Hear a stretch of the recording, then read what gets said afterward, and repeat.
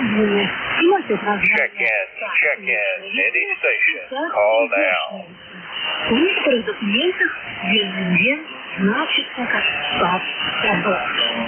Все воплощенное в жизнь в этом удивительном месте есть совокупность встречавшихся и понравившихся императором-создателем картин, пейзажей, которые сначала в путешествиях запоминались и потом появлялись в императорском саду.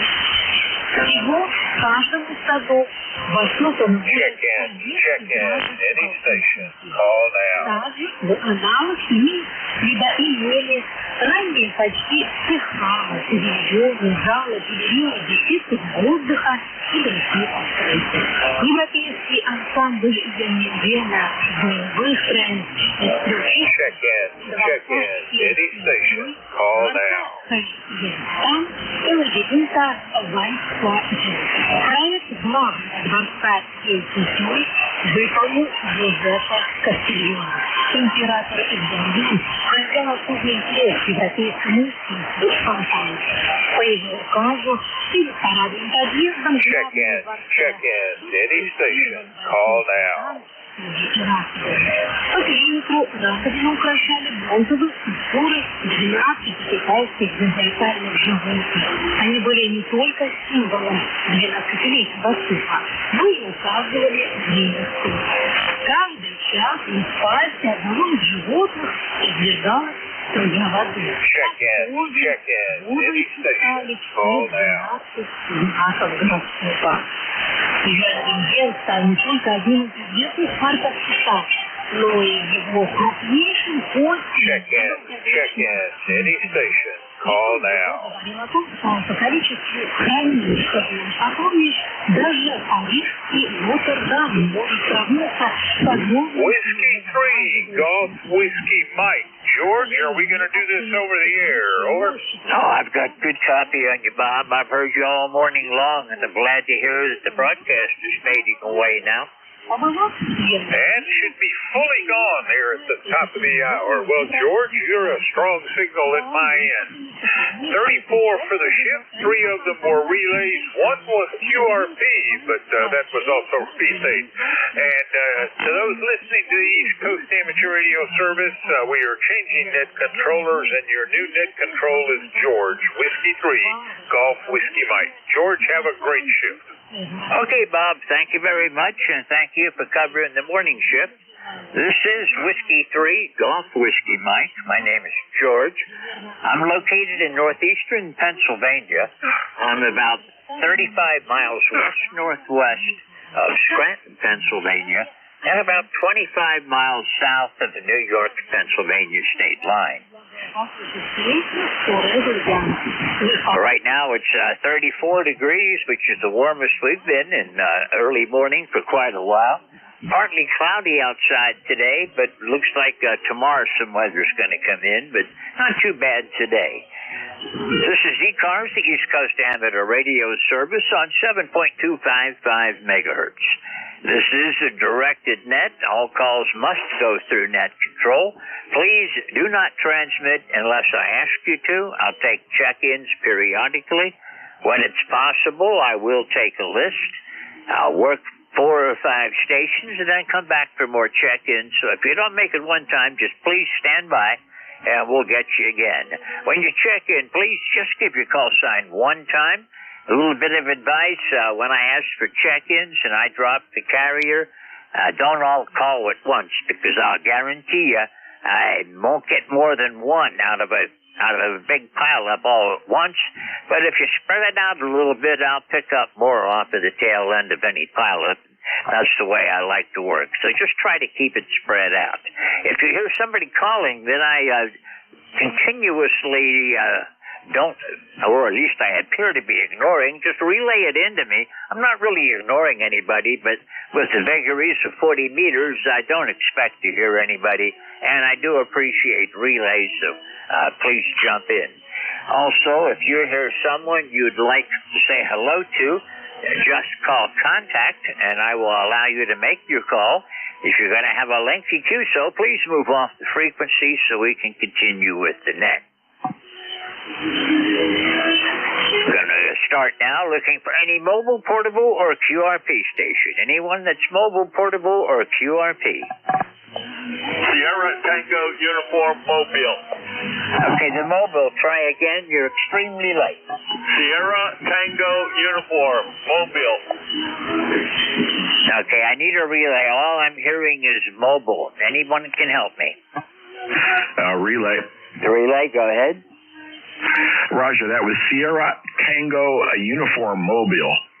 Okay, is that Whiskey Bravo 3, Sierra Tango Uniform Mobile? Why don't you go ahead and work and get his full call sign, because I really don't have good copy on him right now. Yeah, Sierra Tango Uniform Mobile. This is Whiskey 1, Sierra Whiskey Lima, acting as relay for Whiskey 3, Gulf Whiskey Mike. Come on back with your call. Okay, good morning. Thanks for the relay. Whiskey Alpha 1, Sierra Tango Uniform, WA1STU Mobile in Gainesville, Virginia. Name is John, Julian Oscar, Hotel November, ECARS number 1489er. Just out running around doing errands this morning, over. Roger that, John. And George, that's Whiskey Alpha 1, Sierra Tango Uniform Mobile out of Gainesville. He's on the road. His name is John, and his ECARS number is 1489. QSL? Okay, well, I'm sure I worked John before, but he's not popping up in my log right now. John, thank you for checking in. I have very weak copy on you with the broadcast, giving me a lot of competition. But you're in the log. Thank you for checking in, and thank you for the relay. Roger, 7-3, all. WA1STU Mobile listening. I heard you good that time, John. 73. WASTU, W3GWM. By the way, John, you're about a 5'3", 5'3". I've got a very low noise this morning, but waiting for the broadcast to disappear. This is Whiskey 3, Gulf Whiskey Mike with ECARS. I'm looking for any check-ins. Anyone, anywhere. Call now. November, Charlie 1, Mike Romeo. Kilo Charlie 3, Foxtrot Juliet Yankee.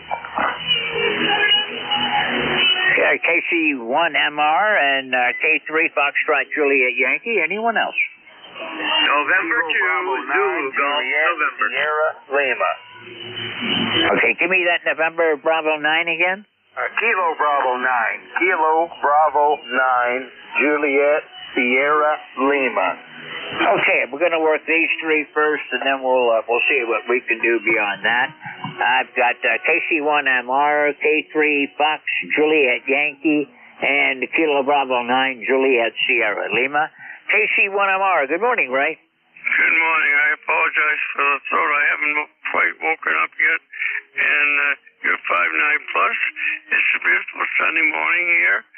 Temperature now is about 37. Going to go up to 38 eventually. So how you doing, Jerry? This is George. This is George on here this morning, Ray. I'm substituting today. Contact. Okay, the contact, so go ahead. Yeah, N1XY. I'd like to say good morning to Beantown Ray. Over. You go ahead. Hey, Ray. How you doing this morning, buddy? I'm doing fine.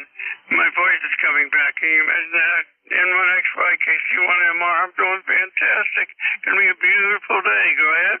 Yeah, I think we hit 40 degrees yesterday, and right now we're at 32. Not going to get as quite as high. I think they're saying 37 for a high, but that won't be too bad either. Okay, very good. Yeah, you're 10 over 9. You're doing a good job. Always a pleasure hearing you, that's for sure. N1XY, KC1MR. You're hitting me 20 over 9, Ray. Beautiful signal as always. Have a wonderful day, my friend. Always a pleasure to hear you. N1XY, back to net control. Over.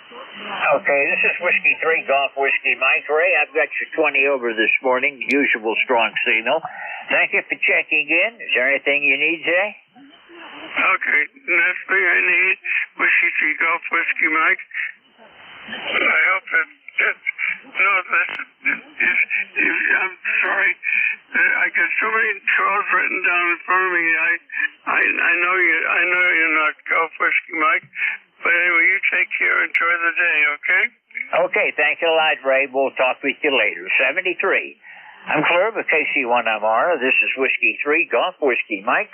Next is K3, Foxtrot, Juliet, Yankee. Go ahead. Good morning, George. I must have tripped over my own call sign. Kilo Charlie, 3 Foxtrot, Juliet, Yankee. Ron in Morrisville, Pennsylvania. Okay. Kilo Charlie 3, Foxtrot, Juliet, Yankee. Good morning, Ron. How's things down in Wormersville today? Oh, actually not bad this morning, George. It's warmer than usual, but the morning at this time of year, 41 degrees, and right now it's cloudy, but looking to the west, it looks like it might be clearing up. We might get some sunshine today. Got a fairly decent ground wave on you for a change. Just a lot of background noise. What do you do?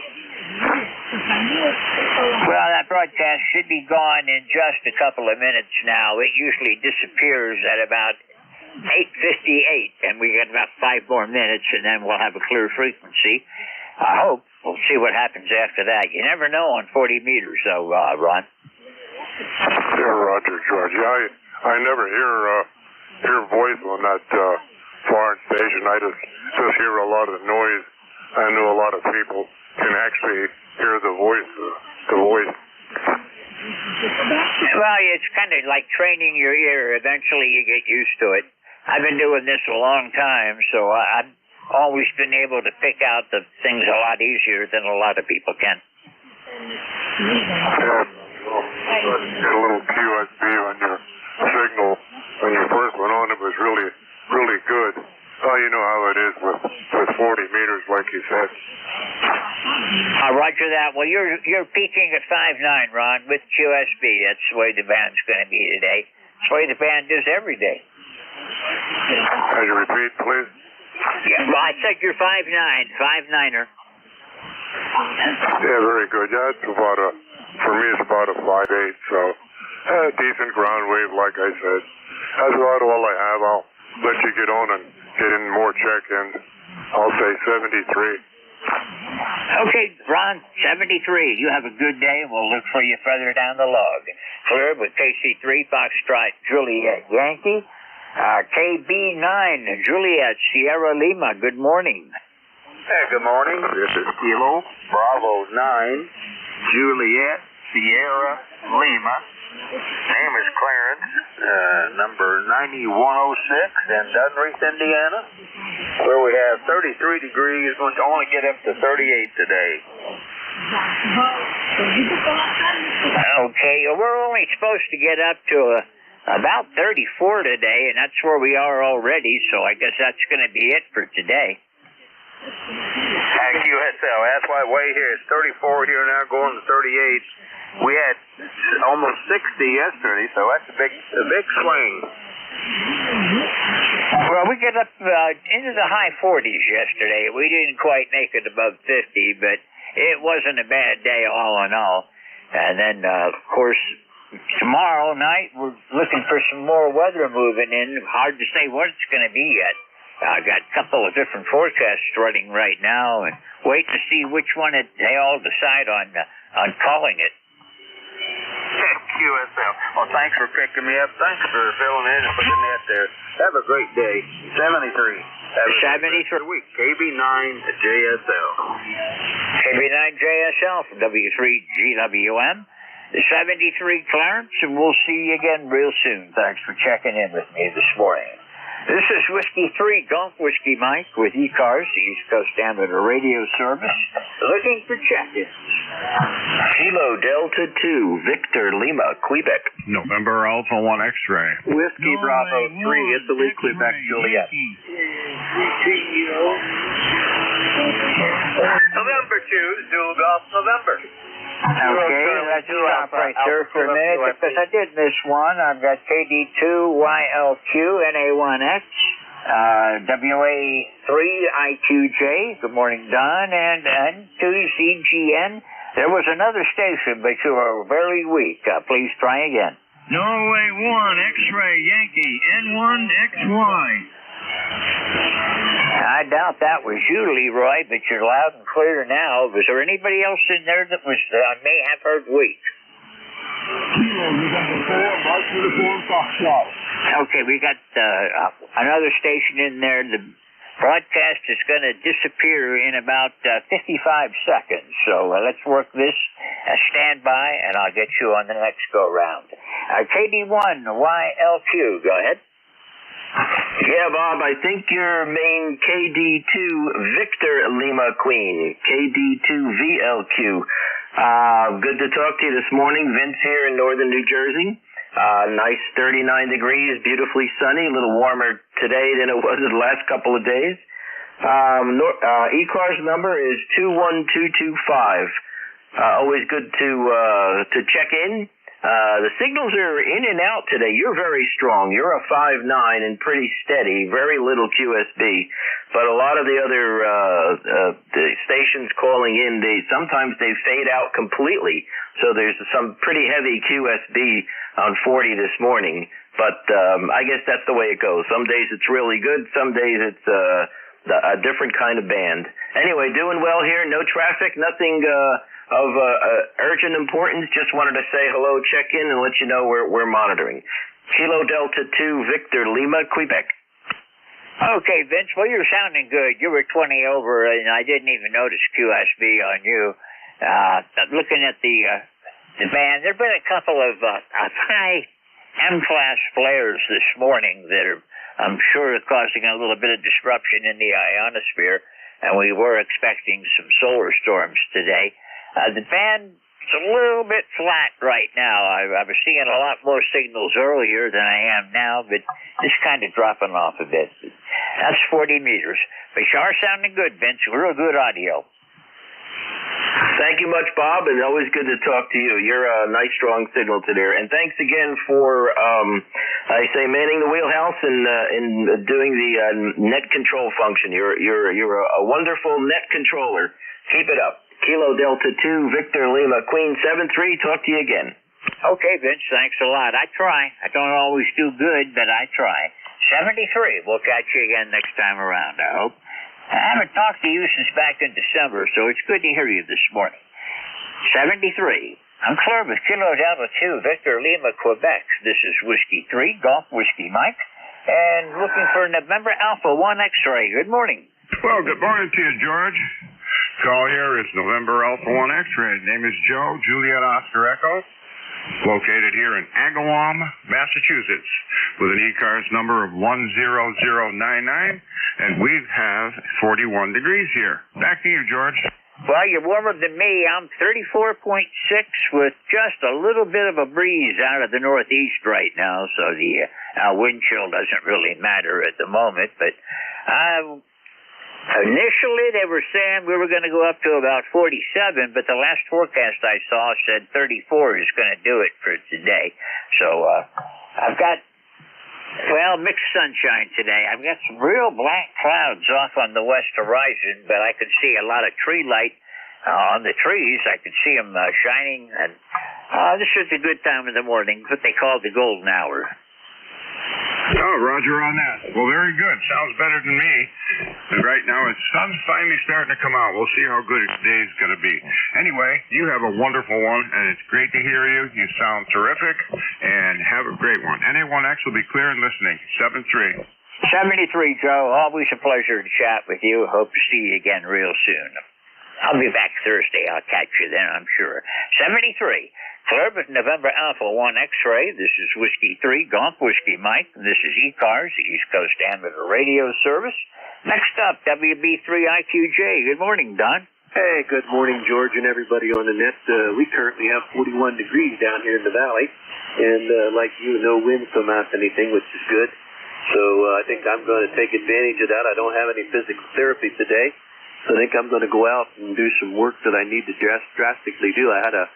My nephew came in here the other week and dropped a couple of trees that need to be taken down that were pretty much dead, and I got tired of gathering up the limbs as they fall off, so I got to go out here and clean up a little bit of that and whatever. But I think it's going to be a pretty good day here all in all. Like I said, 41 degrees, and I don't know if it's going to go up much beyond that or not, but we had 52 here yesterday, so kind of having a heat wave here at the beginning of February. Okay, George, I'm not going to hold it. I know you got a list there, so you have a blessed day, a great day. and we'll talk to you a little further down the coax, as they say. So it's all yours, George. W3GWM, WB3IQJ. Don, it's a real nice day up here, and well, we'll see how the day develops as it goes along. I don't have any PT today either. It's my day off. I go in again tomorrow, and so nobody's going to try to torture me today. Don, we'll look for you tomorrow. Well, Thursday. I'll be back in on Thursday, so I'll look for you again then. 73. Hello, with WB3IQJ. This is Whiskey 3 Golf, Whiskey Mike with ECARS. Next is November 2, Zulu Golf November. Good morning. Good morning, George, and to the GN, and you are 5'9" up here this morning. Best I've heard you in a long time, over. You're 5'9" down here too today, Jerry. Roger, how's the shack renovations going? Still working on it. Taking my time. I'm not really rushing anymore.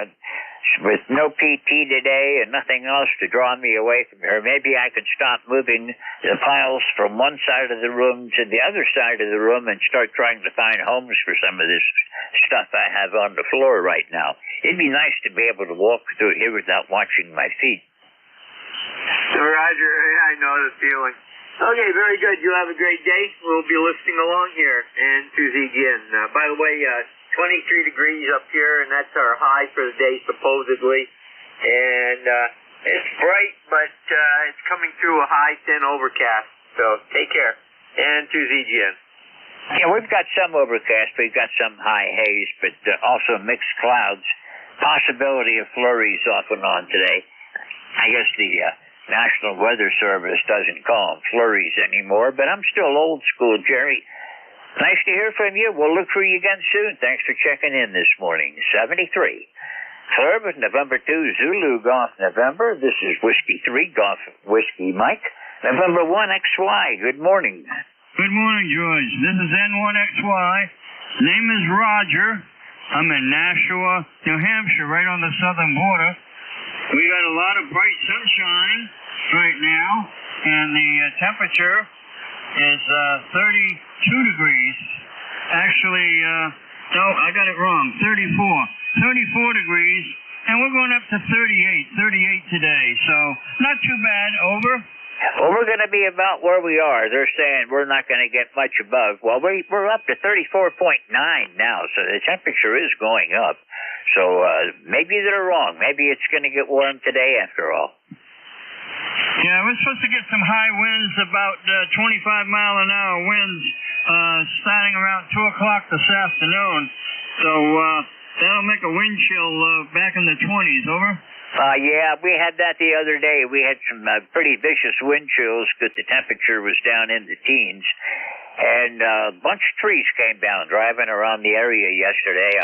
I saw a lot of places where the highway crew was cutting trees down along the road to get them off of the highway. But, well, you'll have that, I guess. Looking for some better weather, hoping we get spring before too long, but I know whatever happens, it's still 6 weeks until the equinox. Yeah, always look forward to springtime coming. So anyway, have a good day. Thanks for picking me up. You got a good signal. You're 5'9" here in southern New Hampshire this morning. N1XY, good morning to you. Okay, Roger, you peaked at 5'9", a little bit at USB, but I'm 100% copy. Thanks for checking in. We'll see you soon. Clear with November 1 X-Ray Yankee. This is Whiskey 3, Golf Whiskey Mike. November 1, Foxtrot, Golf, November. Okay, I've got you with November 1, Foxtrot, Golf, November. I had to take a minute to clear my throat for a second there. But you're on my list. I'll go ahead and work you now, then I'll make a new list up. November 1, Foxtrot, Golf, November. Good morning. Good morning, George. This is Leroy up in West Upfield, Connecticut. November 1, Foxtrot, Golf, November, 18-14 on the roster for life. And we have 39 degrees and partly sunny. Over. Okay, well, you're looking good down here. You're 5'9". A nice signal, good audio.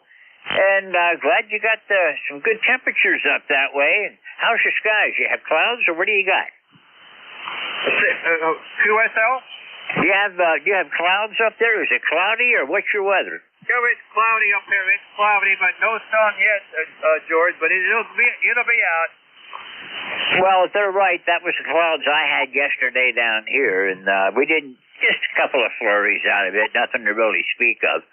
I'm more concerned with on toward the weekend. They're projecting a low to form off of Cape Hatteras and another low coming across the Mississippi, Ohio River valleys, and that usually spells trouble for us here with heavy snow if it's cold enough, but we have a layer of warm air underneath and cold air on top, so kind of going to be interesting weather. You're probably going to get a nor'easter out of this, Leroy.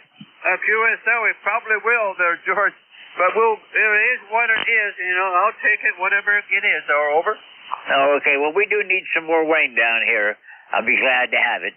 Good to hear you this morning. We got ice on the river down here, so it's still cold enough. They're talking ice jams, but basically we're doing pretty good. And I don't worry too much about the river. I'm 1,000 feet up. If the floodwaters get to me, there's a lot of people in a lot of trouble.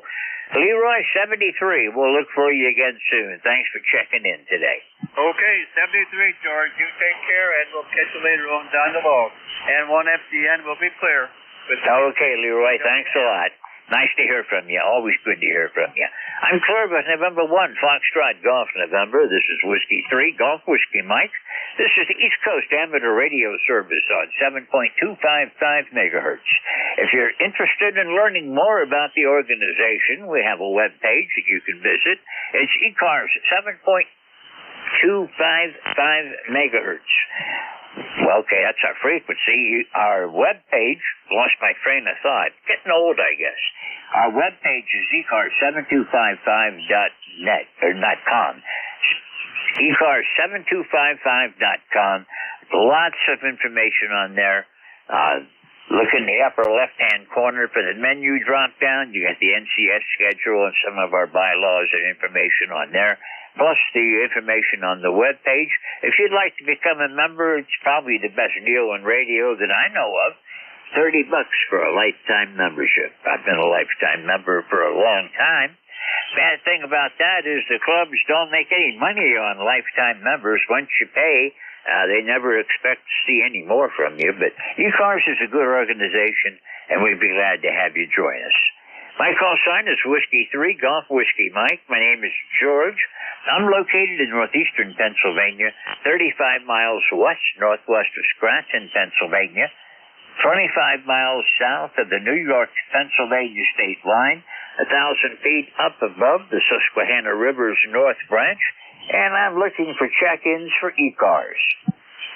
Kilo, November 4, Mike, Uniform Foxtrot. Okay, the station ending at Foxtrot. Try again, please. Kilo, November 4, Mike, Uniform Foxtrot. Kilo, November 4, Mike, Uniform Foxtrot. You're weak, but I've got you. Go ahead. November 4 in Winchester, Tennessee. We've got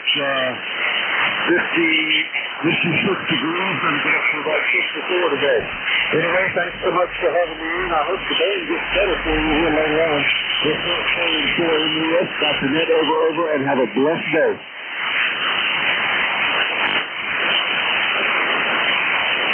Okay, I'm sorry. I was not able to copy that this morning.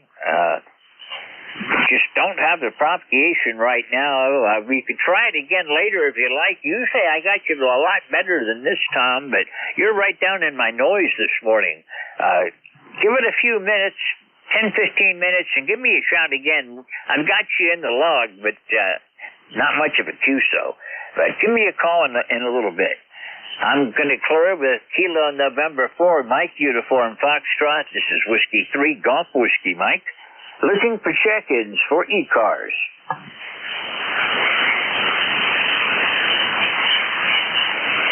My noise level is only about a 5.3 this morning, which is not really bad for band conditions being what they are. I'm looking for check-ins. This is ECARS. Anyone, anywhere. Call now. Kilo Charlie 2, Yankee Mike Echo.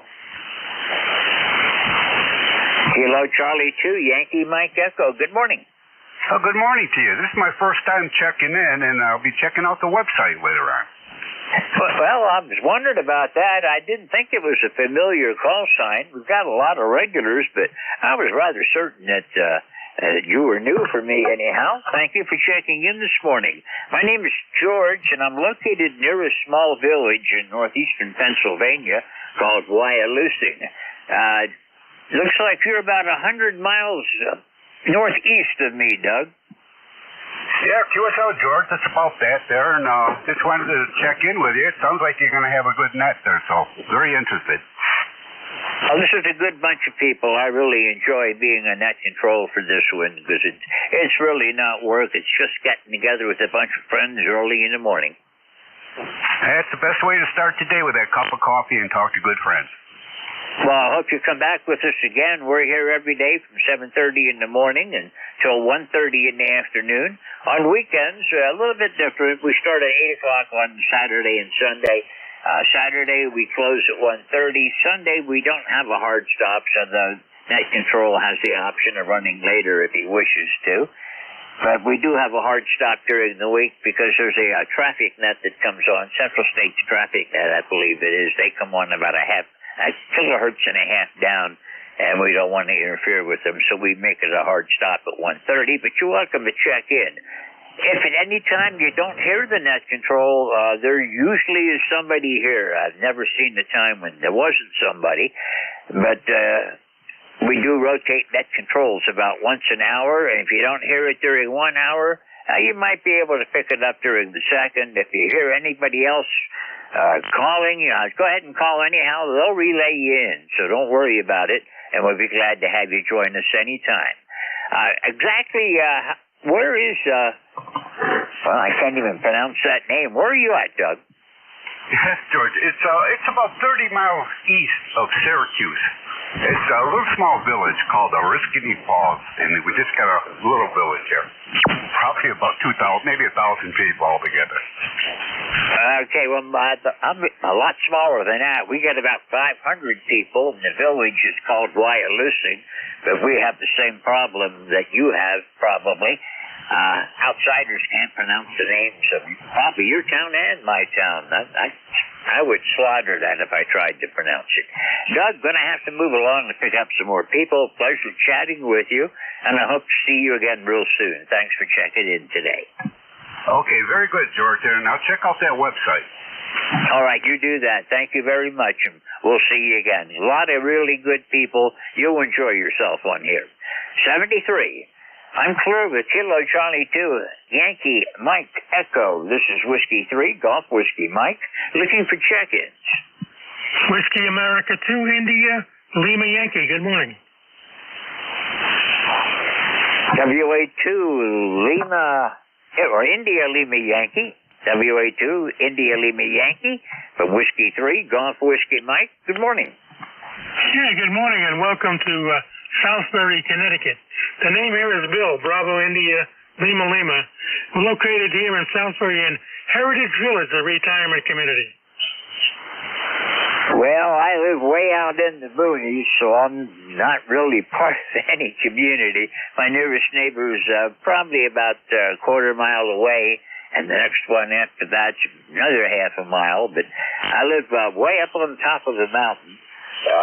Surrounded by woods and animals, and this is the way I like to live. How are you doing this morning? Yeah, doing pretty good. We've got a good signal here, an S9 in Southbury, Connecticut.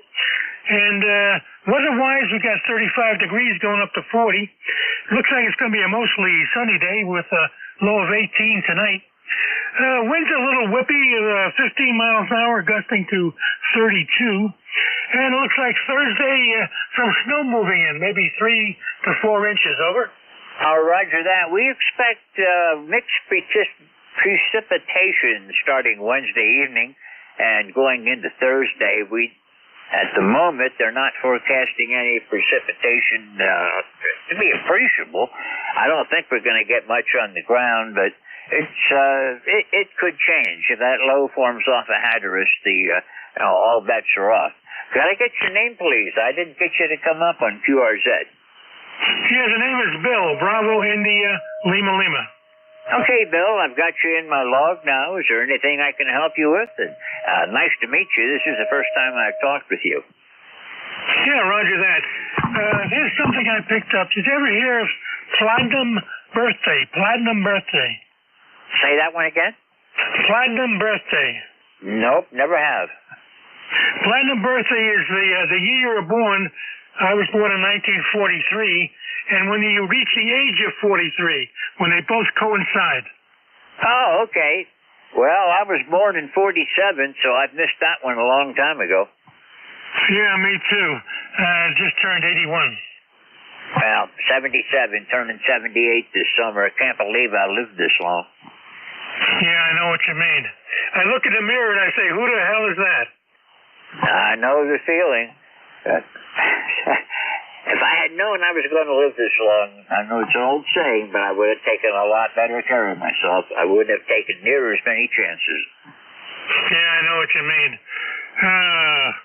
Yeah, I feel the same, but here we are.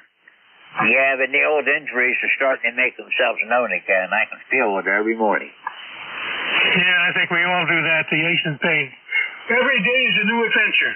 Hey, it's nice to meet you, Bill. I hope I'll see you here again. Thank you for checking in this morning. Pleasure chatting with you, and we'll look for you again further down the log. Have a great day. I'm clear with Whiskey Alpha 1 India Lima Yankee. This is Whiskey 3 Golf Whiskey Mike with the East Coast Amateur Radio Service. Looking for check-ins. Kilowatt 1. November 3 Golf Lima Tango. November 3 Whiskey Alpha 2 Hotel Charlie Bravo. That's Whiskey 2 Hotel Charlie Bravo. Kilo Golf 4 Oscar Lima Echo. Okay, I know I've missed some out of this. I've got Golf Lima Tango, November 3 Alpha Quebec, Whiskey 2 Hotel Charlie Bravo, and Kilo Bravo 4 Oscar Lima Echo. A couple more were in there. Stand by. I'll work these and we'll be right back. Golf Lima Tango, I forget your prefix. Senior moment. Good morning from November 3 Golf Lima Tango. The name is Gary. Golf Alpha Radio Yankee, Northern Lancaster County, Papa Alpha. And we are looking at overcast skies here today. And the temperature right now is 40 degrees. We're heading up to 43, then back down to about 26 tonight. We are anticipating sleet, freezing rain, and of course there are conditions that have already been met for major snowfall, and they'll continue to exist for the next several weeks. So as the weather reports are talking about, cautiously, the Northeast could be in for its usual snowy event in February, where we get most of our snow anyway. So those of you with wire antennas, good luck. For those of us with verticals, we can always tilt them down. Anyway, just having fun. November 3, Golf Lima Tango. You're right, Gary. I've got both. I'm on a wire now. I'm on the G5RV, and every time it gets icy, I wait for dawn to see if I still have an antenna system or not. Because I have several wire antennas, plus a couple of verticals around. But the workhorse is the G5RV. It seems to work best for me for the areas I want to reach. This is my best antenna for ECARS. It's my east-west G5RV. The north-south one doesn't work so good for ECARS. I guess the lobing is going out the wrong way. You're sounding good today, Gary. I don't know why I blocked on your call sign like that. And we've talked, I don't know how many times now. Oh, I think we've talked about a zillion billion times. But anyway, and again, having a good time with ham radio, as I'm sure everybody is. Station working well, of course, knock on wood, fingers crossed, anything else we need to do. But I'm making some updates and improvements. I put in a new power supply, the Shackmaster Power 600, an incredible device. And I love the way I can just touch this touch screen to turn it on and off. And when I do turn it off, it has a nice clock. But anyway, it is a nice piece of equipment. But I have a humble station, as you know, Tuner Genius XL, Flex 6400M, the AL80B, and of course the 33-foot vertical in the corner of the yard with a lot of counterpoise. Good morning to you. Take care in this storm. Stay off the roads. November 3, Gulf Lima Tango. Yeah, we expect icing, and I never like that. I'm not planning on going anywhere. If it ices up on Thursday morning, I don't have to go anywhere Thursday. I'll just stay here and wait for it to melt. It's not too bad out here. They keep after us pretty good. I'm on a dirt road, but the township does come through and put anti-skid down when it snows or it gets icy, and we don't have it all that bad. And living up here in the northern tier of Pennsylvania, you expect winter, Gary. That's the way it goes. You guys I think you get more snow down there. And when I lived in Hershey, we had a lot more snow than what we've been getting up here the last couple of years. Of course, weather patterns seem to have changed. When I lived in Hershey, that was 50 years ago. Oh, Roger. Yeah, the snowfall amounts have decreased over time. And but I do enjoy a snowstorm every once in a while.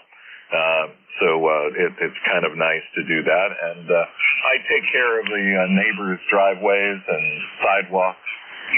It's kind of fun to do as long as I'm healthy and able to do that. I'm cautious about how much I do. And so anyway, they appreciate it, and I enjoy doing it for them. So take care. Enjoy the ice storm. Have a good cup of coffee. Kick your feet up. Put extra wood in the fireplace, and have fun. Oh, we certainly will. I enjoy every day. If weather's too bad, stay in and play radio. This is the best hobby in the world for finding things to do and meeting new people. Gary, it's always good to talk with you. I better move along. I've got to keep things running this morning. Thank you for checking in. You're always 5'9+, and we'll see you again soon. 73. I'm clear with November 3, Golf Lima Tango. This is Whiskey 3, Golf Whiskey Mike. November 3, Alpha, Quebec. Good morning. Yes, good morning, George. Good morning, ECARS. This is November 3, Alpha, Quebec. Ray, of course, here in Sayre, Pennsylvania. 30825 on the roster. Nice signals this morning. I'm seeing S9s, and you're popping 10 over this morning, George. So good job. Thanks for running the net. Want to get in your logbook. We're looking at 35 degrees here. Looks like we had a snow squall this morning, dusted up stuff. That's all it did, and we're looking forward to a quiet weather scene for the next couple days, and then a storm coming up. So we'll see what happens there. W3GWM and 3AQ. It's kind of questionable this weekend, too. I know tomorrow night we're going to have that storm come through, and maybe some icing out of it. I hope not, but I'd rather have snow than ice. I don't like ice. Snow, you can see. Ice, sometimes not so much. Ray, you're sounding good. 20 over down here in Wyalusing. Good signal. Must be ground waves. 25 miles away. Well, you're exactly right. Now, I have a question before I jump off here for you, George. Can I see your antenna system from Route 6 when I'm going down the Tunkhannock? No, I'm not up that high, but you are going right past me. You're just about maybe 2 miles away when you go past the school on Route 6. Okay. I'll remember that. I'll look for that school. Must be right in Wyalusing. And I'll think of you as I drive by. Born and raised in Dallas. So my wife and I get to Wilkes-Barre, and we cut down 6. We have a friend in Lemon, East Lemon. You probably know where that is. All right, George. I know you got to run. W3GWM and 3AQ. Yeah, I was down by Dallas yesterday. I went down to Wilkes-Barre yesterday morning. And, I'm off of Route 6, up over the railroad tracks, across the river, up the mountain, and down a dirt road. I like it up here. This is beautiful country, Ray. I was raised in central Pennsylvania, and my dad and I came up here a couple of times a year for fishing and hunting.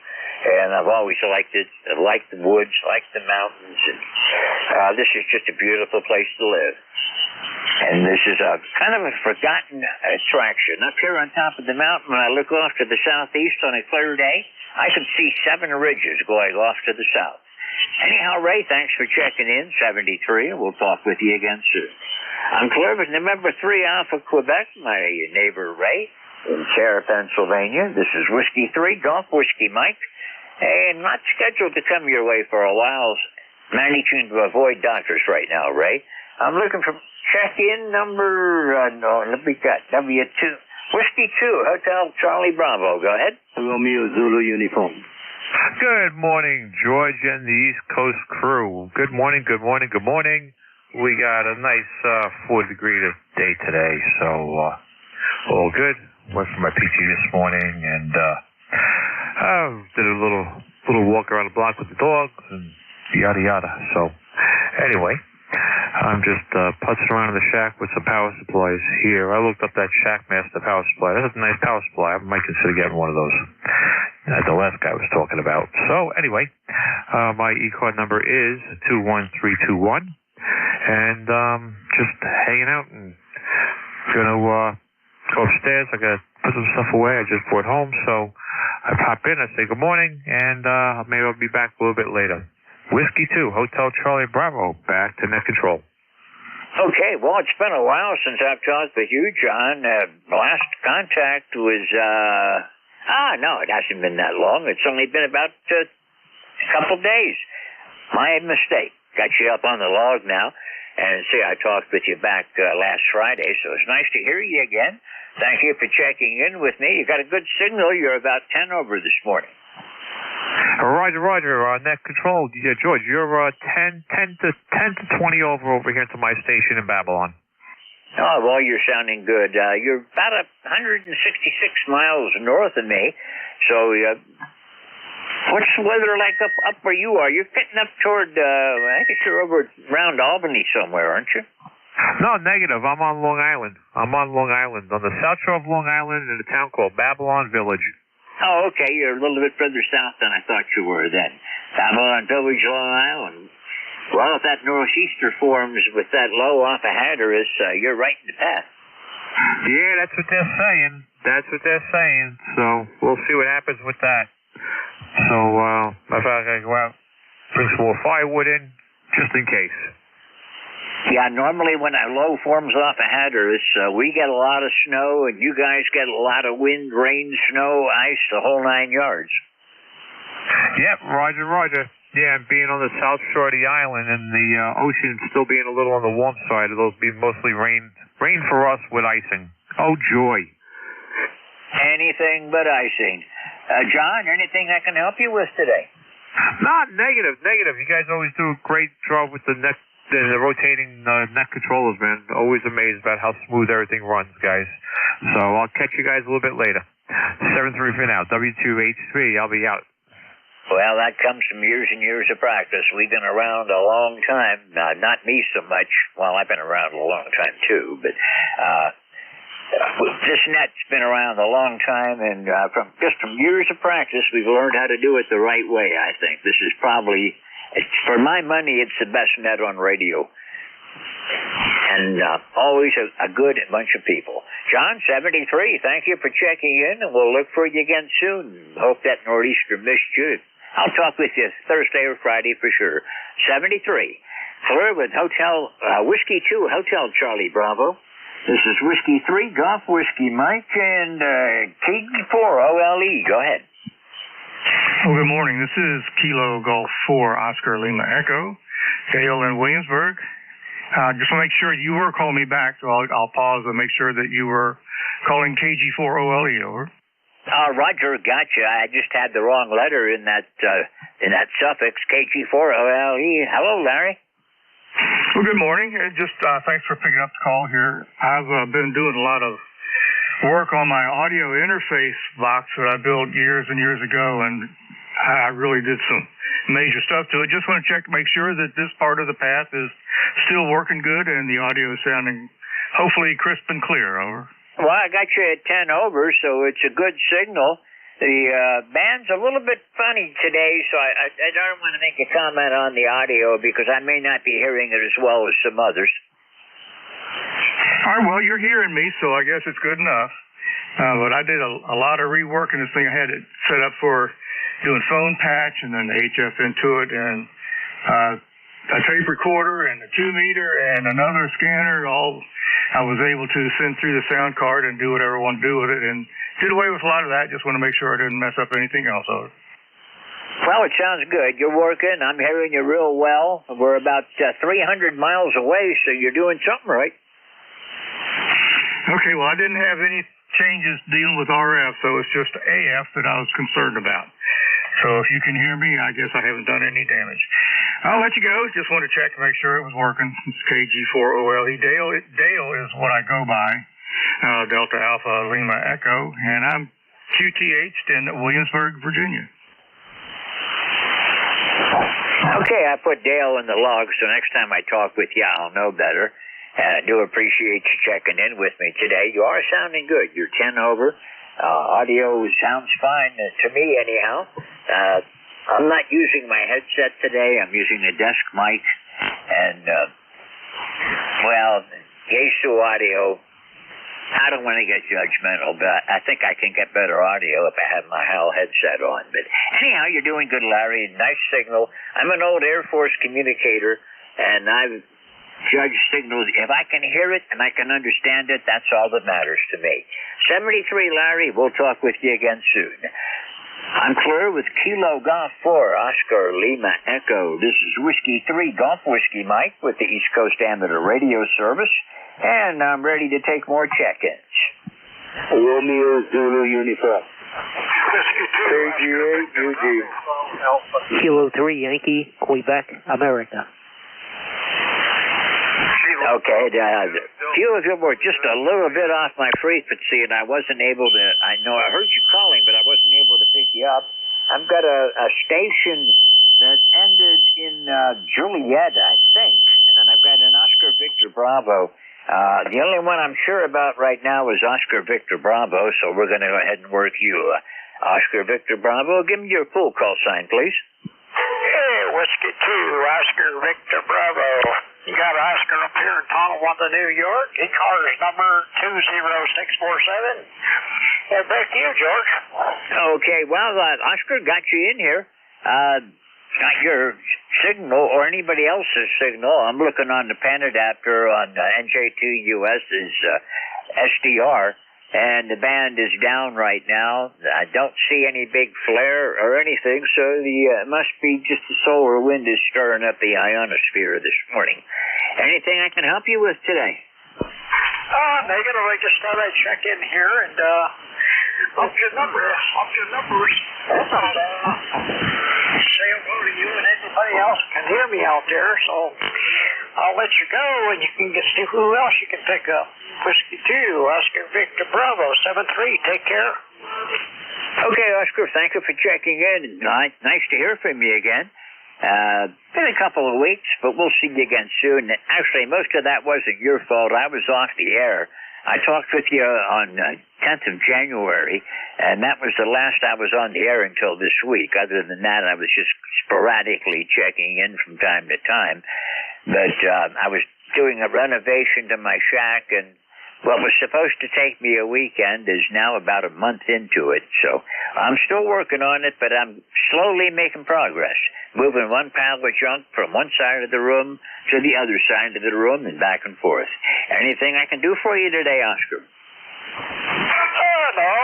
I know I haven't heard you for a while, and I was listening at different times for you and never heard you, but no, nothing you can do here.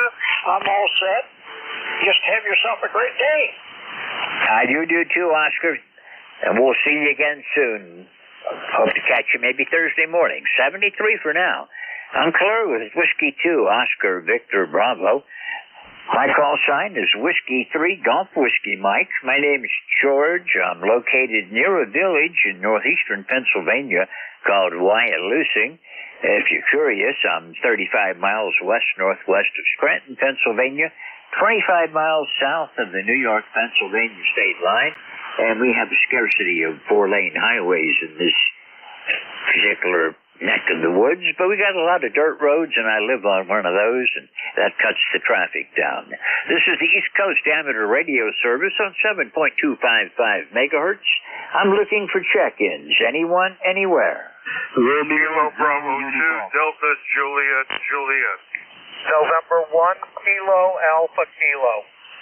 Kilo 3, Yankee, Quebec, America.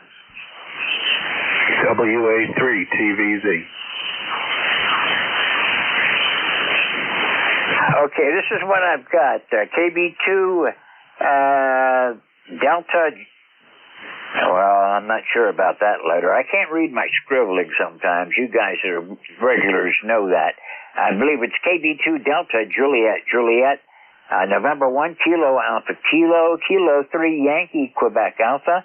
And Whiskey Alpha 3. I'm not sure. I think it was Tango Zulu Uniform. Stand by. If I'm wrong, you can correct me. I don't mind. KB2 Delta Juliet Juliet. Do I got your call sign right? W3 GWM. This is Kilo Bravo 2 Delta Juliet Juliet. My number is 20341. My name is Ira India Raja Alpha. I'm in Spring Valley, New York. Spring Valley, New York. I haven't checked in a very long time. This is a very old radio I got in 1986 when I became a ham. How copy, sir? Well, you're sounding good, Ira. You're right on frequency. And those old radios, sometimes that's a little bit difficult. I've got one of those old radios, too. I'm not on it right now. I'm on a Yaesu FT891 at the moment. But I've got a Swan 350 I use from time to time. And if I really want to make sure it's working properly, I got to give it about a 2-hour warm-up so it has time to stabilize it. I understand there is a circuit I can put in there to stabilize it, but I don't know. The Swan 350 was the first real radio I had when I went to the transceivers. Before that, I had separates that I ran, and it's kind of fun to put it on the air from time to time. This is the first time I've worked you, Ira. I've never had the pleasure before. Thank you for checking in this morning. Okay, well, thank you, George. This radio is an old ICOM 706. I used to commute 65 miles each way. I had it in the car. I retired a very long time ago. And I just noticed it at the back of the garage the other day. Let's get it out and see if it's working. It obviously is. I thank you for what you do. And I'll try to check in more often. We were away for a while. W3GWM from KB2DJJ. I will get out of your hair. 7-3. Well, it's a pleasure to meet you, Ira, and feel free to check in anytime. We do try to rotate our net controls about once an hour, and you're welcome to check in as many times during the day as you'd like. And thank you for getting back into ham radio again. And correct me if I'm wrong, that was a 100-watt radio, wasn't it? Yes, sir, 100-watt radio. Okay, but you're 20 over. That's big. I've got a big G5 RV, 60 feet up in the trees here. So it seems to work very nicely. Well, I've got a G5 RV that's oriented east and west, so you're broadside to my antenna, and I'm about 65 feet up on the mast. The antenna is mostly in the clear, but I do have some taller trees around, but it does fairly well. But thank you for checking in this morning, and we hope to run into you again more often here on ECARS. 7-3,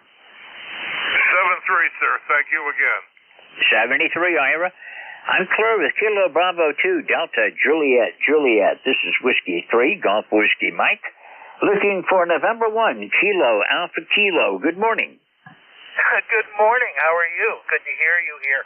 Yeah, USB is just absolutely taking hold here, because there's times you're 10 over 9, and there's times that I can barely hear you at an F3. So you didn't hear me the first couple of times, so I had to crank the power up a little bit. So other than that, no other traffic. We're ECAR 10067 from Bradford, New Hampshire today. And no snow. It's going to be cold. Over.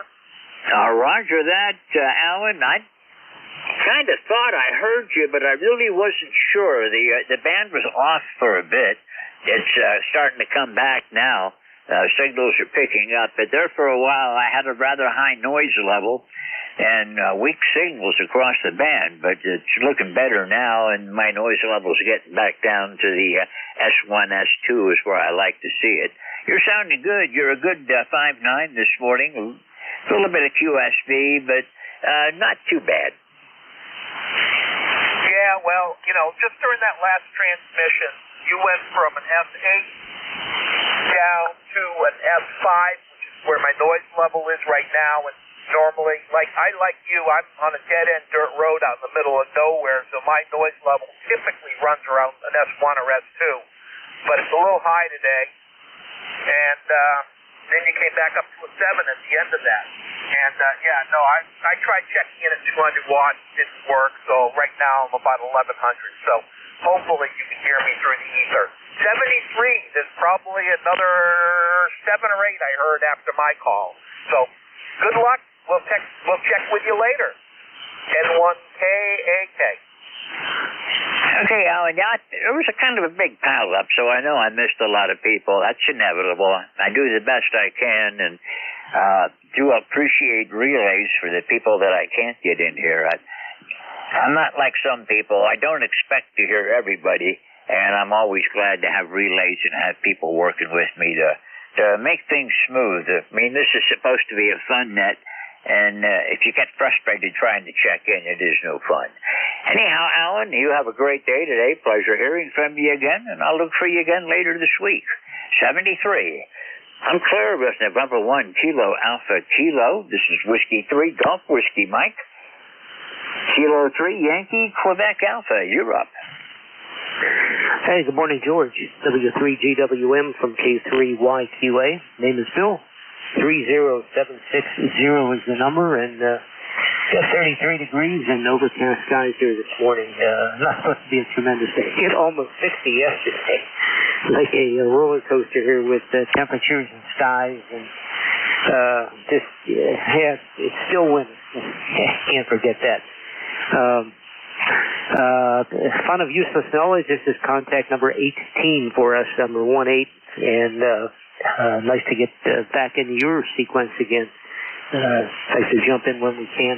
So, got a bunch of stuff going on today, and that'll keep you busy. No question about it. Got to do some running. George, always a pleasure. Have a good rest of the day, sir, to you and your family, and look forward to the next time. W3GWM from K3YQA. Okay, Bill, you're sounding good from the west side of the state this morning. Good signal. You're 5.9, steady. I didn't get any QSB from you that time, so nice to hear from you again. Anything I can help you with this morning? Yeah, we're in good shape, George. Thank you for the offer, but we're in good shape, and wouldn't be afraid to throw up my hand if I did have an issue. So all the best, sir, and thank you again for what you do. W3GWM, K3YQA. Okay, Bill, 73. We'll look for you again soon. Have a great day.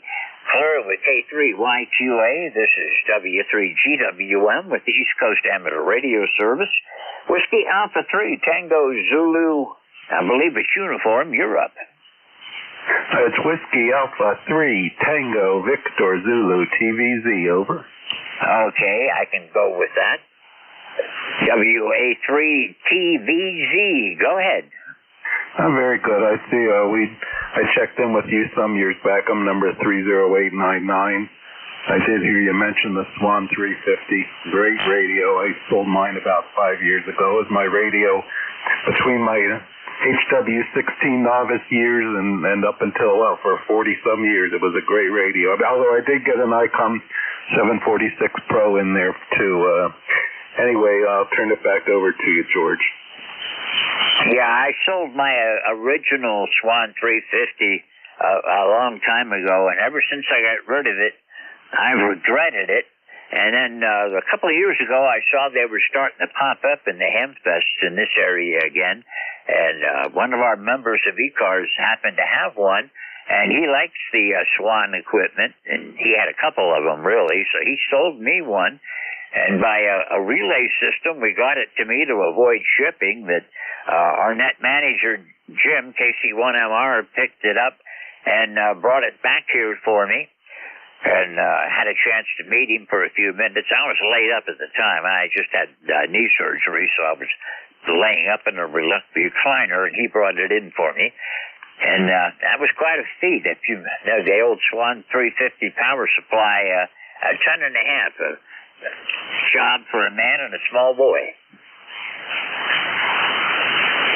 Yeah, mine actually had a newer transformer by that transformer company before they went and shut the doors, the 117XC or whatever. And mine, my radio was working still, but boy, it gave you a tingle if you touched it without a ground. I guess it probably needed all new electrolytics. Had a good 50 volts on the case, but it was a great radio, and I put out a nice strong signal too. But anyway, yeah, I just wanted to check in. It's been a while, and I appreciate your taking me WA3 TVZ. Yeah, I like the old Swan 350. The nice thing about that, the last time I had it on the air, I was getting 400 watts out of it, and it was the most powerful barefoot radio.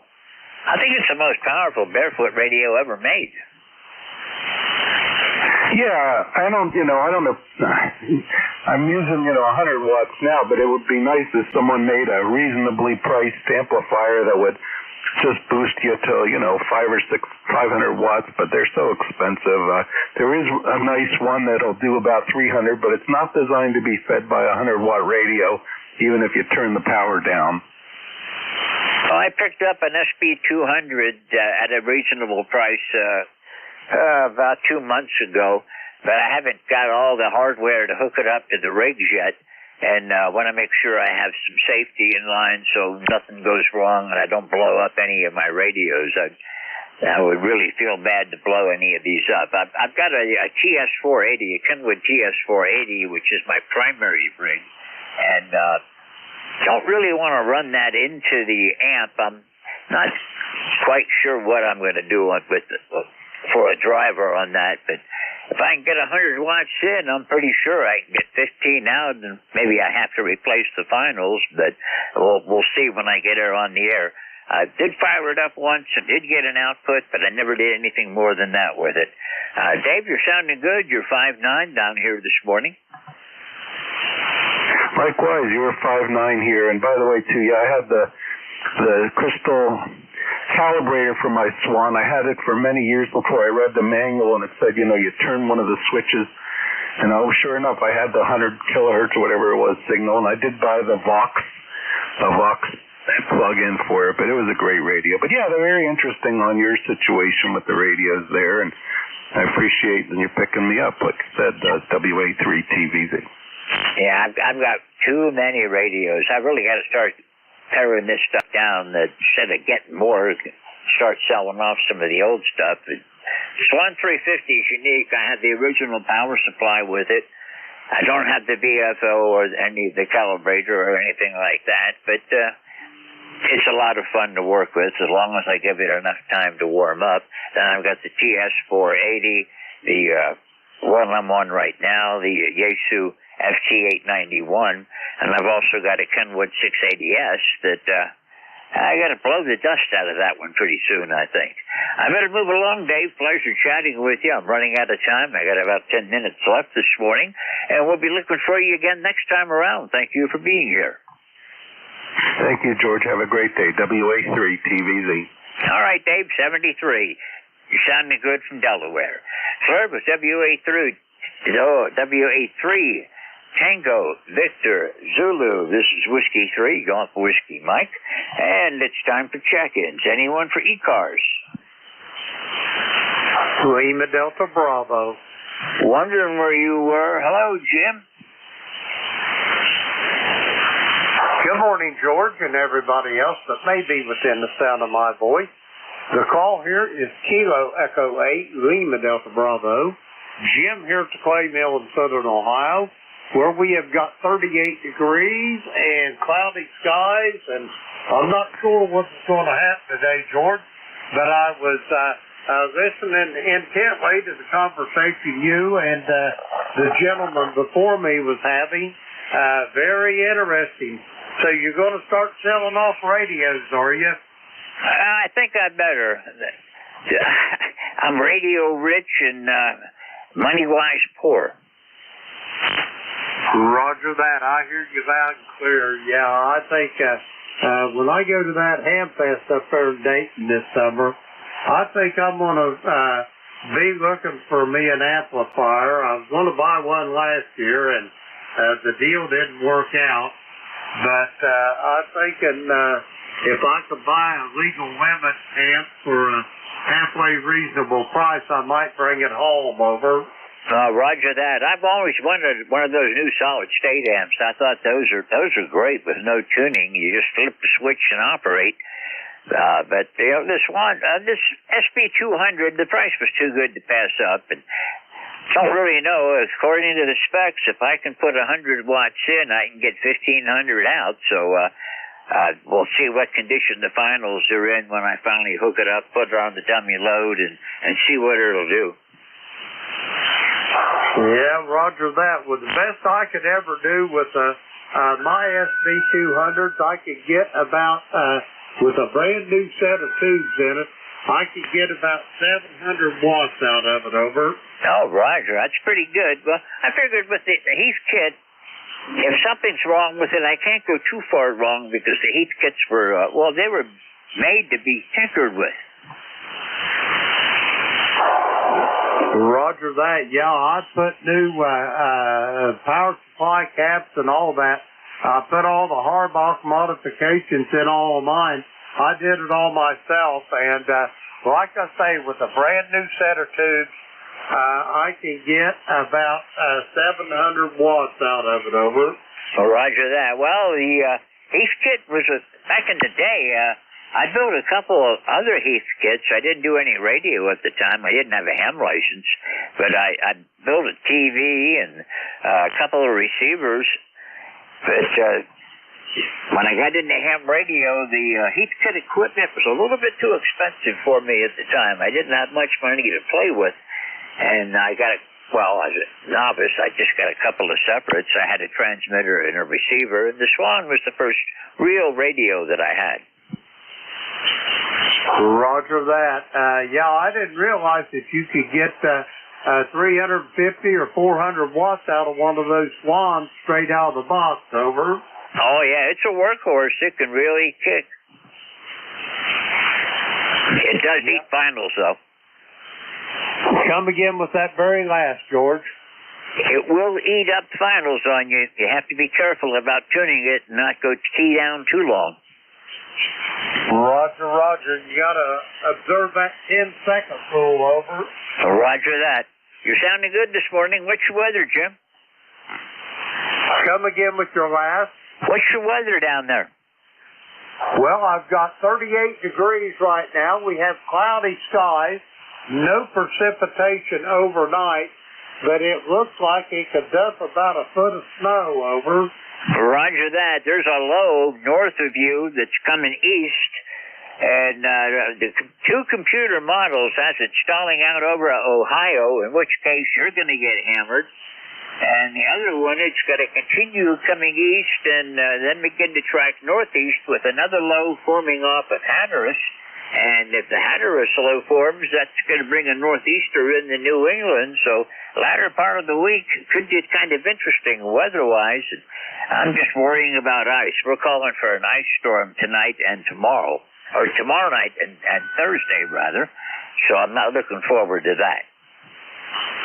Roger that. Yeah, that's something we don't need the ice. I can do with the snow or the rain. Just make up its mind. I don't want that freezing rain, over. I never want that. I hate freezing rain. Besides that, I've got a generator backup system that kicks in automatically, and it's running good right now. I have to watch it once. It's kind of strange. The battery dies once in a year, and it's had its battery replacement for this year, so I should be good to go. It does a weekly test. The last test ran okay. So if we fail during the ice storm, I should be okay for a while. Roger on that. Yeah, I've been considering one of those. I've got a 9,000 watt generator, but I got to go plug it in and get it running and all that. And I'm getting enough years on me. I don't like yanking around on them generators. It's an electric start, but I still got to get it out where I can get my cable hooked up to it. But I was thinking if I got enough back on my taxes this year, I'm thinking about a 14 kW Generac with the automatic transfer switch in it, over. Roger that. If you have a generator, you really need that automatic transfer switch. It makes life so much easier. When we first moved up here, we had a storm come through in the summertime, fortunately, and it took down a lot of trees, and the power line was shredded all over the. You know where I live, out in the boonies. And we spent 4 days with no power, and that convinced me that I wanted a generator because I didn't even have battery backup or anything to go on at that point. So we put in the generator. It's similar to the Gentech you see on TV, and it has the automatic transfer switch, and it's at least once a year up until this year, well, including this year, there'll be a power failure where it won't turn on because the battery's gone dead, and that's because I wasn't watching for the generator weekly test. And it failed. I got the new battery in, and I should be good till next winter. Roger on that. Well, George, I'm going to let you get going. Have yourself a great day, and I will talk to you, I'm sure, later on in the week. Whiskey 3, Golf Whiskey Mike. This is Kilo Echo 8, Lima Delta Bravo. Back to you, George. Okay, Jim. Probably talk with you tomorrow. Nice to hear from you. I've got 2 minutes to go, so I got time for 1 or 2 more people, and we'll see you later in the week, I'm sure. 73. I'm clear with KB8LDB. This is Whiskey 3, Golf Whiskey Mike with the East Coast Amateur Radio Service, looking for one check-in. Anybody, anywhere. Kilo Bravo 1 Golf. Okay, I've got a mobile. I heard Kilo Bravo 1 Golf. I will pick you up again, but the mobile, I want to get you. Go ahead. Hello, George. Good morning. It's Rudy, 55 degrees in Baltimore there, Roger. All right, Rudy. How you doing? And you said 45 in Baltimore? Send that up here. No, 55, man. It's nice out here today, Roger. Say that again? 55. It's nice out here, Roger. Oh, wow. I'm coming your way, Rudy. Come on, I got a cup of coffee for you there, Roger. Roger that. I wish I could. I'm a long way off from you. Boy, it sounds like you got good weather going down there right now.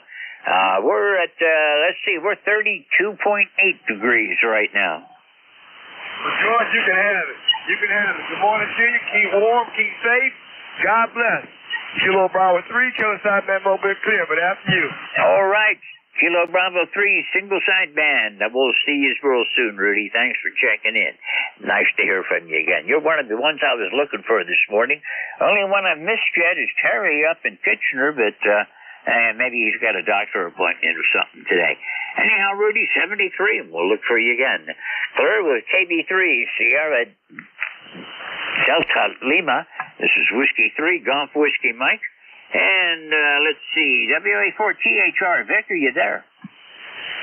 Yes, sir, I am. Good morning, George. WA4THR. How you doing? Oh, I'm doing good. I guess it's your turn now. Well, I'll just take it then, and thank you. Hope everything's okay with you. Getting sort of stable here. Temperature really hadn't changed much since midnight, over. Yeah, it's been about the same here. It was 33 at midnight, and it's 32.8 right now, and they were calling for a high of 33 today. I just hope that ice storm doesn't hit us, Vic. Yeah, the forecast look like it doesn't seem to be anything to be concerned about here, but we'll just have to see. You never know. All right, George, we'll go ahead and get it. Have a great day. Okay, it's all yours, but timed it right. The mouse's battery just died, so I've got to replace the battery before I use the computer anymore without using the tab key. Have a great shift. It's been fun. Had a little bit of problem, a little bit of fading, but not all that bad. Have a good shift, Vic. We'll catch you soon. 73 to everybody. Whiskey Alpha 4 Tango Hotel Romeo. My name is Vic, Victor India Charlie, ECARS 4760. I'm located in Bear Gap in eastern Pennsylvania. I'll be your host this hour. First up, anybody with a schedule for the top of the hour or priority traffic, please call. Nothing heard, so I'll remind you that you're listening to the East Coast Amateur Radio Service, and we've been meeting on 7255 since 1968. Every day of the year, opening up at 7:30 in the morning Eastern Time on weekdays, 8 a.m. on weekends. Net control is changing hourly and closing down at 1:30 in the afternoon. This is a directed net, so you should only be talking to the net control unless that station asks you to call somebody else. And you'll notice that we use a list. We get a list of stations, speak to each of those in turn, and then we take another list. So if we miss you on one, please wait till we're taking the next list and we'll try to get you in. If you're mobile, portable, or QRP, let us know that when you check in and you'll get priority. We'll put you up at the top of the list. ECARS is an open service. You do not need to be a member. Everybody is welcome to check in. But if you'd like to find out more about ECARS, what it is, what it does, how to join, take a look at the website, www.ECARS7255.com. That's ECARS7255.com. And with that out of the way, we'll start off and look particularly for mobiles, portables, or QRP. Any of you, call now. Kilo Bravo 3, Kilo Sierra Bravo, Mobile. All right, Kilo Sierra Bravo Mobile, and was Alpha India 1 Bravo in there? Okay, I got you too. We'll get you two then. Good morning, Rudy. KB3 KSB Mobile, not as strong as normal. Am I pointed the right way? Yeah, it's what we can do. How you doing, Owen? Oh, I'm doing pretty good. I'm in between two buildings. I'm riding around. I just want to say good morning to you. It's 55 and sunny degrees, Roger. 55 and sunny. Well, not bad here. We're very overcast and 37. At least it's above freezing. Yeah, your signal came up to about an S7, so that's a little better, Rudy. Everything okay? Everything's fantastic. Above ground. Every time you wake up and say above ground, everything's okay. All right, well, you keep that cold weather up there. We'll keep this hot weather down here for a minute. We'll say good morning to you. Appreciate you picking me up. Kilo Bravo 3, Kilo Sierra Bravo. Thank you. Have a good day. All right, Rudy, sure will. And you, too. Drive safely out there. KB3 KSB Mobile, Baltimore. I'll clear with him. Now Jeff up in Mount Vernon, Maine. Alpha India 1 Bravo QRP. Good morning, WA4THR.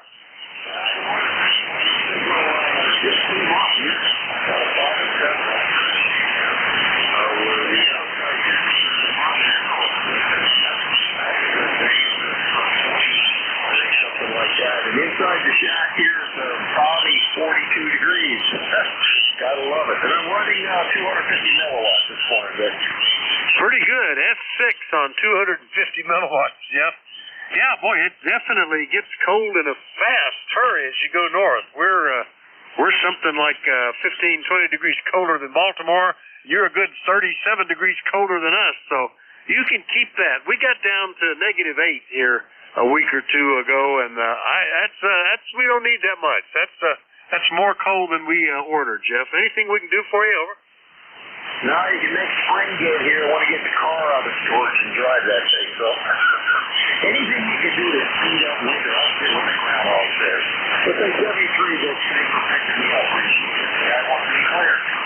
Yeah, you get down that cold, batteries aren't working very good, and sometimes the oil is like tar. It's tough to get some of the equipment going. Alpha India 1 Bravo, Mount Vernon, Maine, on a 1/4 of a watt. I'll clear with Jeff, and now we'll do a general call-up. Looking for anybody anywhere, call Whiskey Alpha 4 Tango Hotel Romeo. Kilo Echo 1 Mike Romeo. November. Kilo Bravo 1 Golf. Uniform Golf. Kilo Echo India with All right, got more than half, but not any more than half, I think. KC1MR, Fox Golf November, KB1 Golf, Kilo Echo 8, Kilo Whiskey. Who are the others? Kilo Bravo 8, Uniform Golf Papa. November, Quebec, 8, Charlie. Okay, I got Uniform Golf Papa and NQ8C. I got you. Anybody else I've missed? Whiskey 3, Sierra, Quebec. Kilo Bravo 1, India Bravo Victor. All right, Tango Papa Echo. India Bravo Victor. Looks like a pretty good list. I'll pause there and let's just get the ones we got. Ray, good morning. KC1MR, WA4THR. Good morning to you, KC1MR. It's a beautiful morning. It's getting cloudy. It's going to be a cloudy day. Right now the temperature is 38. It's going to go down as the day progresses. The wrong way. Back to you. Yeah, that's what they're saying here. They are discussing precip with maybe ice, maybe rain, maybe snow tomorrow, and then again on Saturday. So we're watching it. We'll see. We're in pretty good shape here. I did some grocery shopping yesterday to make sure our inventories are up, and we will be able to weather out. If we can get anything for a week, we'd be okay. Anything we can do for you, Ray? Not really. If you're 10 over 9 now, as you chat, you get stronger. Take care. Enjoy the day. 7-3s. You are also 10 over 9. Yeah, that's noteworthy. Always in this hour, as the sun continues to move higher in the sky, the ionosphere gets firmer, and we seem to get better copies. So that's kind of neat. We'll clear with KC1MR up in Beantown, Massachusetts. Next up, N1 Fox Golf November. Leroy, good morning. Good morning, Vic. This is November 1, Foxtrot Golf November, Westville Hills, Connecticut, 1814 on the roster for life, Vic. And we have a nice sunny 42 degrees, and you're a good 5-9 plus there, over. It sounds good. Yeah, we started yesterday with, less than a half an inch of snow, but all the roads were white. And I got through this morning ECARS shift and had some lunch and then stood up and looked out, and the sun had taken care of, well, it wasn't much sun, but the temperature up into the 40s had taken care of all the snow. So easy peasy. Anything we can do for you, Leroy? Nothing more for the net there, Vic. You take care there, and thanks for picking me up, and we'll catch you later on down the road. N1 FGN will be clear. All right, 7-3. That's N1 FGN. Leroy, 1814 on the list out of West Southfield, Connecticut. Clear with them. Next up, another net control. Bill, good morning. KB1G, WA4THR. Yeah, good morning. It's 41.9 degrees today, and I think that'll melt off the remainder of my snow. I got a little bit more than you guys got. I got about 3 inches of partly cloudy. But anyway, I got the ANC4 time wave in line. I finally got the various parts I needed to put it in service, and I've been able to successfully eliminate the pulse noise in my neighborhood and really improve my signal to noise ratio. You know, this thing works for some people and it doesn't work for others, but it's really working in this case, so quieted things right down. Anyway, hope you have a good day, KB1G. All right, well, outstanding, Bill. Now, does that one use a separate antenna and do the polarity reversal to eliminate it, or is it a DSP type of thing, or what is the time wave? Over? Yeah, it's actually it does a phase cancellation, so it does do an external antenna. This is really funny. I've got a diamond vertical that I bought in hopes that I could use it for POTA. And it turned out to be the biggest air-cooled dummy load that I've ever owned. But guess what it does? It's falling apart. The ferrules don't, they stick, they don't stay put. But there's one thing it's good for. It's a noise antenna. So I put it into service as the piece of crap that it is. Well, that worked out pretty good, and that's outstanding. Yeah, that's a neat way to get rid of noise. And like you say, for some folks it works pretty good and others not as, but that's fantastic. It's working for you. All right, Bill, well, you got a good signal here today. Anything else this morning? No, you have a great day, everybody else as well. And Ray needs to send me a new S-meter, KB1G. All right, good deal. KB1G, Pawtucket, Rhode Island. I'll clear with Bill. Next up, out in New Hampshire, KE8KW. Good morning, Ken. Yeah, good morning to you too as well. I'd like to learn more about what he was just talking about there. I've got a certain amount of neighborhood noise here that affects me on 40 meters as well as a couple of other bands. I'm pretty good up on 20 meters and above. I'm pretty good on that stuff. But anyway, yeah, 26 degrees. We have 4 inches of snow last night, and all I can say is, come on, May. Well, there you go. Well, if you want to give Bill a call and run off frequency somewhere, that's perfectly okay. Over. Well, I've got to get out of here right now. Otherwise, I'll have to. Now that was called the Time Wave. Yeah, I don't know the model number. Bill, are you still there? What was the model of that? It's the Alpha November Charlie -4. Okay, the AMC4. Who is that made by? By Time Wave. You can buy it off their site, and I think some of the ham radio dealers probably sell them. Okay, I'm going to make a note of that. Thank you. All right, there you go. Anything else we can do for you, Ken? No, I'm all set. Thanks. I'll be listening. All right, like to be a font of information here. Very good. K8KW, Berlin, New Hampshire. I'll clear with him. Now down into West Virginia. Gary, KB8UGP. Good morning, WA4THR. Good morning, Vic, and everybody here on the net. It's KB8UGP down here in wild, wonderful West Virginia.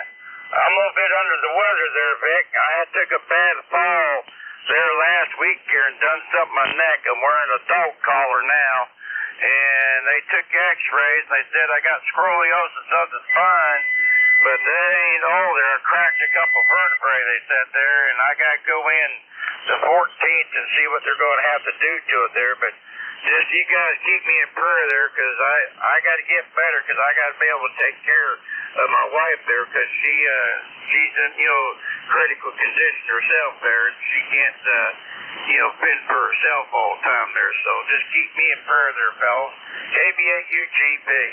All right, Gary. Yeah, we sure will. Sorry to hear about that. And fastball to the neck does not sound like a good thing at all.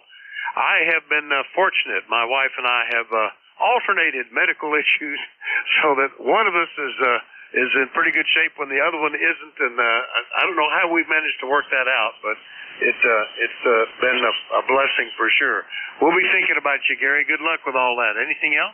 That's about it there. I've been doing a little bit of DX on the AM broadcast band there, and done some pretty good success there. But I was doing that with the old crystal set there, but I've been having fun doing that. So I'm going to let you guys get back at it there. KB8UGP, 73, everybody. All right, Gary. Boy, I still remember the beauty of listening to nice signals on a crystal radio. Just because the bandwidth is pretty broad on those, that they always have fantastic fidelity through your headphones. KB8UGP, Shinston, West Virginia. I'll clear with Gary. Next up, we'll just stay in West Virginia and get Bill. NQ8C. Good morning, WA4THR. Good morning, Vic. Good morning, everybody. Thinking about you there, Gary, over on the other end of the state. Not a good situation, so hopefully you got some support system there that'll help you out and your family. Things are good here, Vic. 58 degrees this morning, down to 52 already, and dropping. So looks like we're going to have some fun tomorrow and Thursday. Can't tell you how much I'm looking forward to that. But other than that, things are good. Your signal's good today, a whole lot better than yesterday. But we're behaving ourselves, trying to. It continues to be a struggle. I figure that's a good thing. Because when it stops being a struggle, well, you know the rest. Over. Well, yeah, at least you know you're still with it. You're struggling a little bit, I guess. I suppose that's a good thing. You have to have a comparison. A little pain makes you appreciate the lack of it, so I guess. I don't know. Anyway, Bill, yeah, we're keeping an eye on it. We did put gas in the snowblower for that little 4-inch snow that we had, and I'm glad we did, because that snow was there for like 10 days, and it would have been an ice mess walking out to the barn. That's the only place I use it, is just to run across the 300 feet or so to the barn. But I was glad I took care of that, and so we're ready. If more snow comes, everything has got gas and equipped. We'll just see what happens. Bill, anything else? No, that's all I got to offer today. The best, we'll get together and commiserate in a couple of days, if it all comes to pass. So 7-3, everybody, NQ8C. All right, we'll keep an eye on it. They weren't too excited about it on the last time I looked at the weather, just the possibility of something. NQ8C, Yellow Springs, West Virginia, clear with him. Next one up, I think this is a new one for me. Whiskey 3 Sierra, Quebec. Good morning, sir. What's the name and where are you located? This is Whiskey 3, Sierra, Quebec. The name is Mel, Mike, Echo, Lima, number 3663, I believe. But I haven't been around for a long time. I've been doing other stuff. So, yeah, I just rejoined ECARS after a period of time. I was pretty active back in the 90s, and for a good period of time there. Then I sort of dropped out because my days from, say, 6 o'clock in the morning until 9, 10 o'clock at night were pretty full. And we're here in the Poconos near Big Boulder Ski Area. Let's see here, Big Boulder Ski Area is in Carbon County, and right now it's 30 degrees on the mountain here, and just a beautiful blue sky day all of a sudden, and a few clouds ranging around. And the other week we had lowest temperatures that I've been here, which is a long time, and that was minus 12 degrees. So a temperature today of 30 is absolutely impressive with me. I just love it. So back to you, W84THR. This is Vic. This is W3SQ. Over. All right, Mel. Very good. Mel is in the Big Boulder ski area in the Poconos. And when I entered that QRZ, said Albrightsville. You'll have to confirm if that's really where you are. And you sound great. Really good. Yeah, it's interesting. See, you're just that much further away. 52 miles from me, and you're 7 degrees cooler, and it gets all the way down. You get into Maine, and it's 0. So, what are you running there, Mel? Over. Say that again, boy. You just dropped into the floor. What rig are you using? What's your station? Over. No, I'm just having a difficult time with you all of a sudden. So, yeah, we'll try it another day. Over. I'll point a little closer to you. I just was asking what rig you're using, Mel. Oh, I guess he's lost me altogether there. We'll fill that knob in later. W3SQ Mel up in the Poconos. I'll clear with him.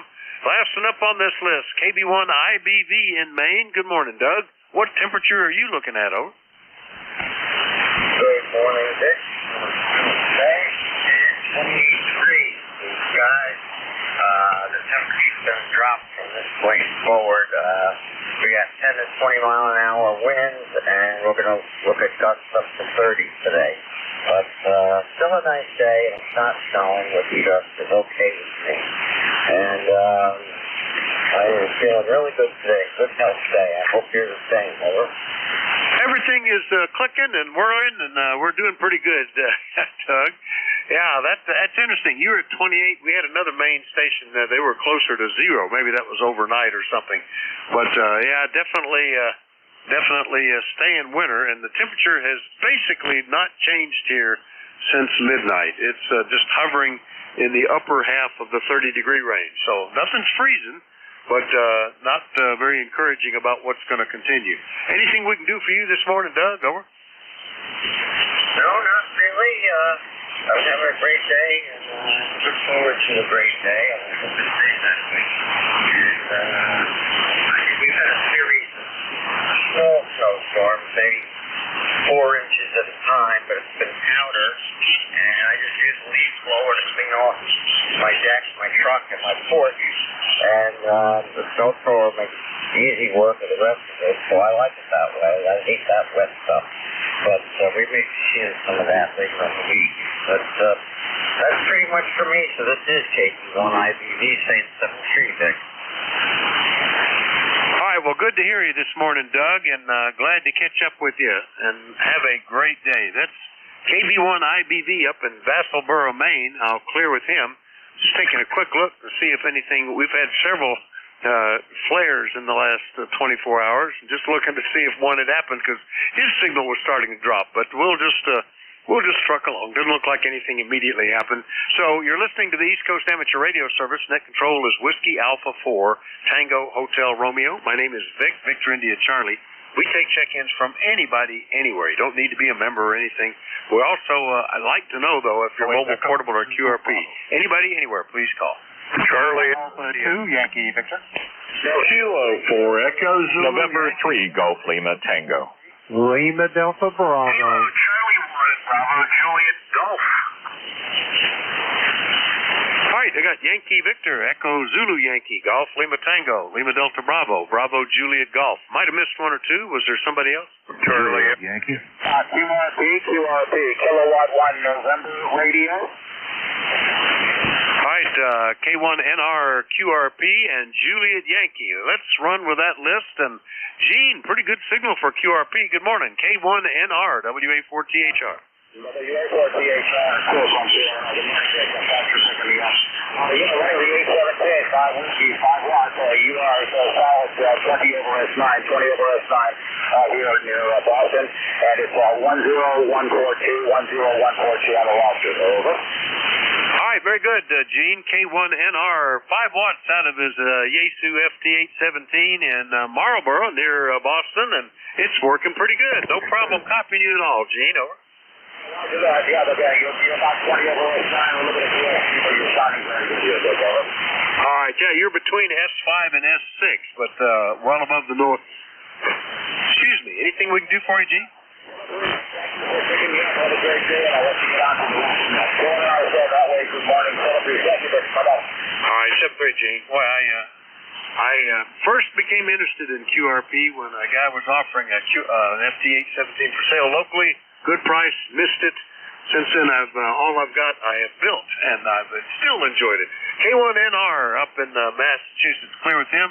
Next one up, Yankee Victor. Come on back, WA4THR.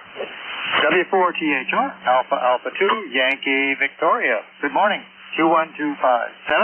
Name is Bill. You're in Rochester, New York. We've talked several times. Oh, I'm on a new rig for you. A brand new rig for you. This is the first time it's been back on the air in 60 years. It looks like it came right off of the assembly line at Oceanside, California, the Swan Company. It's the Swan 240. I'm probably running around 100 watts or something like that. The tube is a 6DQ5, a tube out of TD World, and of course they run them pretty hard. The power supply here runs 850 volts on the plate. That I had to rebuild the entire power supply. I had to buy it on eBay as well. So I'm having a lot of fun here. Good morning to you. Oh, I do copy the QRP in Maine. No problem here into Rochester, New York. So back to you. Okay, Bill, I've pointed a little closer to you here. What rig is it that you've got back on the air? The Swan 240. The Swan 240 is the original one. They had 3 rigs that were 1-band rigs. Then they went to this 3-band rig, 75, 40, and 20.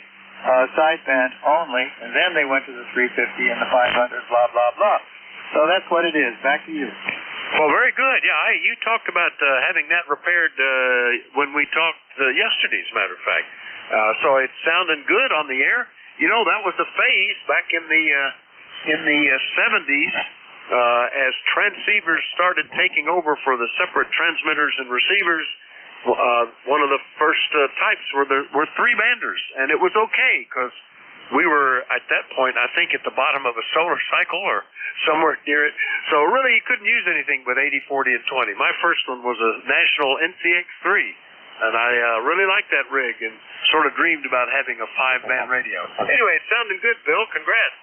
Anything we can do for you? No, just stay healthy. Back to you. AA2YB clear. All right, AA2YB up in Rochester on the restored Swan 240. Clear with Bill. Next one up, K4EZY, and he's down at the Apex. Good morning, Rocky. How are you? We're doing all right, Vic, except for the fact I need to get a new water heater. It went out. One of the elements on it burned up, so I got to take a shower and I need to wash dishes. Over. Oh my goodness, yeah, we're pretty good that way because we're kind of old school, and the hot water goes through the furnace, just a coil in the water jacket of the furnace. So furnace just keeps running. We keep getting hot water. It's not all that hot. That's the only problem. But hopefully you can get that fixed. The elements are sometimes not a big deal to replace, but you may have to get some water out or just work quickly. Over. Well, it's going to cost a little bit. I had a root canal last week, and now this. I'm bleeding money. Yeah, it's too bad you couldn't somehow figure a way to make those two work together. If you got the knowledge of the root canal, would that help you fix the hot water heater? I don't know. Well, good luck, Rocky. You're sounding good today. Anything else? No, I got to be sitting here making a few calls today. But anyway, I appreciate it, Vic. Have a good day. And 7-3 from Kilo 4 Echo Zulu Yankee. All right, 7-3. K4 Echo Zulu Yankee, Apex, North Carolina. I'll clear with Rocky. Next up, N3 Golf, Lima Tango. Good morning, Gary. What's happening in Ephrata? Well, good morning to you. This is November 3 Golf Lima Tango. And yeah, and that mobile out of, that QRP out of Maine was coming through here quite nicely. We're just watching the weather as you are. So it's right now cloudy skies. Temperature about 41. We'll head down to about 25 to 27 tonight. But we'll keep an eye on the ice accretions that are due, I guess, Thursday morning. And fortunately, my wife will be working from home, and I'm always working from home, so that's not an issue. But I've been watching the scope as you've been checking people in and having conversations. And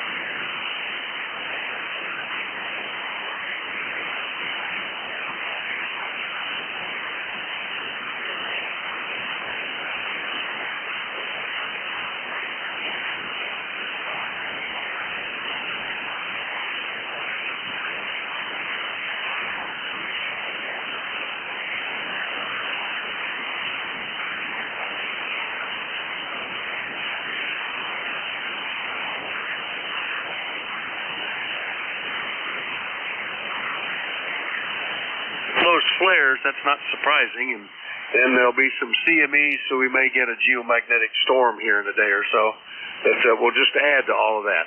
But it's all good. Anything else this morning, Gary? Over? Nope, we just want to make sure we have, you'll chuckle with this, the bread, eggs, and milk.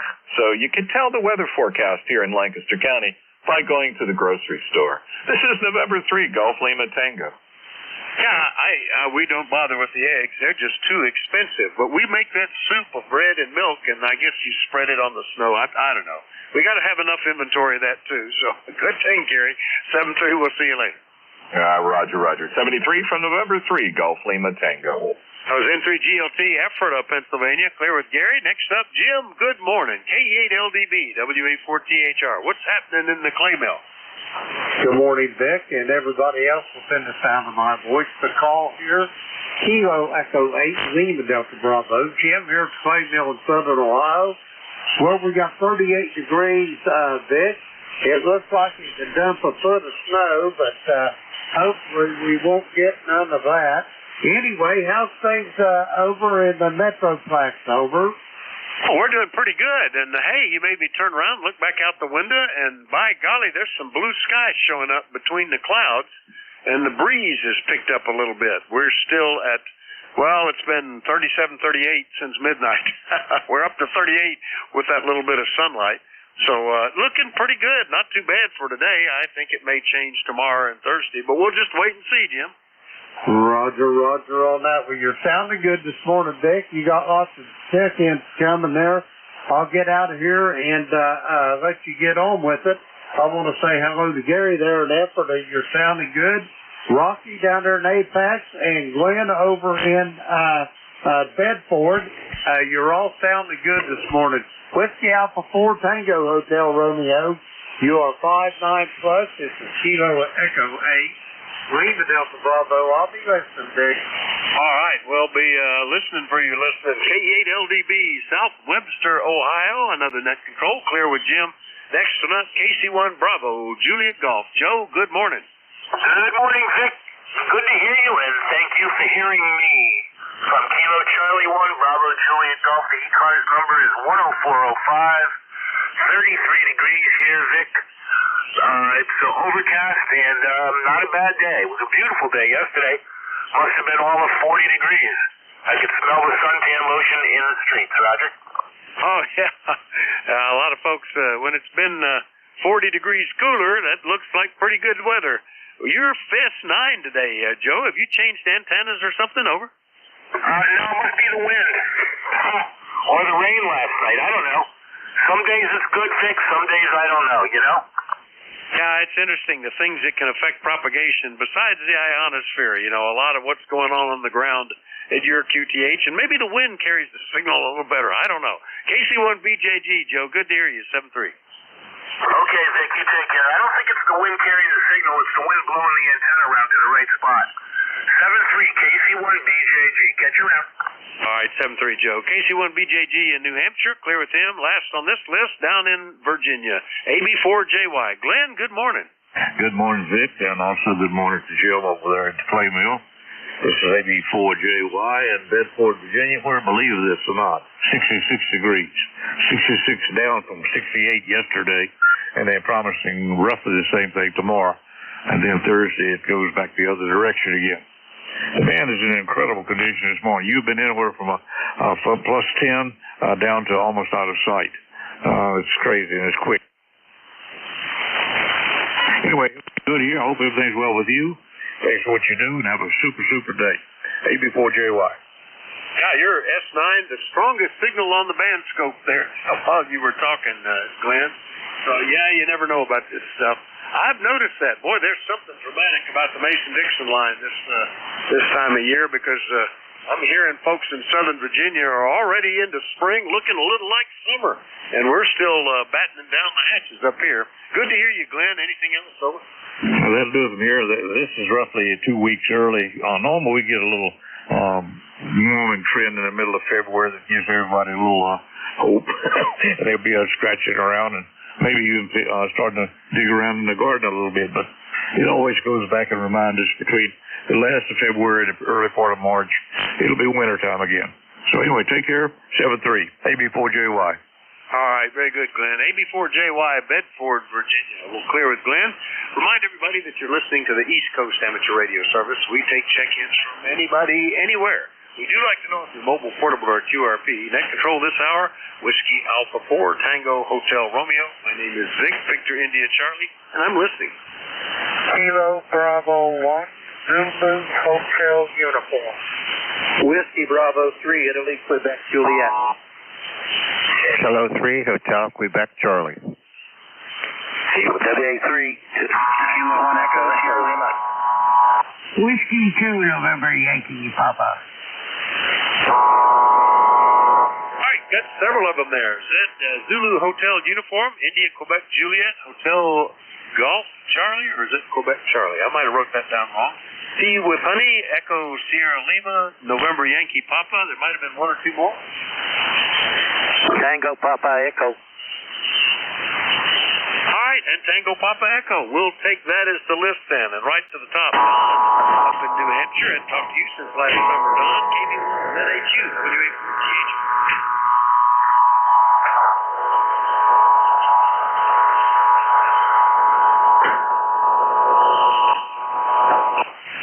Well, I don't know, Vic, if that's somebody that doesn't like me or doesn't like you.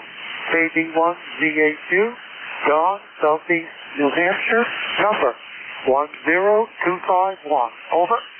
Very good, Don. Solid copy. KB1ZHU, Barrington, New Hampshire. Yeah, he just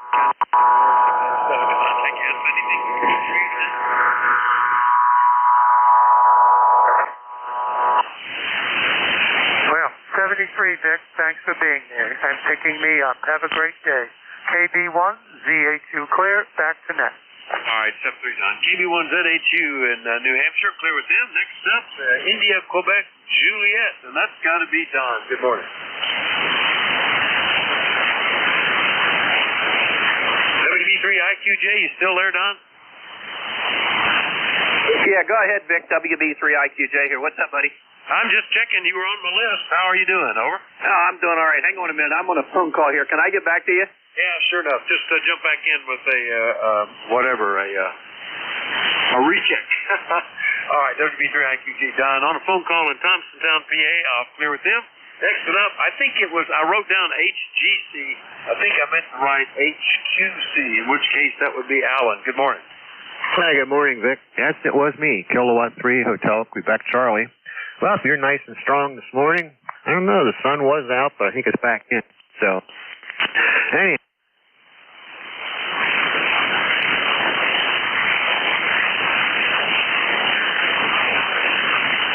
Generator this week.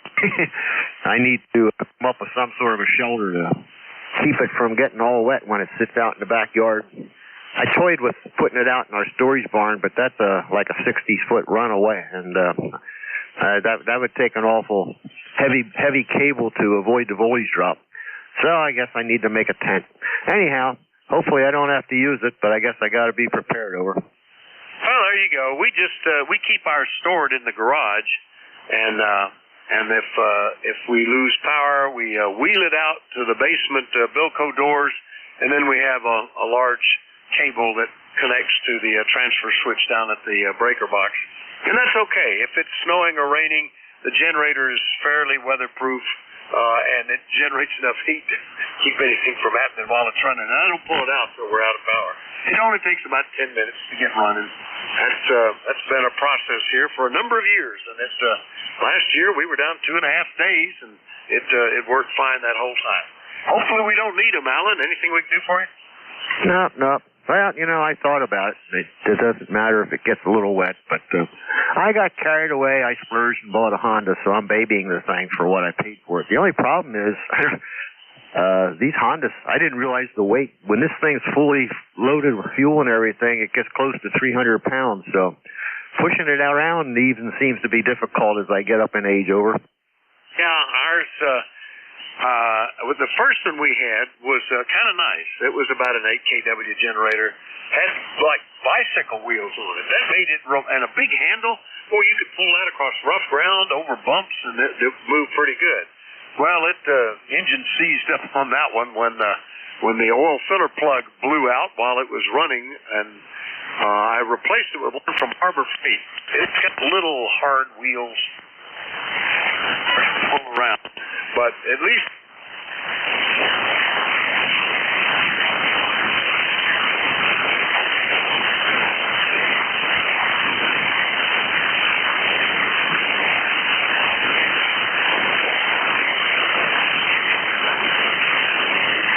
hammers and nails, but going to do a little better job. Actually use a real electric tool. And I was thinking about that. It's got either haul it out with one of the tractors on a forklift or roll it into a trailer or something. It's heavy, too. Anyway, good luck with that, Alan. Anything else, over? No. Have fun. Yeah, well, for camping, I have if I need to move one somewhere, I have a little EU 2000. That and I can still carry around. Anyhow, see you later from K3HQC. All right. Hopefully we don't need him, Alan. K3HQC, Leola will clear with him. Next one up, Tom, K1TWH. Good morning. Well, you faded down, Vic, and I'm glad I'm running the amplifier. And think I was going to go out on the porch and check in with you with the G90, but maybe not today. Maybe not today. It's really fading in and out up here. We have a pretty nice looking day at the moment, mid-40s. Almost all the snow on the ground has already melted, and the only place that you'll still see any snow is areas that are in the shade. Aside from that, everything is back to bare pavement and bare brownish green grass. So whatever's going to happen is going to happen. But unless it's 90 miles an hour and blowing snow a banshee, it doesn't look like anything here so far. It will be too warm for it to be anything other than just a big nor'easter with a lot of wind and a lot of rain. WA4THR K1P with honey. Yeah, a little brisk maybe to be out on the porch. I want to do some checking on my portable in-fed half-wave antenna that I use when I'm on vacation. And with the snow in the backyard, I haven't been too interested in it. The only place we have snow left besides the piles where it was plowed, our front yard just seems to hold snow. There's a tree line forest right to the east, and there's a house to the west. And it's amazing. This time of year, the sun is at such an angle that just stays shady most of the time. So we still had some snow there yesterday. I was surprised. Anyway, Tom, anything else this morning? Nope. If you do hear a recheck, it means I went out onto the cold porch and I'm giving the little radio an exercise. But carry on. WA4THR, K1T with us. All right, very good, Tom. K1TWH, Middleborough, Massachusetts. I'll clear with him. Next up, while in New Hampshire, we may as well listen to Dave. K1ESL, good morning, WA4THR. Hey, good morning, Vic. WA4THR, K1ESL. Sounding good this morning. Fading up and down a bit here and there. We're kind of icy today, the lower part of our driveway, which is sort of a little bit like the water pools down there. It's pretty glossy, and I managed to get most of the ice off yesterday knowing it was going to rain overnight, which wasn't helpful, especially since it was a bit freezing this morning, but oh well, such as it is. And the promised sunny skies are not here yet. I can see just a little bit, no sun poking through. They're really illuminating and melting the ice. Go ahead. Well, it has changed this hour here dramatically from generally overcast to, good gosh, it's like 80% blue skies and the sun shadows on the ground and little puffy clouds up there. Looks pretty nice. Temperature's still just 39, but that's a degree better. So, you just don't know about this stuff, Dave. Anything we can do for you, or? Nope, unless you want to come up here and push the ice around. But yeah, I just wish that sun would poke out. Yeah, I see there's a section of blue sky I'm looking at out one window, but there's zero sun coming down yet. So I hope whatever's going on down your way comes over this way sometime today. It'd be nice to get some of that junk melted. I hate the ice. The snow I don't care about, but the ice I can't stand it. Anyway, thanks for picking me up, and we'll talk to you again soon. Have a great rest of your day. K1ESL. All right. Oh, was there a contact? Yeah. Hey, K1ESL, K1TWH, say hello to the people in Sully's when you're driving by. Over. Dave, did you copy Tom, K1TWH? They can hear me, and sometimes they can't. Over. Yeah, he's a bit weak up here. I was trying to get onto the SDR quick. Oh, okay, Dave. I was just going to say hello to the people at Sully's when you're driving through Goffstown. Over.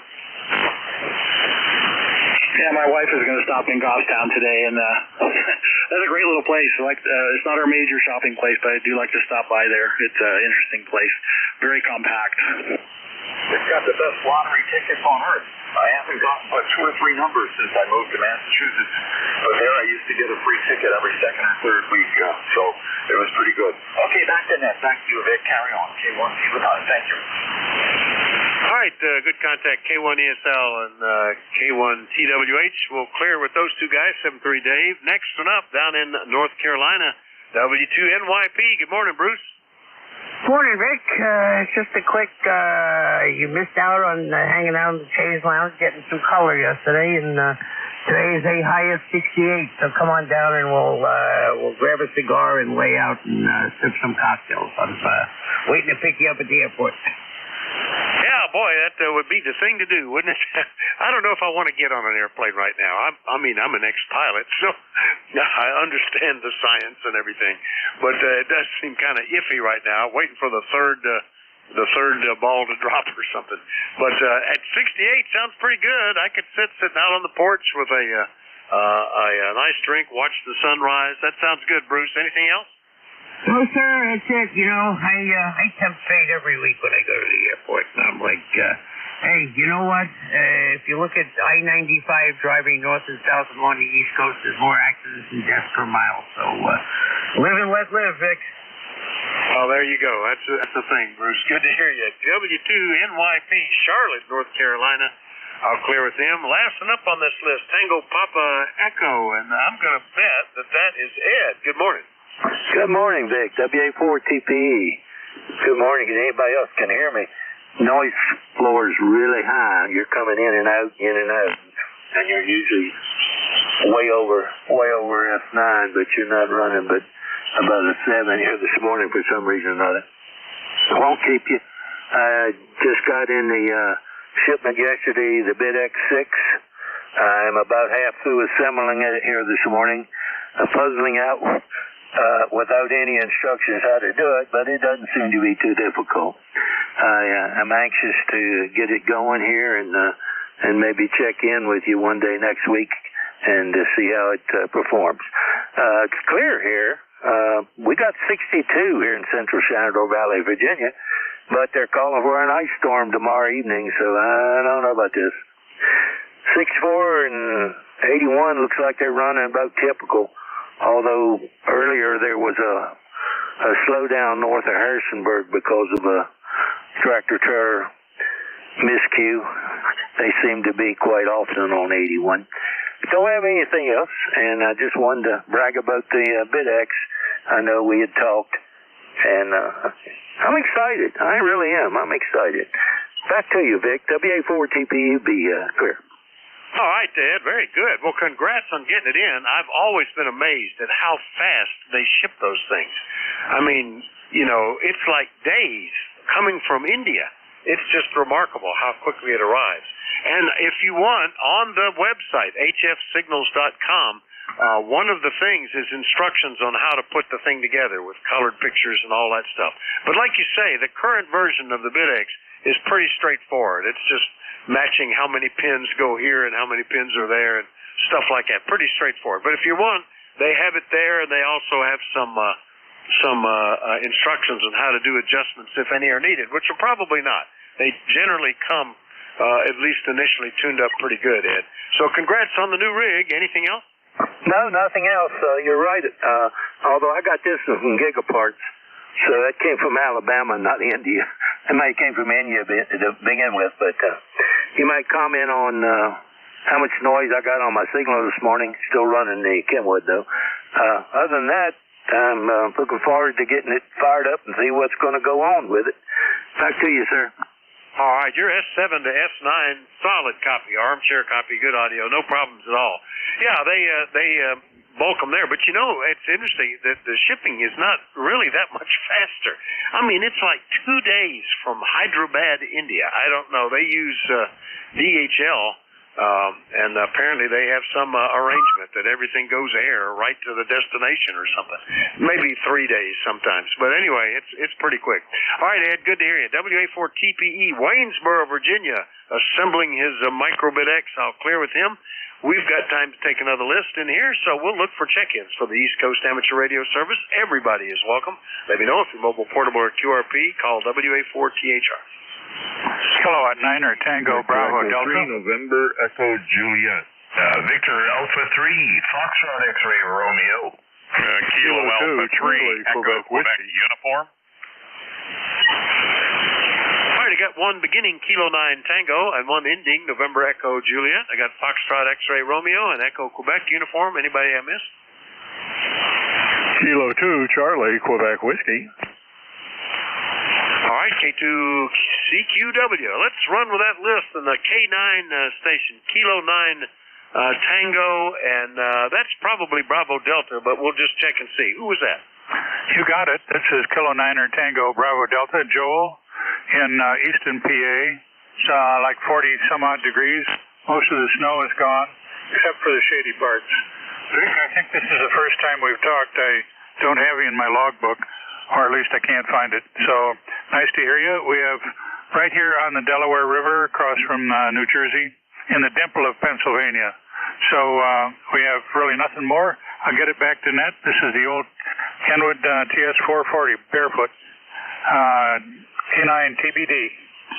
Joel, it sounds great. S9, good audio, no problem. Yeah, we've talked. It was a couple of times, at least in July of last year. And then August the 19th was the most recent.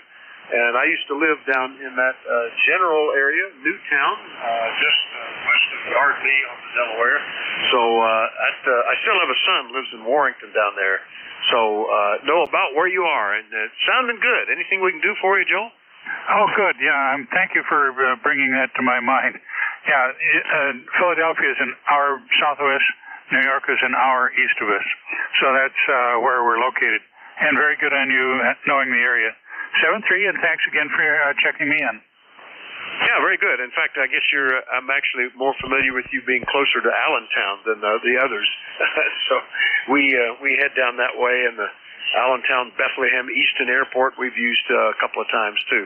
K9 TBD in Easton, PA. I'll clear with him. Next up, Terry, VE3 NEJ. What's shaking up in Kitchener? Over. Oh, not much shaking this morning, Vic. It's Terry in Kitchener, VE3 NEJ. 30709 on your list of worst offenders. And I don't know what's going on. I just got up. I was up all night. Went down and talked to Jimmy and Dog till about 4:30 this morning, and then I went over to the nut factory. And at 5:30, I decided it was time to go back to bed. Over.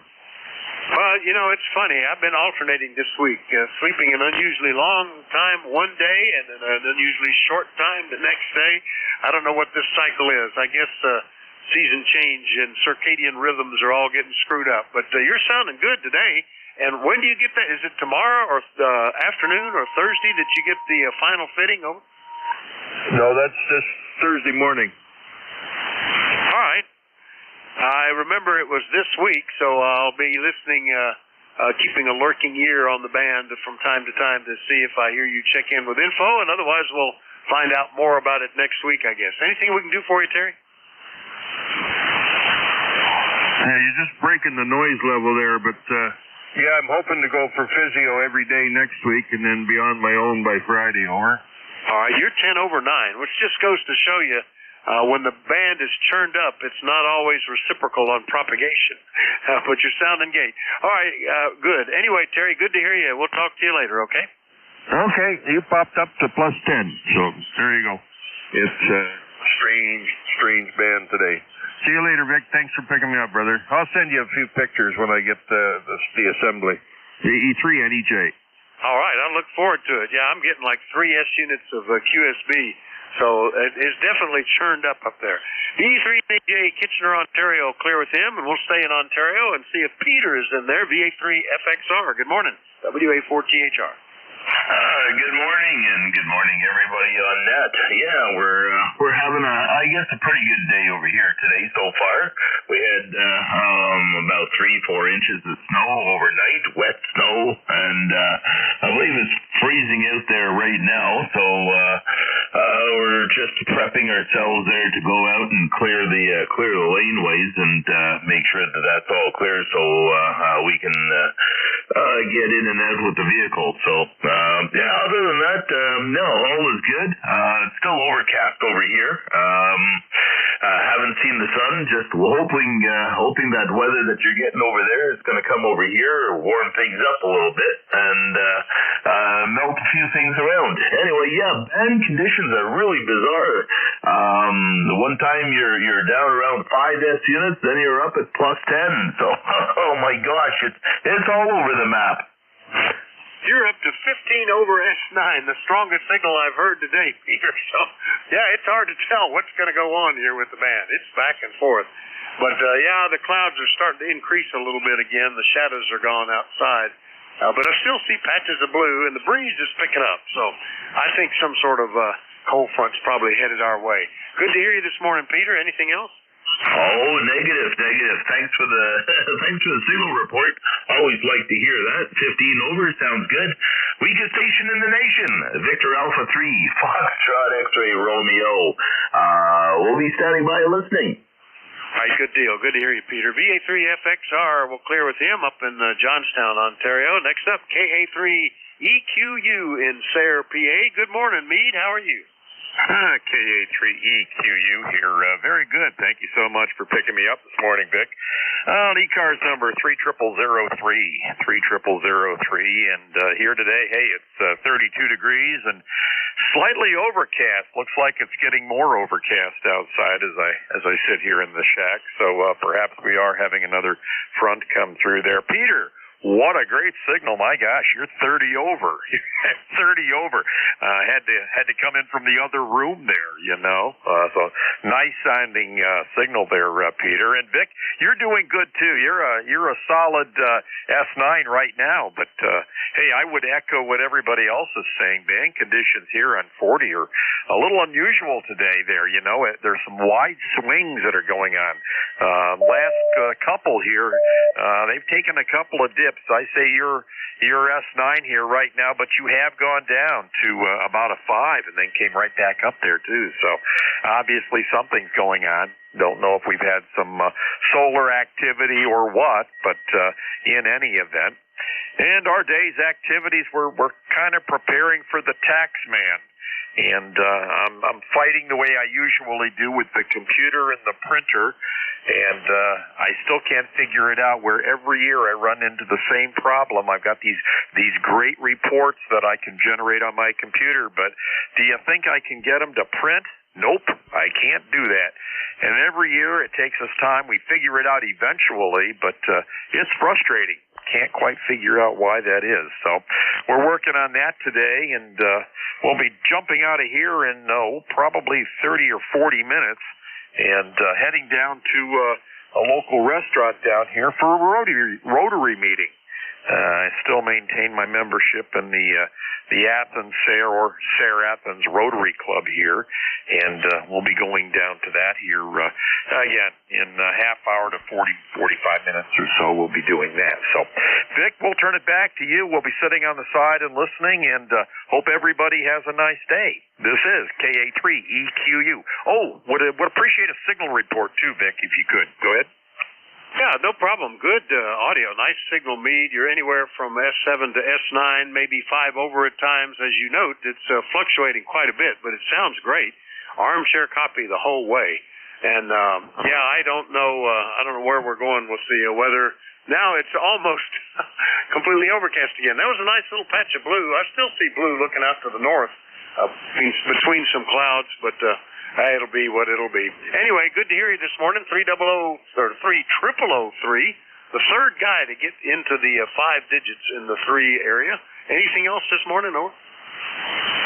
Well, we're doing good here, Vic. Doing good. Just sitting on the side trying to work through that printer problem there, and we'll be copying the mail on the net here until it's time to go. All right, very good. Yeah, some more info came in from investments yesterday, and I was thinking, well, it's time to look at the taxes again. I use a spreadsheet that prints out. It looks just like the forms you get from the IRS, which is kind of nice. Pretty easy to do. It's just that you have to have all the data to do it. And I'm ready to check and make sure that's all up to date too. Anyway, good to hear you, Meade. KA3EQU, Sayre, PA. I'll clear with him. Last one up on this list is in Seaford, Delaware. K2CQW, WA4THR. Good morning, John. WA4THR, K2CQW. Good morning, Vic. 56 degrees here and sunny in Seaford, and the snow is just a fond memory. My number is 20736. That's exactly right. And it's a pleasant morning here. I don't know about this ice storm. I guess that's going up a little further. Yeah. We had some Chicken Littles on the net last night. They were, oh no, ice storm's coming. Well, we'll see. Anyway, thanks for picking me up. I'm running a full 20 watts in the G90 today, so I'm running a full gallon. Super. WA4THR, K2CQW, over. All right, well, sounds good. I've been impressed with the little G90s that I've heard. That's getting to be a very popular radio. Your S7 sometimes approaching S9 with the QSB, John, so no issues at all copying you. And, yeah, I don't know, but it's funny. They get the end of the world reports. The weather, I guess, to get any attention on the various channels that you can get weather, they have to get more and more dramatic about what could happen. But it rarely does. It generally tends to be pretty mild around here. The forecasts only seem to get accurate within about 12 hours. And that's when they can look and say, well, what happened 100 miles away? That's probably going to happen here 12 hours from now. Anything else, John, over? No, Vic. No. I got nothing else. I'm going to go read some more bad news. Contact. W4THR, K2CQW, back. All right, hold on, John. There's a contact. Contact, go ahead. K2CQW, WA3GIN. Do you happen to know W3 Brown-Eyed Zebra over there in Seaford, Delaware? Chuck Wall? Jim Wall? No, I don't. What was his call again? Whiskey 3, Bravo Echo Zulu. Whiskey 3, Bravo Echo Zulu. He's lived in Seaford for about 30 years. No.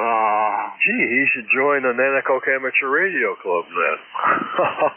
I'll have to look him up on QRZ and email him. Well, thanks for the contact. I'll try to get a hold of the guy. Over. Yeah, well, I don't think you'll get a hold of him now. I think he's in hospice at the moment. He's 93 years old and is pretty old. I was just looking for somebody to give him a hand. But I think that time has come and gone now.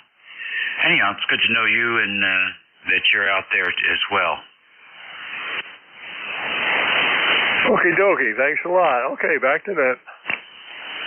Okay, very good. Good contact there, and 7-3, John. And Dave, timely arrival there. I was about to, I already knew you were lurking, and I was ready to pass it to you. Not a bad shift, a bit of QSB going on, and a lot of turbulent ionosphere, not necessarily reciprocal conditions from moment to moment, but that's still pretty busy, so have fun with it. WA3GIN, WA4THR. All right, good deal. Thank you very much, Vic. It looks like the band is starting to recover. We'll see how much we can squeeze out of it here in the next hour. Have a good weekend. You too, 7-3, WA4THR. It's 2 minutes after the hour, 11 o'clock here on the 4th of February. This is a Tuesday for all your retirees. And here in King George, where WA3GIN transmitters are located, the temperature is 57 degrees and severe clear this morning. Quite sunny out there. So, 7255, we're going to stand by to see if anyone has a schedule this morning. Anybody with a schedule? Alrighty, nothing heard there. How about QRP stations? Any QRP?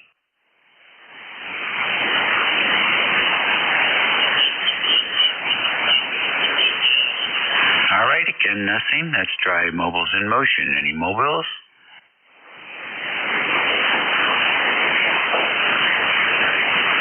You guys are going to make it easy on me. So we'll take fixed station list.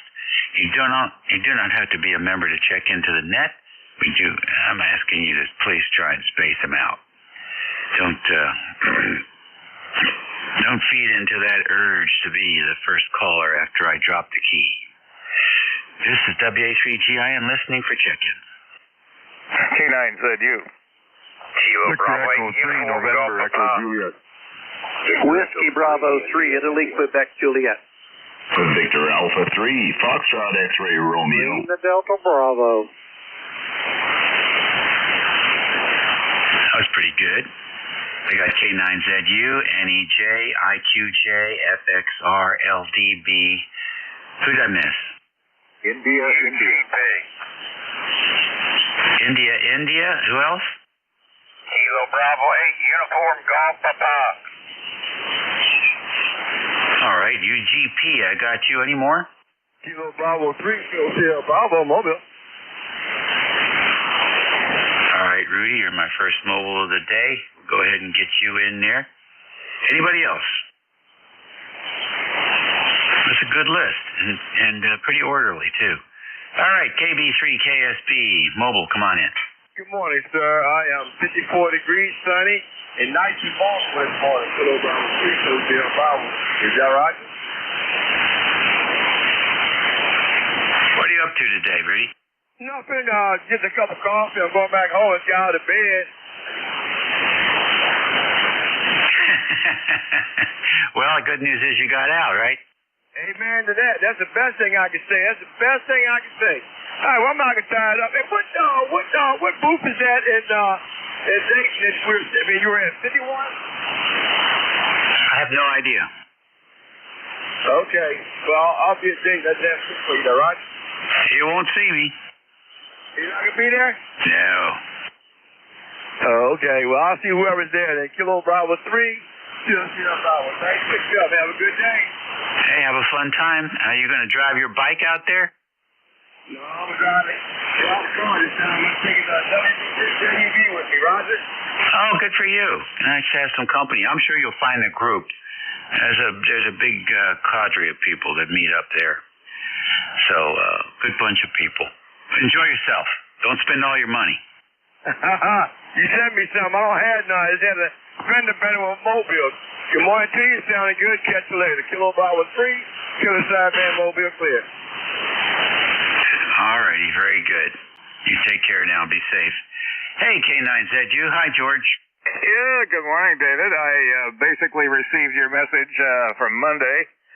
You might take a look on your pen adapter. I was not running the 7300 at that point. I'm on a K3, and the amplifier is actually an L4B, which is pretty clean. I just wonder, what the heck, man? We're pretty close. It's almost ground wave from where I am, but what the hell? K9ZU. Yeah, that's not the signal I saw the last time we communicated. This looks pretty clean. No, it usually does. I keep an eye on either K3 SES or I talk to people that are pretty picky about the bandwidth on 80 meters, and, we're a pretty congenial bunch. Anyway, thanks for the input. You made a couple assumptions about my station, which probably was based on a previous conversation, but no problem. K9ZU. Well, that's all we can make. I'm just throwing stuff up. Something will stick to the wall. Thanks for coming back. Okay, David. Thanks very much. And I don't get too many OOs. OO moment. Oh, boy. Anyway, see ya. 73, K9ZU. Yeah, I miss those days. We don't have OOs anymore. All right. Well, no, it looks very clean now. Railroad tracks was quite good. This is a wonderful radio. This K3 is the best CW rig in existence. That's very true, and it's teamed up with the Drake, and of course the Drakes are well known for being excellent CW radios, so you can't go wrong. Yeah, this one's been modified a little bit. It's got zero plate current on Class C, so it works pretty well on CW. And if you ever want to practice life in the fast lane, show up on 7018 at about 5 o'clock local time and join the crew. No, my CW days are over. Oh, no. Yep, sorry, I'm a sideband guy. You want 1,000 contacts in 24 hours, call me. I don't do too much sideband. It's mainly East cars, mid cars, and South cars in the morning. Yeah, it's still morning.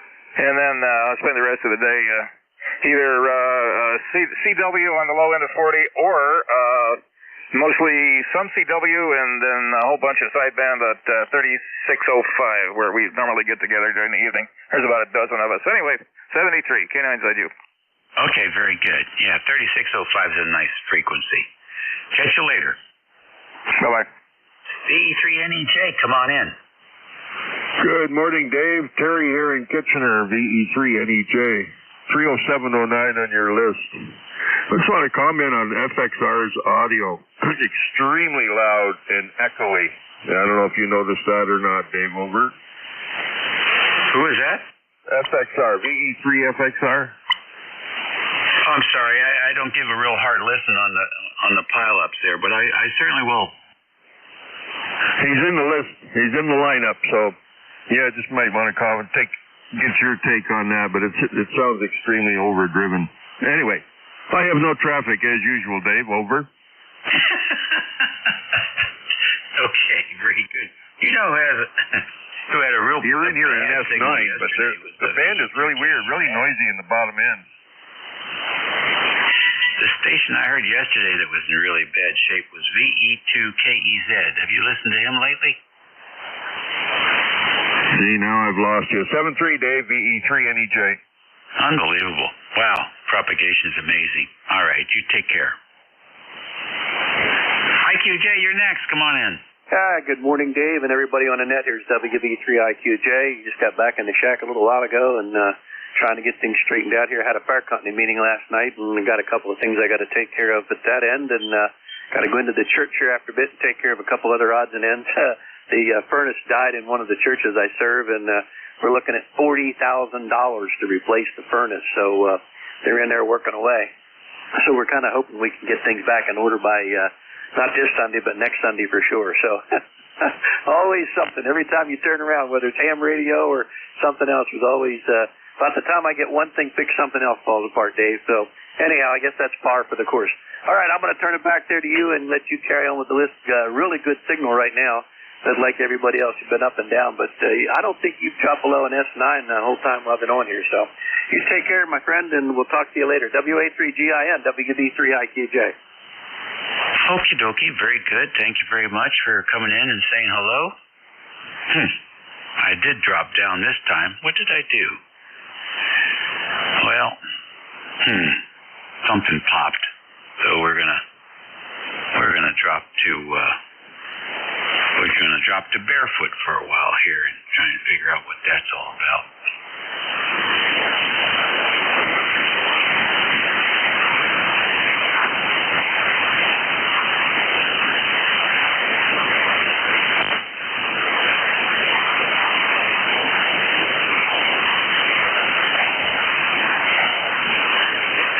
Okay. I don't know what's going on today. One of those crazy days. Anyhow, thanks for checking in with us. Hope you get things straightened out there at the fire station. FXR, you're next. Thank you very much. Thank you very much indeed.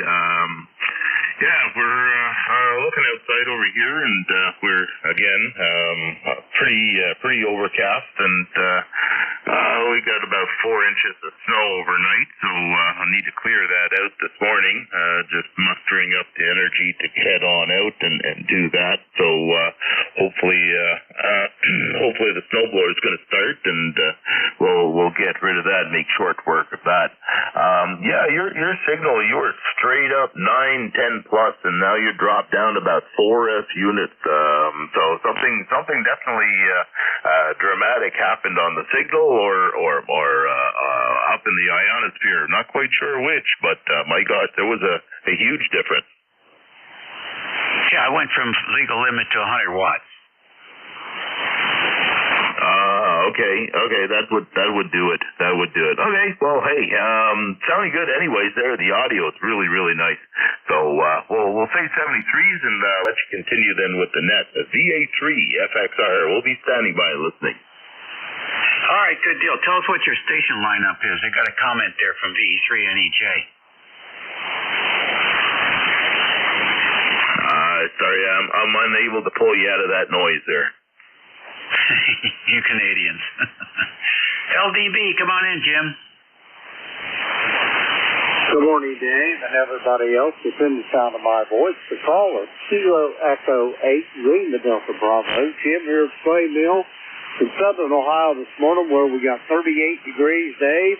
It looks like it could dump a foot of snow here in the next hour, but hopefully it'll go right on by us, over.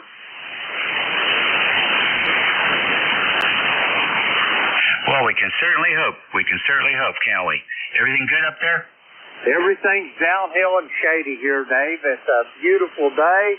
I got up, didn't find my name in the obituary column. I've got it made for the day anyway, over. All right, sounds like a plan. We got 10 hours plus of sunshine today, so I'm a happy camper. I'll be a lot happier when it's 12 hours a day, but I'm happy with 10. Roger that. Me as well. I like it windy and warm if I got my preference, over. Oh, my goodness. You belong in the Caribbean. Roger that.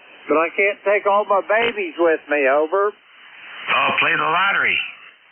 Well, I do, but the only sure way to win the lottery is don't play, over. All right, Jim. You take care. Nice to have you in here today. Roger that. 73. Whiskey Alpha 3, Golf India November, Kilo Echo 8, Lima Delta Bravo. 73. Station India.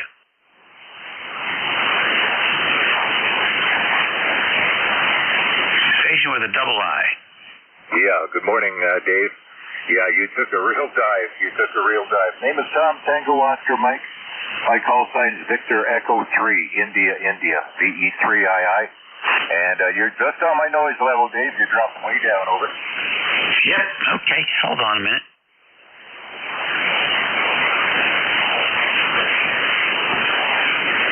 I don't know if that makes any difference or not, Tom. Does that help at all?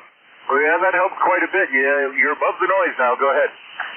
Yeah, that's interesting. I just switched antennas. This is my north firing antenna, and the other was the omnidirectional. So there you go. All right, everything good up there? Well, I don't know about good. It's still snowing. We have about 6 inches and still coming down. All righty. well, that is what you guys love. So enjoy, and we'll catch you later. Yeah. Okay, you take care. And FXR, your audio was very, very good. First time you checked in, it was echoey, but now it's very, very good. And a huge signal over here near Barrie. 7-3, Dave. Talk to you later. VE3II. Alrighty, very fine. KB8UGP. Okay, it's KB8UGP. Good morning here, Dave, and everybody here on the net. Just going to get in here and say howdy, howdy. I'm a little bit under the weather there. I'm in a whole lot of pain. I took a bad fall there Wednesday and done something in my neck there and stuff there. And so I got to take and go in the 14th, and they're going to take and see what's going on there with it. But who was the fellow there who was in the CW there on 3605 there? Because I got to get down in there a lot there, Roger. Yeah, that was K9ZU. I don't think he does CW down there, but the CW on 7118. Roger, on 7118. Yeah, I go, I run a lot of QRP CW there, out there, and everything. Just wanted to check into that. I don't know what's going on with my voice. It's getting a little raspy there too and everything. So I'm gonna let you guys have it there and have a good day. KB8UGP.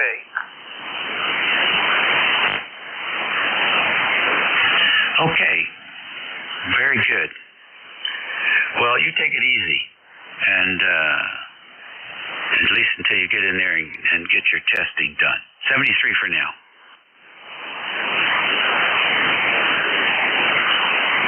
And I think that takes care of that list.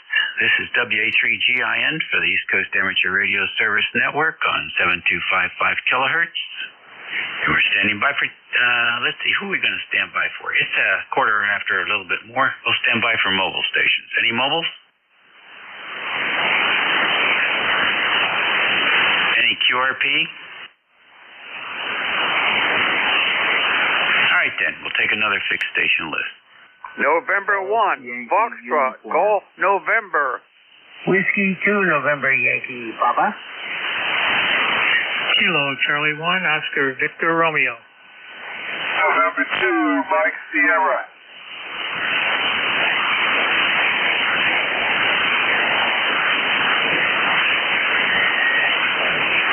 Okay, let me switch over to omnidirectional here. I got GYU, I got NYP, I got OVR, and I got N2MS. Who else? November 1, Foxtrot, Golf, November. All right, Leroy, I got you. Anybody else? Whiskey 1, Alpha Bravo Yankee. All right, Whiskey 9, Alpha Bravo Yankee. We have you. Anyone else?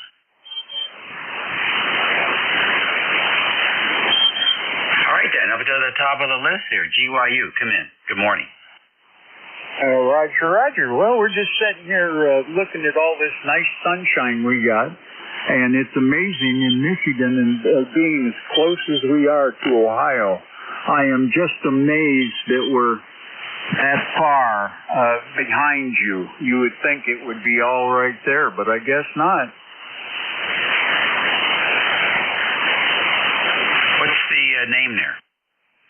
Oh, it's Romeo India Charlie Kilo, and my call for this area for this net is 8474. How's that?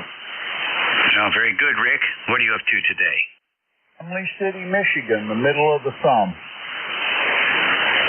And what's that famous for? What's what? You're dropping down.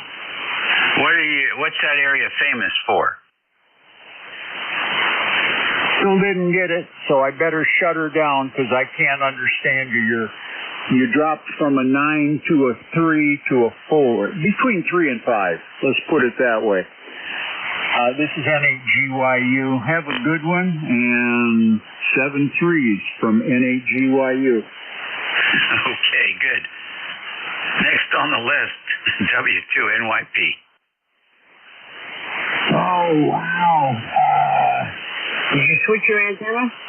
Yes. All right, good. I can hear you now. Hi there. Hope you're well. It's been a couple of weeks. This 3 weeks in a row of my pugilistic stuff. Met with a friend of ours in South Jersey when I was in Philadelphia, and now I don't have to get on an airplane for 3.5 weeks, and I'm like thankful. Oh, you're off right now? You're going to be taking it easy for a while?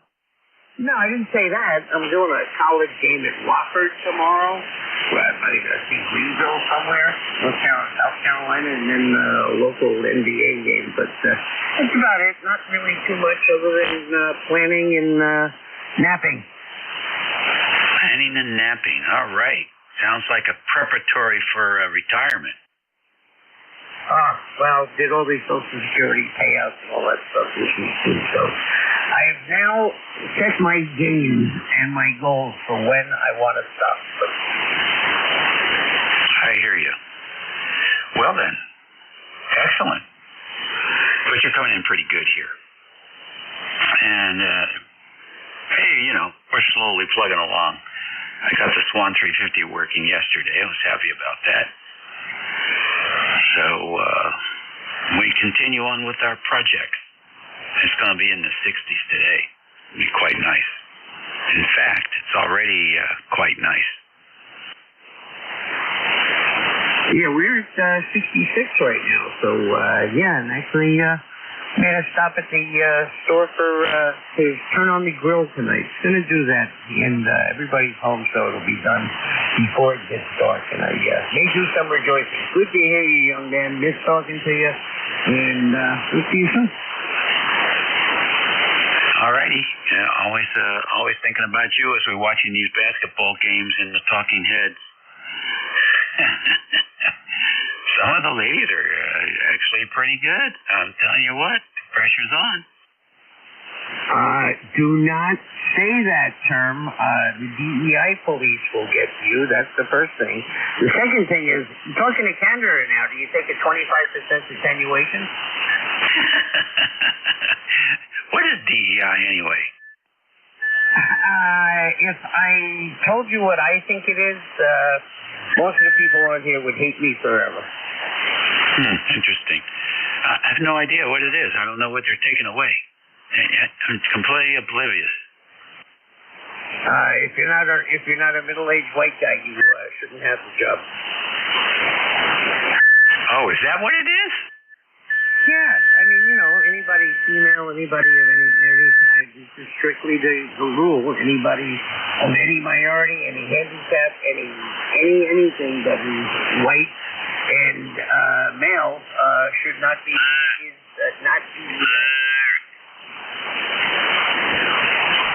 Interesting. Oh, I think that's a bunch of baloney.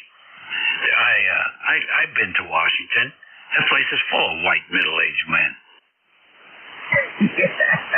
Some of which actually do something, but never mind. As I said, I'm keeping out of this. Yeah, well, except for the ones on Capitol Hill. I know that crew. That's my hometown. Once again, meow, meow, meow, meow, meow. Good to hear you. You're sounding good. Knees doing well? Yeah, everything's good. Everybody's healthy. Everybody's happy. And life will just be one big cupcake. All right, then. Good. We'll enjoy and do the best. We'll catch you later. See you, pal. KC1 OVR. Come on in. Yes, WA3GIN. This is KC1 OVR. Name is Dave. I'm located in Southampton, Massachusetts. We are currently at 34 degrees, 15 to 20 mile an hour winds. A little bit windy today. And just getting a few things done around the house here this morning, and just decided to fire up the radio and check in with ECARS. QSL? Sure. Very nice to have you check in with us today, Dave. And taking care of business up there. Sounds like a plan to me. Well, enjoy your day. Don't overdo it. I sure will. Oh, let me give you my ECARS number is 10512. I think I forgot that on the first transmission here. And I'll say 73s and let you get some more callers in here, and I will send it back to WA3GIN from KC1OVR 73. Okay. Thank you, Dan. Dave, appreciate it. Next, November 2, Mike Sierra. You're next. Come in. WA3GIN. This is November 2, Mike Sierra, in a sunny and cold Leonardo, New Jersey. Temperature about 45 degrees going down. Working, it's in the basement here. I am on an old Drake TR7, the first series radio I got back in 1979, and I know the frequency is off. So I am checking out the local oscillator, and the 40 megahertz crystal is about 120 hertz low. Now, looking at my notes, I had to pad the adjustment about 40 years ago, but I think I still have to do it. But I would appreciate a signal report. You are from a 5x8 to a 5x5. WA3GIN, November 2, Mike Sierra. Okay, very good. I didn't get your name. Name here is Mike. Mike, India, Kilo, Echo. Okay, Mike. The band's in crappy shape today, so not very stable, low quality signals. It's not your radio. Thanks for checking in. Okay, and I'd appreciate a signal report. S5. S5. QSL. Good day, November 2, Mike Sierra, clear. Okay, take care. N1FGN, you're next. Come on in. Good morning, Dave. This is Leroy up in West Suffield, Connecticut, 1814 on the roster for life. And we have a nice, bright, sunny 41 degrees here, and you're a good 5'9" plus there, Dave. Over. Hey, thank you for the 5'9". Appreciate it. I didn't look at the meter, but you're always Lima Charlie here, Leroy. What are you up to today? I'm not up to still about 5'8", I guess they're over. Good for you. All right, listen, thank you very much for checking in with me. I always appreciate it, and it's always good to hear you. Okay, Dave. Thank you very much. You have a great day, Dave. We'll catch you later. N1FGN will be clear. Hello, Cat. Hello, Cat. Hello, Cat. Cat 1-2. Hello, Cat. Hello, Cat. Okay. This is the East Coast Amateur Radio Service Network on 7255 kilohertz. It's 28 minutes after the hour of 11. And next on the list is W9ABY. Well, good morning, Dave. This is Mark, W1ABY. My number is 10585. And you've been doing been bad. Just barely getting it. So about a 4.3 here. Calm day here right now, and we're at 32 degrees. Still remains up on the coast. And just have a little project I'm working on, a little shed for generators. So I thought I'd stop in and say hello and see how the band's doing. Not that good today right now. So other than that, I'll say some greetings around to everybody and after that to you. Okay, goodness. What is your actual location? Surrey, Maine. SU Sierra Uniform. Roger, Yankee. Can you give me a state? Maine, M-E.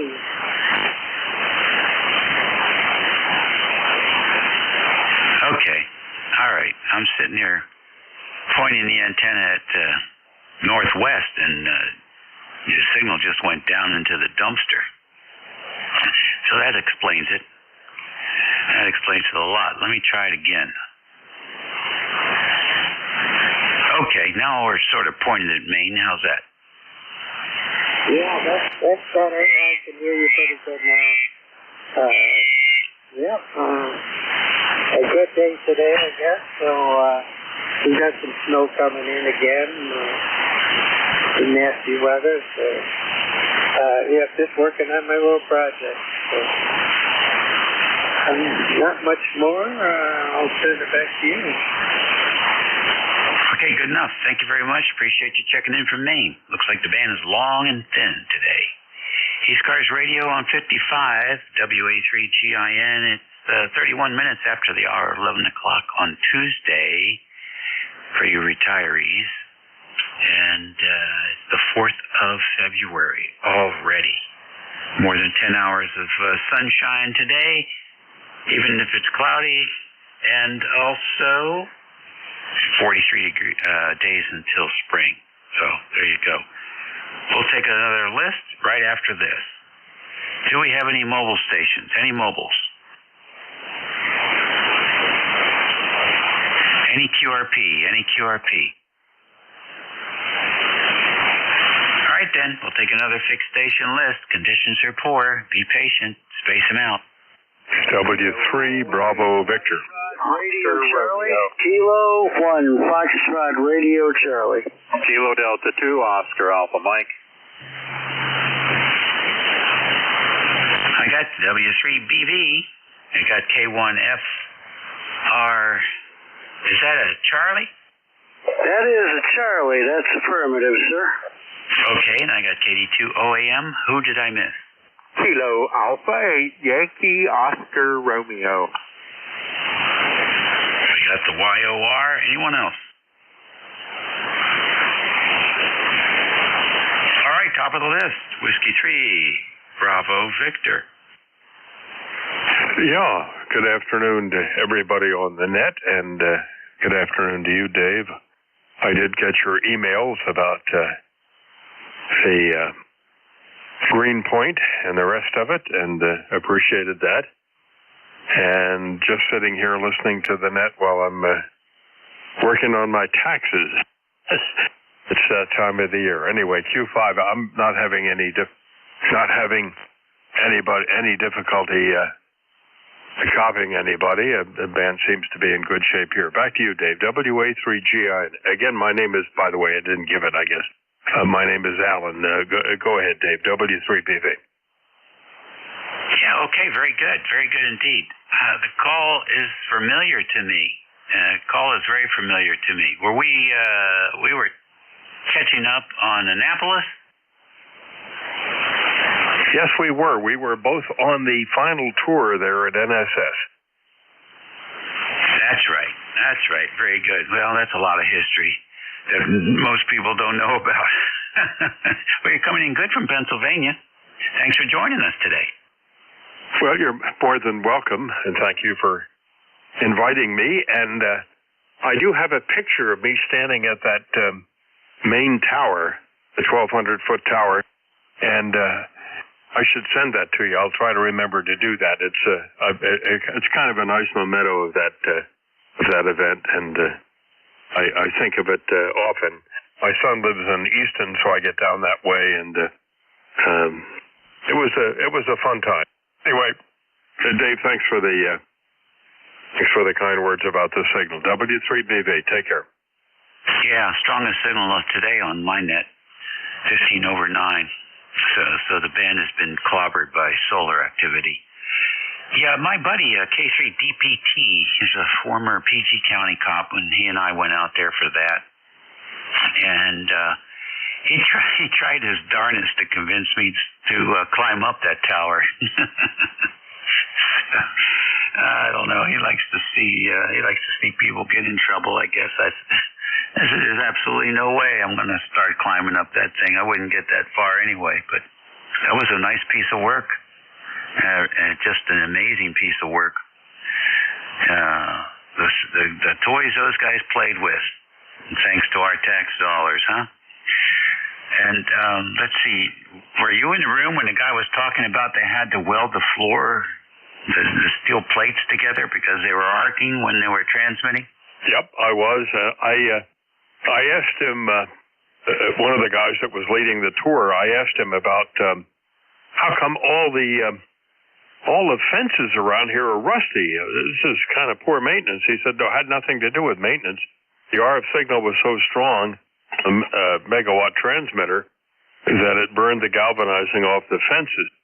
And I remember standing at that tower looking up. You know, the deal was you'd climb the top of the 1,200-foot tower and then ride out on the cables in a bosun's chair to the surrounding towers. And I asked the guy who was conducting the tour, so I said, what are the requirements for this job, you know, to do this kind of work on the tower? And he said, there's only one requirement. And I said, what's that? He said, you have to be nuts. Yeah. Yeah, well, I'll tell you what, there's enough of those people around. And they're still out there doing that kind of stuff. If you get a chance, you would probably enjoy looking at these videos or pictures of the ultra-high voltage transmission lines that are being built now. The U.S. is building an 800,000 volt DC line to cross the country. And the Chinese are building, I think it's a 1.2 million volt DC line to cross their entire country. And I forget how many people they've gotten hired to work on that, something like 20 or 30,000. And they have so many people, it's easy to hire large amounts of people. But it's a fantastic story, and the technology is unbelievable. It looks space age. Some of those ultra high voltage transformers, the pictures of those stations, they're going to build, I think, 11 or 12 substations to drop the voltage down, and they don't look like anything that's made on this planet. It's quite interesting stuff. You might enjoy looking at that stuff. Alan, thanks again, and don't be a stranger here on 55. Well, thank you. Well, I enjoy big towers, and I worked in the broadcasting business for a while, and it was around 1,000 plus 1,400-foot towers. So I like heights and I like towers. So I'll have to take a look at that. I imagine that's something. Thanks for letting me know about that. I'll have to do a search. Take care, Dave. And take care to everybody else on the net. W3BV. Okay, real fine. Yeah, I have a good ham friend, N9WW, and his business is selling transformers. And he does quite a nice business there, thanks to a couple companies, Amazon and Microsoft. Those folks are absolutely amazing. They are building their own power stations to power up their server farms and stuff. They don't even want to be reliant on the public grid, so they're building their own stations. I think they're even looking at small nuclear power stations for some of their sites. Pretty bizarre stuff. Take care, and great to work you. It's W3BZ. One of the Pennsylvania, I guess, amateur radio operators now, but very familiar with the Annapolis extra low frequency transmitters that were in operation almost since the radio began, but the one in Annapolis was operating, I believe, at 18 kilohertz. So the feed line for that was pretty amazing. There's lots of good stories and pictures on the internet if you look up the Navy transmitter sites that they built around the globe to keep their naval communications going. There's also a myth about the fact that while that transmitter was in operation in Annapolis, there were no male children born during those years. So that thing heated up more than the galvanized on the fence. Next on the list, K1FRC. Welcome to ECARS. Well, good morning. K1FRC. Foxtrot Romeo Charlie in Naugatuck, Connecticut. We're at 40 degrees. Barometer's 29.8. and steady at this point. Glad to be able to come into the conversation. How's my signal, Dave? Oh, it sounds good to me. Yep. Okay. Excellent. Well, you're at about solid 5.9, touching about 10 dB over 9. S meters being subjective, as Jeff likes to remind us. So the VLF transmitters that you're referring to, I was stationed for a time at the Naval Reserve Center, Naval Reserve Training Center in Baltimore, which was at Fort McHenry. So what they did was they put me in Navy housing across the street from the Annapolis Military Academy. And from there, from that street, you could look down and see that VLF array, which looks like an incredibly tall chain link fence with towers in there and everything. And of course, that's intended for the submarine broadcast, or at least it was while it was in operation. Yep, very interesting. I also have spent a long time in broadcasting, so I've always been around transmitting antennas that were a lot taller than anything I put up in my backyard, but that should give you an idea what I'm used to. And no, they couldn't pay me enough to climb the tower. I'm sorry, I just wouldn't do it. But anyway, interesting conversation all the way around. Back to you from K1 Fox Romeo Charlie. All right, very good. Yeah, it was interesting. I enjoyed looking at those concrete blocks that they had as counterweights for the top hat. And watching those things move up and down as the wind would blow through the array, it just used to blow my mind. Speaking about blow my mind, there's a guy on 7280 right now. He has a 20 KC wide AM signal. I'm not sure what's going on between his ears, but that seems a bit wide. Let me think what else was interesting about that site. Alan and I had talked about the Three Sisters Towers that were originally up here in Arlington, Virginia, and the Navy had a time clock, basically, is what they were using those towers and transmitters for. And the fact that they had to take them down and move them to Annapolis after they opened up National Airport because the guys flying the biplanes, they didn't like the structures. I think one of them was 700 feet tall. They didn't like the structures. They thought it was a risk for the pilots. So the Navy moved them over to Annapolis, and they survived all that time down there. And even when they disassembled that submarine transmitter, those three towers are still there now, and they're over, I think they're close to 105 years old, probably the oldest towers in the U.S., maybe on the planet, still upstanding. Listen, thanks for checking in and sharing that information with us.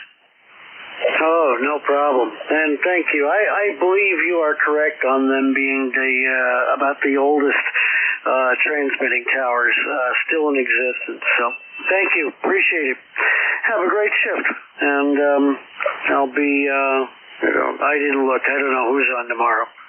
Anyway, take care. And 7-3, K1 FRC. All righty. KD2AM. John, good morning. Good morning, Dave. WA3GIN, KD2OAM.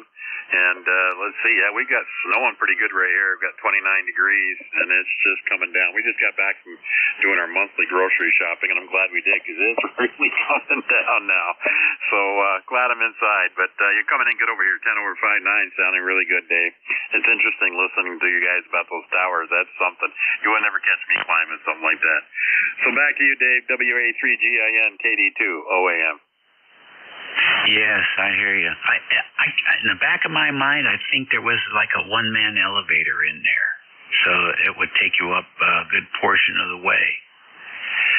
But the problems those guys had to run into, because it was such a low frequency, they were using teletype and they were doing frequency shift, and they started out using wideband, and they couldn't use it because the frequency shift was enough that they couldn't keep the feed line tuned and coupled.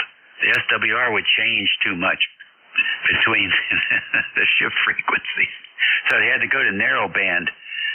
So I'm thinking it went from 38 to 16. So the details are there, but they're foggy. But can you imagine having to deal with a problem like that at those wattages? And the way they couple the antenna, they had to feed it in multiple places. It's not like it could just run the feed line over to it at the base.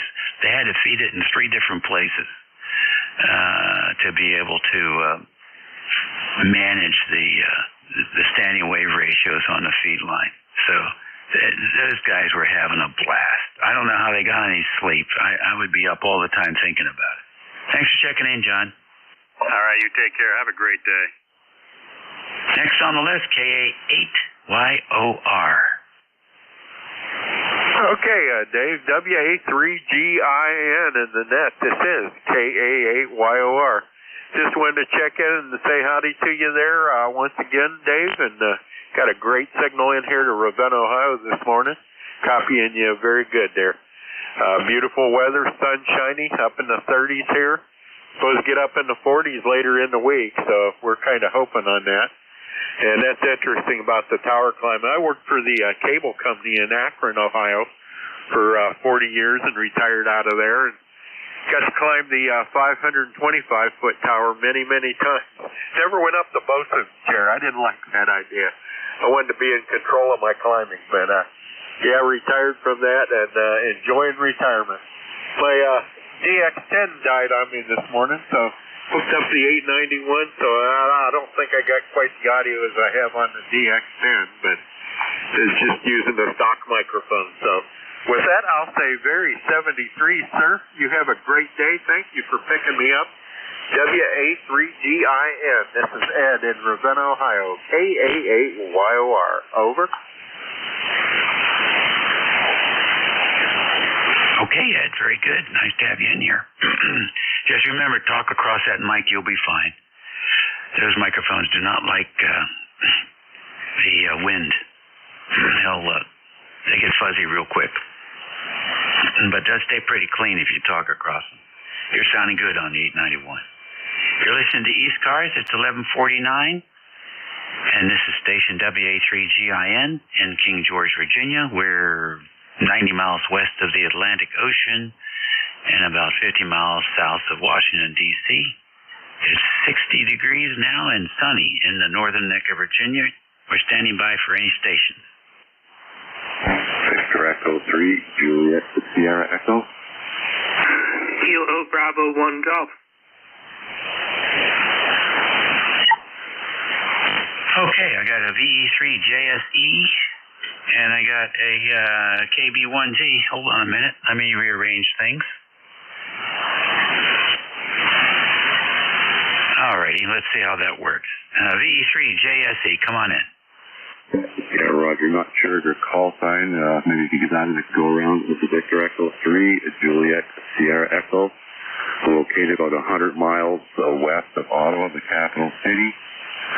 Just trying out a new rig to me, the A2FP890. I was also trying out a new microphone yesterday, and I think the microphone's giving me troubles. And I did all the checking into that yesterday. Hopefully I've got a different mic today. I can be received by all quite nicely.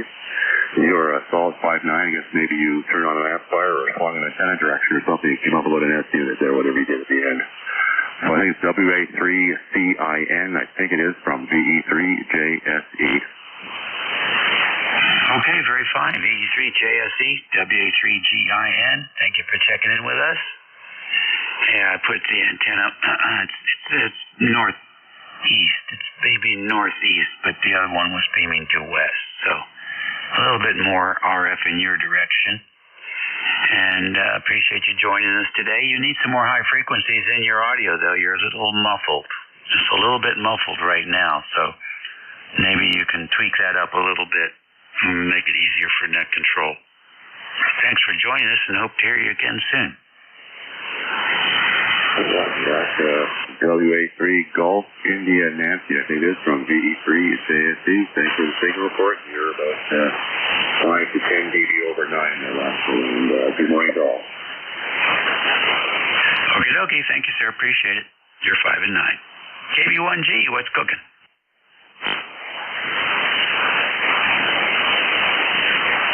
Sorry, I was on the other side of the room. Boy, you just QSB'd into oblivion. I hope I didn't. Yeah, the band's just really, really weird today. Nothing much.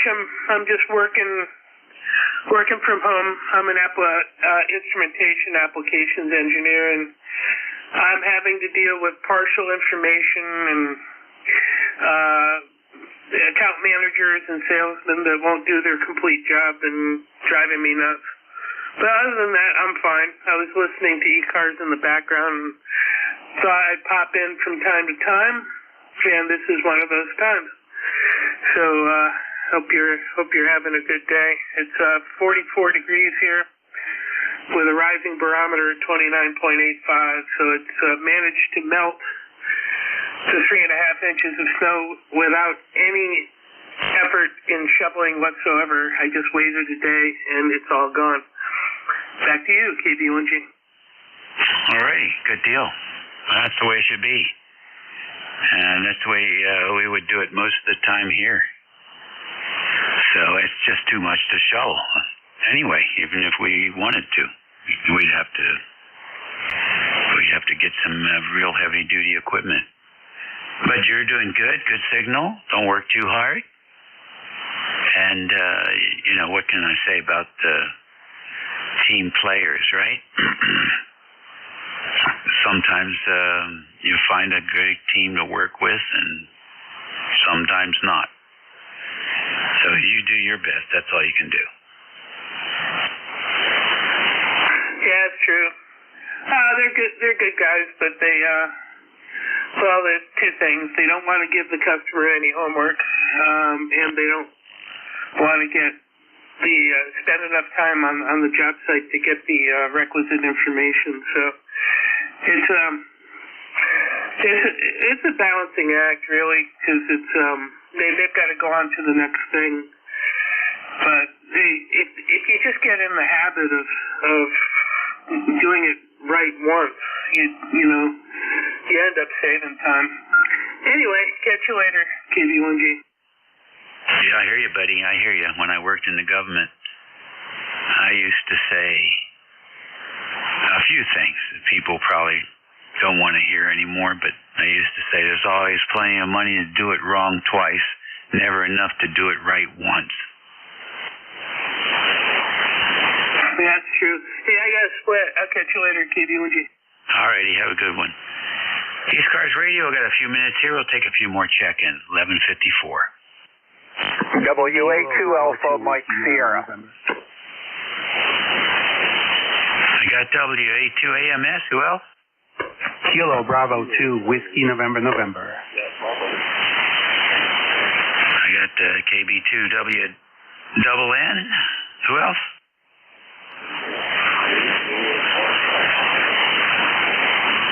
All right, KCHA FP. Any more? WA1 AMS, good morning. Good morning. It's Whiskey Alpha 2 Alpha Mike Sierra, southwestern New York, little village called Bemis Point. Name is Ed. ECARS 21226. 27 degrees here. The driveway is ice covered like a skating rink, so it's it's interesting walking. Anyway, just thought I'd drop in here, say hello. You're absolutely right. People always have time to do it twice, which takes them 10 times as long instead of doing it right the first time, taking a little bit extra time. In the long run, it certainly pays off. WA3CIN, WA2AMS. Okay, American Movie Stars. We used to have an AMC guy check in, which was a cool call also. Thanks for joining us, Ed. Have a good week. This is WA3 Golf India, November, Gin Like the Liquor. Next on the list, KB2 WNN. Hey, good morning. This is Kilo Bravo 2, Whiskey November. ECARS 21289. Just good morning to all. And enjoying the wonderful sunshine. I'm actually portable in Cape May, New Jersey here at the little vacation house I have. About 48 degrees. Going to have a little lunch, and then I'm going to head out and do a little 20-meter mobile motor. Okay, I don't know who's just decided to start talking, but there is a station that was called by the net control, and it's his frequency. So, tell me, KB2WNN, do you know where NJ2US lives? Yeah, I believe so. I think I spoke to him a few times over, I guess, a few months. Yeah, I guess you're the two hams in Cape May. I don't know if there's another one in Cape May or not. Maybe DBU is in Cape May also. Yeah, I don't know. I'm getting older, and it's I got to look on paper for names and call signs. I've gotten pretty bad with that. Don't worry about it. You don't have to worry when you start looking at the paper and you still can't figure it out. Yeah, that's true. Well, thanks for involving in the net there. I'm gonna have a little lunch, not too much, and then I'm gonna enjoy some of the sunshine, sitting in my car doing a little 20-meter. There you go. Well, hopefully 20 is better than 40. Take care. Enjoy your lunch. We're gonna do the same right after the net. All right, 7-3. Let's see here. You're 5'9" plus. KCHJFP, you're next.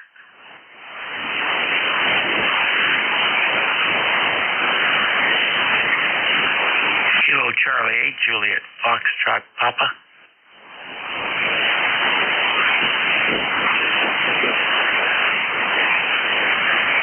Boy, it's a flat line. The band is really dead. ECARS Radio on 55.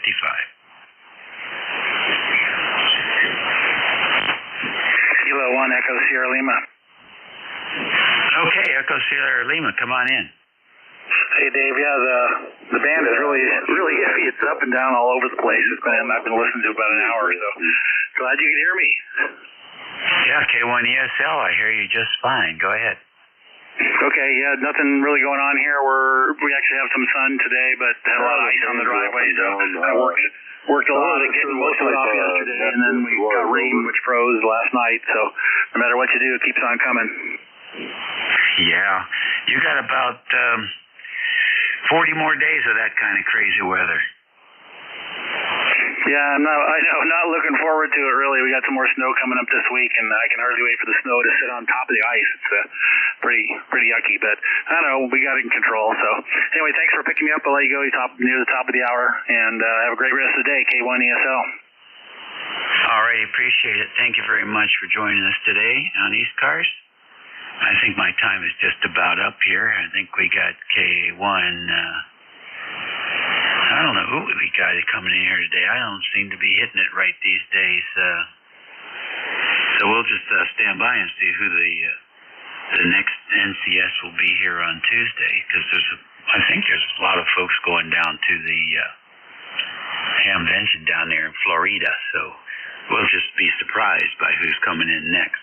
In the meantime, everybody, listen up. Take your time doing stuff, and be well and eat well and be nice. And you should have another net control coming in here momentarily. This is WA3GIN standing by. Hi, Dave. It's me, Kilo Alpha number 1, Mike Quebec. No substitutes today. Not down at Hamvention. And interesting listening to you with the high tension power lines. I have some at the end of my street. They just put up new ones not too long ago. And watching the guy hang from a helicopter and being dropped on top of those towers is really something. Anyhow, Dave, have a good one. Sounding good up here today, and 7-3. Hey, appreciate it, Jim. Well, the band has been a challenge this morning, but we were able to squeeze out 26, so I can't complain. Yeah, it's up there. It's falling apart quickly on this end anyhow. Dave, take care. Be nice. Be good. And I don't know. Eat well, I guess. That's another one of your favorites. But I don't know. Don't eat too much. Eat in moderation. This is KA1MQ Kilo Alpha 1 Mike Quebec. My name is Jim, Japan India Mike, and I'm located in Hudson, New Hampshire, down in the southern part of the state, and right about the middle. Thereabouts anyhow. And this is ECARS, the East Coast Amateur Radio Service. ECARS is here daily from 7:30 a.m. until 1:30 p.m. On the weekends from 8 a.m. until 1:30 p.m. Monday through Saturday, the 1:30 p.m. cease time is a very strict cease time, so please help us out, help your net control out, and make sure that you vacate the frequency at that time, as we have agreed to do so, and it's greatly appreciated so that we can keep the peace. We have a website, it's ECARS7255.com. If you didn't quite catch that, just plug into your favorite search engine, 7.255, and you'll find us there. There's a plethora of information there about what we do and why we do it. And we do have the majority of our dues do go towards towards our scholarship that we fund through the ARRL. And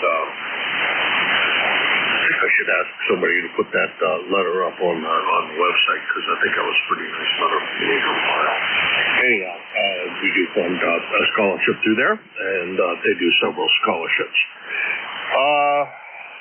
I guess Mobile's up priority here on ECARS. They have since 1968, and I guess that's pretty much the announcements I'm going to make today. This is KA1MQ. Well, the announcements, that is schedule.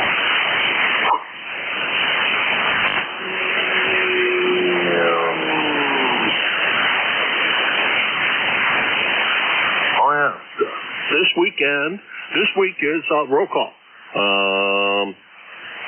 NJ2US runs the roll call from 10 to 11 on Saturday, the 8th.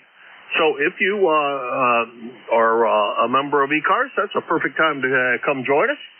And that is the one and only time that we ask only members join us here on ECARS, so please do. If you're not a member, please cooperate with Jeff and wait till he opens up the net if it happens. Sometimes it does, sometimes it doesn't. He doesn't ever get through all of the members that check in. So please cooperate with that as well. Okay, this is ECARS. I already went through most of that. And let's go find out who's out there. This is KA1MQ. Jim, located in Hudson, New Hampshire, and I'm looking for check-ins. November 1, Foxtrot. Golf, November. Kilo 1 Echo Sierra Lima.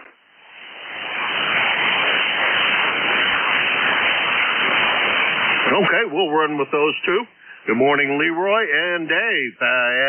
N1FGN, not as strong as you were the last time we chatted with each other, but good afternoon to you, sir.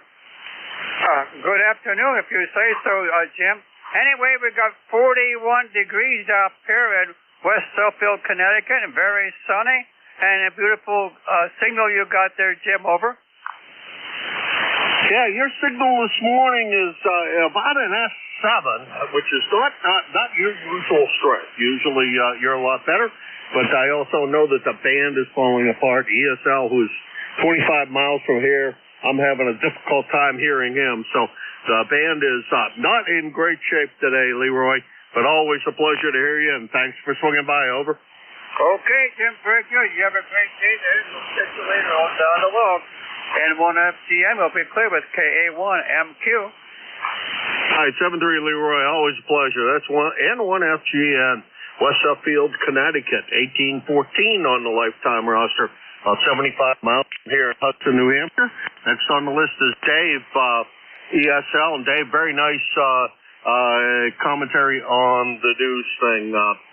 Thank you for that. Total support of what I'm trying to figure out. Well, I'm not the treasurer, but I think we need to have some kind of a meeting about fundraising and how to get some more money into the organization. But your letter was up there. Your piece of email was very, very well received. Well, it was well received by me. Let's put it that way. Yeah. Oh, crap. I'm going to screw it up no matter what I do now, Dave. Dave, go ahead, take it. Okay, Jim, K1MQ, K1 ESL. Boy, tough copy today. I'm alternating between Jeff's SDR and the radio here, according to whoever hears you a little better at the moment. What a mess. But anyway, well, thanks. Appreciate the comments there. I hope I got it across and didn't want to step on too many toes, but it just seems like it.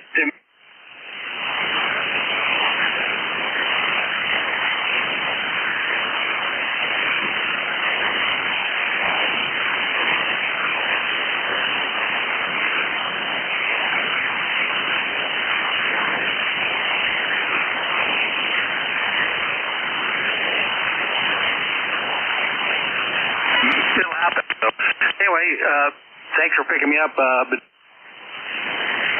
today, trying to get as much as can get cleared off while the sun shines on it. Go ahead. Yeah, a lot of ice here as well. I haven't tried to clear it off. I kind of gave up. Although with the storms we're getting, I was going to buy some ice melt. I went to Walmart looking for it, and they didn't have any inside the store, and I didn't realize they had it outside. So I didn't wind up with any ice melt. Mine, what I have left for ice melt is a block of solid ice that is solid salt, and I guess maybe I could take a chisel out there to it and see if I can bust it up into smaller chunks and throw that out on the driveway. That might work. But and my driveway's a solid sheet of ice, so you could go ice skating on that. Dave, good to hear you. Once again, thanks for that very nice piece of email. I had written one very similar content and very similar opinion. And I really didn't ever hear anything back from much. So I don't know. I would like to see us do something because we have to. You can't keep on going this way. You can't run an organization the way we're trying to run it. Anyhow, Dave, 7-3. And talk to you soon. Over. Okay, very good. Yeah, we should get together one of these days when the weather is reasonable and we can get out of our driveways. Anyway, take care. We'll talk to you again soon, K1 ESL. Yeah, roger that. You take care. The Near Fest is coming soon, I guess. That's K1 ESL, Dave, New Boston, New Hampshire, 10439 on the lifetime roster. About 25 miles from here in Hudson, New Hampshire. And that's bottom of that list. And this is KA1MQ. Hello, Alpha 1, Mike Quebec 4 ECARS. Good morning, Jim. November 1, Papa Romeo Mike. November 2, Zulu Golf, November. Oh, there's a couple of really good, strong signals. PRM and ZGN. And I think I talked to PRM yesterday when I was net control elsewhere. Listen, pretty sure that was the case. Yeah, Jeff up in Prospect, Maine. It was the first time I think I talked to you was yesterday. Over. Thank you, Jim. Yes, it was. And yeah, I put myself in for lifetime. Why not? And yeah, unfortunately the band is really up and down. But yeah, you're booming in here, no problem at all. So I'll give it back to you and for you gentlemen was in. All right, Jeff, great signal. Like I said, maybe we'll see you later on the other net that well, you and I and the next station in line, which is Jerry, ZGN check into. So 73 Jeff, and Jeff is 105.86 on the lifetime roster and about 175 miles from here in Prospect, Maine. Now, over to Peru. Yeah, Jerry, I meant to mention this the other day. I forget. Somebody was on the air, and he was talking about he was over by, I know I'm not going to do this right, but he was over by Poland and another country, and they're in New York, and I thought of you immediately. I wonder how many different countries are represented by as towns in the state of New York. Over. Well, it's quite a few. Jim, there's Poland, New York. There is Russia, New York, and there is New Russia. New Russia is only about 30 miles south of me, if that. And it's just south of E-Town. There's quite a few. We've got a Philadelphia, New York, and a few others. So, and I'm sure I've heard some, there's Greece, New York. There's another one. So, there's quite a few in New York State. That's pretty interesting. I didn't realize there were so many until the other day when somebody had checked in with me, and I was talking to him, and he told me about where the heck he was, and I was like, hey, wait a minute. How many countries are there in New York? Over. I'm sure there's other states. It's like Peru. There's two Peru, New York. One is a hamlet only, and one is a town with the hamlet of Peru in it. And that's where I am. And then you've got Peru, Vermont, Peru, Massachusetts, Peru, Ohio, Peru, Illinois. You name it, you're going to find a lot of country names all over the U.S. Over. Yeah, roger that. It just struck me as interesting the other day. All right, Jerry, we'll talk to you probably later. And good to hear you this afternoon. And thank you for everything you do for us here.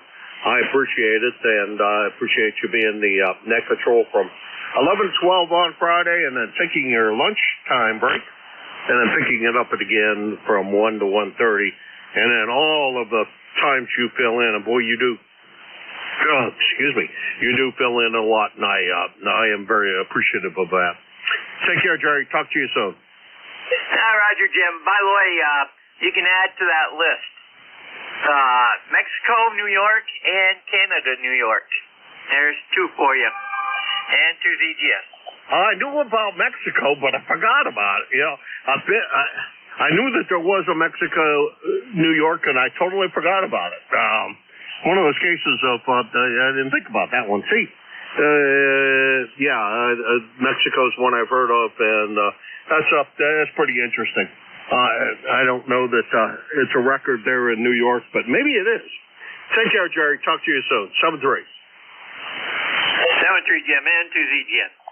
That's N2ZGN, Jerry. He's up in Peru, New York. 20993 on the lifetime roster. About 175 miles from here. And like I said, he's NCS on Fridays from 11 to 12. Takes a lunch break, grabs a peanut butter jelly sandwich and I don't know, a glass of milk, and then comes back in at 1 to 1:30 to finish out the day for us. So look for his tones on Fridays, kind of guaranteed, and also many other times during the week you can hear him here, and boy, I appreciate all the sound. This is K1MQ for ECARS, the East Coast Amateur Radio Service check-ins. November 1, X-Ray Whiskey.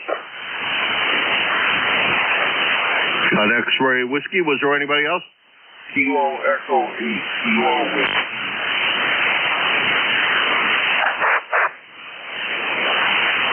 Okay, I think it was Kilo Echo 2 Kilo Whiskey. Let's go to X-Ray Mike, come on in. Hey, Jim, how you doing? This is November 1 X-Ray Whiskey, giving you one for the list, old boy. How did you say I? Go ahead. All right, I screwed that up big time. There you are, N1. Yeah, Mike over there in Rochester. Haven't heard you in a while. How are you doing? Not too bad. How are you? I don't hear you anymore, so when I catch you on here, I like to say hi. Yeah, well, things move around, change, whatever. But good to hear you, and trust everything is in your neck of the woods. Over. Roger that. Everything is A-okay. Oh, that's great. I'll bet you chomping at the bit to get the Corvette out and manage to take a ride in that. 7-3, Mike. Good to hear you. All right, Jim. Take care. Doing a great job. N1XW. That's Mike over in Rochester, New York. N1XW. 100. Whoops. No. He's probably about 25 miles from here. No, about 50 miles from here. And thanks, Mike, for stopping by. Next on the list is KE2. KW, come on in. Okay, I'm pretty sure I screwed up that call. So, the KW station, come on in.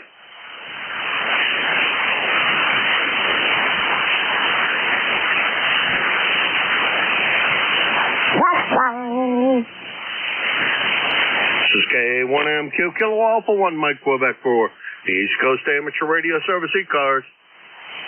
Kilo Golf 2 Sierra Alpha. Sierra Alpha, come on in. Yeah, this is Kilowatt Golf 2 Sugar Alpha. Name's Dave. QSL?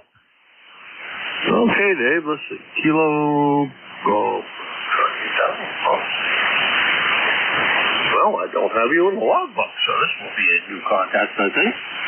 Kilo Golf 2 Sierra Alpha. And get something eligible out of this. Okay, Dave, and we got you, according to QRZ, you're in Petersburg, New York, and it is the first-time contact for me. So introduce yourself, a little bit about your equipment, and et cetera over on your end, and thank you for joining us here on ECARS. Over. Yeah, okay. Yep, the name is Dave, and you got the call, Kilowatt Golf 2 Sierra Alpha. And, yep, I've been up here in the past. Most of the time you'll find me on the Air Force Mars bands, and that's where I spend most of my time nowadays. But I heard the conversation before. Yeah, QRZ says my address is Petersburg, but I'm actually in, here you go, Berlin, New York. Well, it's actually it's kind of great that, you got Petersburg, which used to be a city in Russia, and then Berlin over in Germany. It's pretty interesting. Over.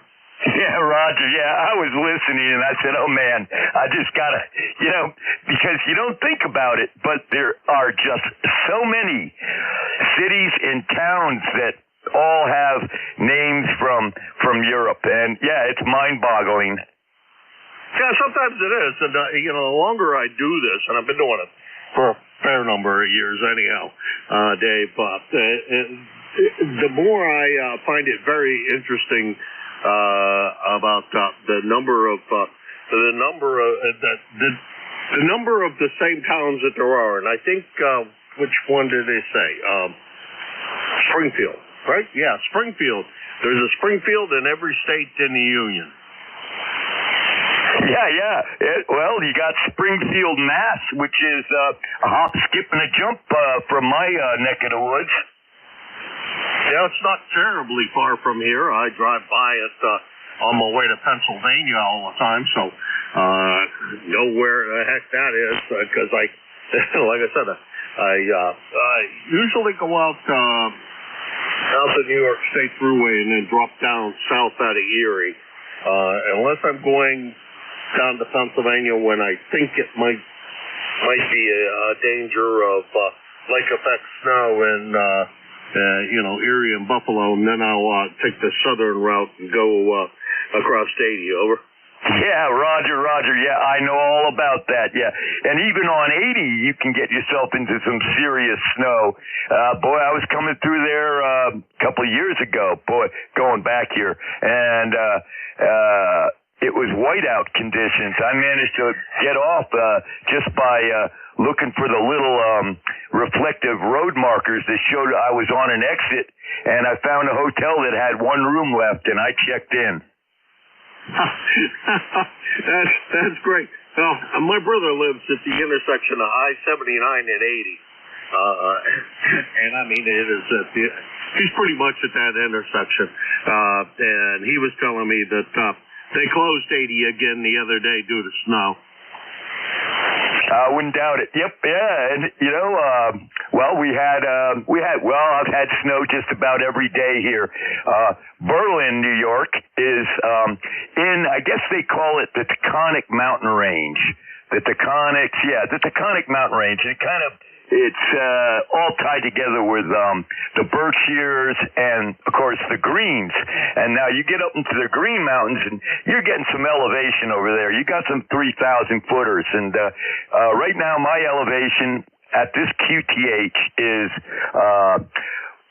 1657, I think. Yeah, that's by GPS. Yeah, I just call it 1,700 feet. Yeah, I round it off.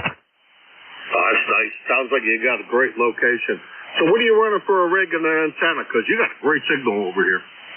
Well, hey, this is the ICOM 7300, and you know what? I hardly ever use the darn thing. And it's going with an LDG Pro, what do they call that? It's a Pro 2 auto tuner and a good old Ameritron AL80B, and I'm doing about 400 watts.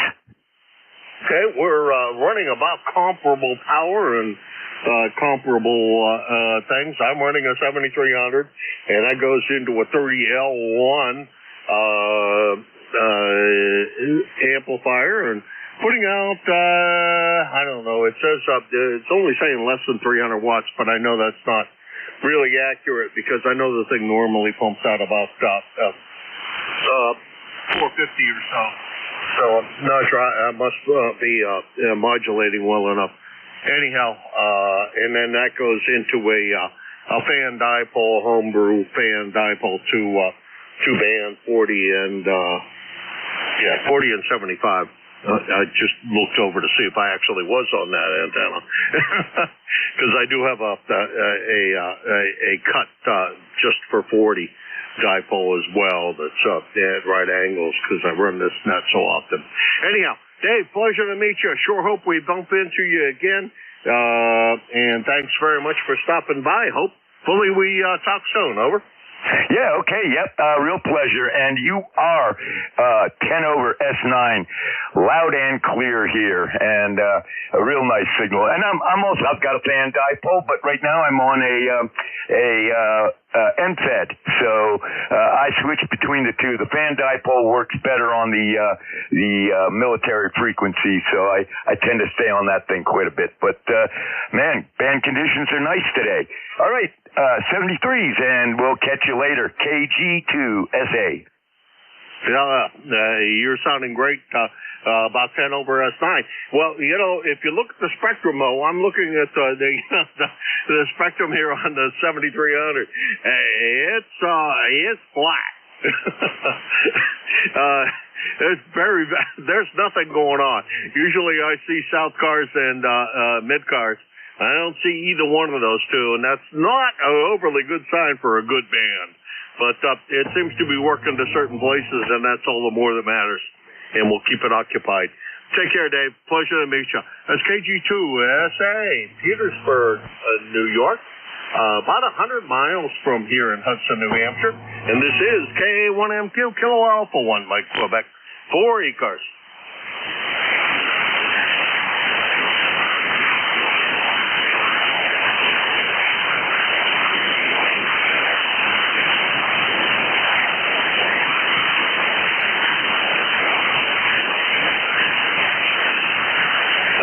an S5 noise level, but nothing else. This is KA1MQ, Kilo Alpha 1, Mike Quebec for the East Coast Amateur Radio Service ECARS.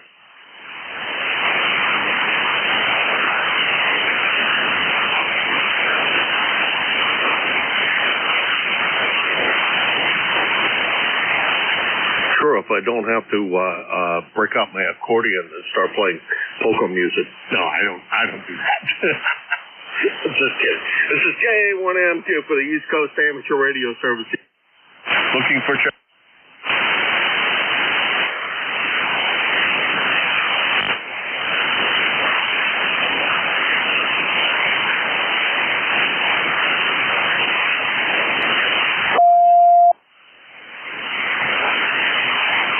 somebody with a very nice carrier in there. This is Kilo Alpha number 1, Mike Quebec for ECARS. This is Kilo Charlie 1, Victor Yankee November.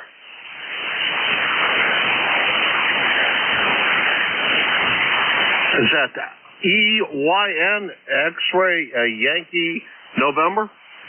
That was Kilo Charlie 1, Victor Yankee November.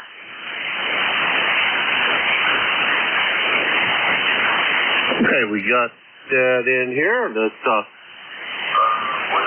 first time contact for me, I think.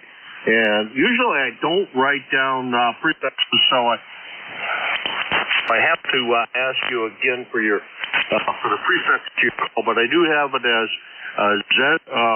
ZYN, but I didn't write down the prefix, so I apologize. But the name, QTH, and what are you up to today? So my call sign is Kilo Charlie 1, Victor V as in volcano, Yankee November. Boy, I just am batting 1,000 with your call, but it still is, according to this, first time contact, and it looks to me like the name might be Victoria. Don't know what you go by, but tell me what you prefer. In West Halifax, Vermont. Over. Yep, we've got it right now. This is Vic, short for Victoria, in West Halifax. How are you doing today? Over. I'm absolutely fantastic. Couldn't be better if I tried. If I were any better, as one of the other guys says here, I'd be twins. Over. Well, I love to hear that. I'm doing pretty well myself. I'm on a lunch break from my schoolwork right now, and just figured I'd hop on the radio and see what was going on. Over. Pretty slow day here. Okay. What kind, do you teach school, or are you a student? I'm sorry. Could you repeat that? I missed the beginning of it. Over. I asked if you teach school, or are you a student?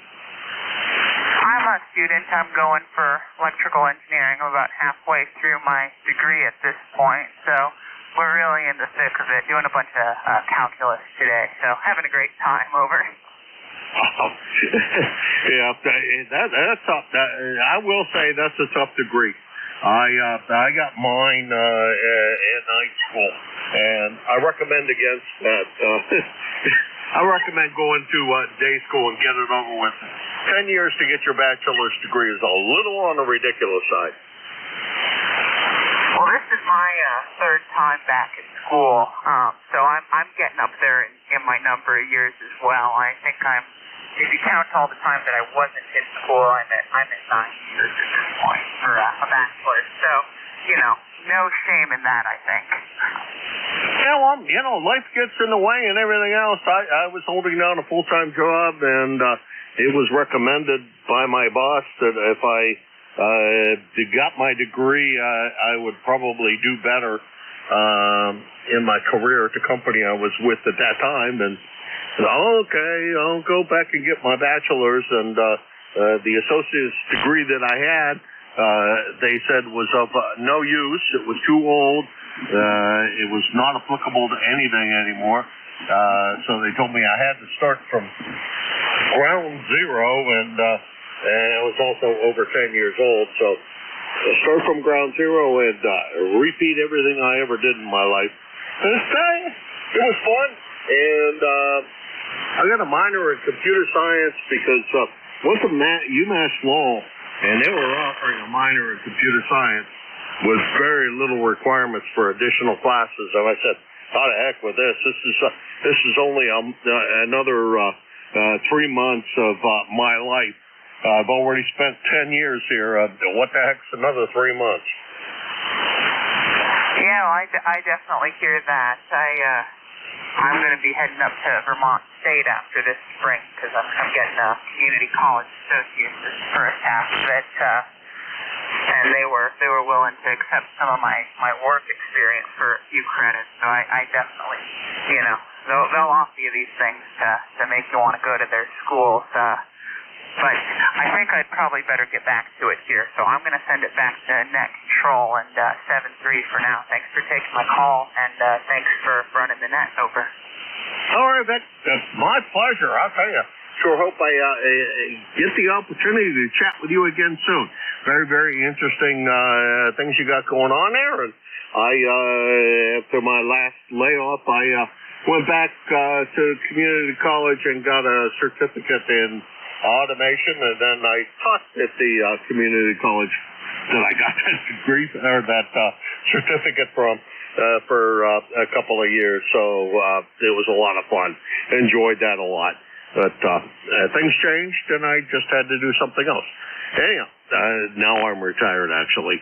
That's KC1VYN, Vic, in West Halifax, Vermont, and that's about 75 miles from here in Hudson, New Hampshire. And this is K1MQ, Kilo Alpha 1, Mike Quebec, for the East Coast Amateur Radio Service, ECARS.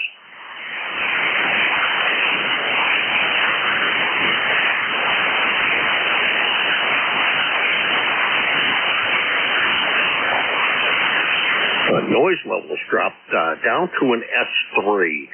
Still no signals other than somebody tuning up somewhere or just hitting the carrier because they can.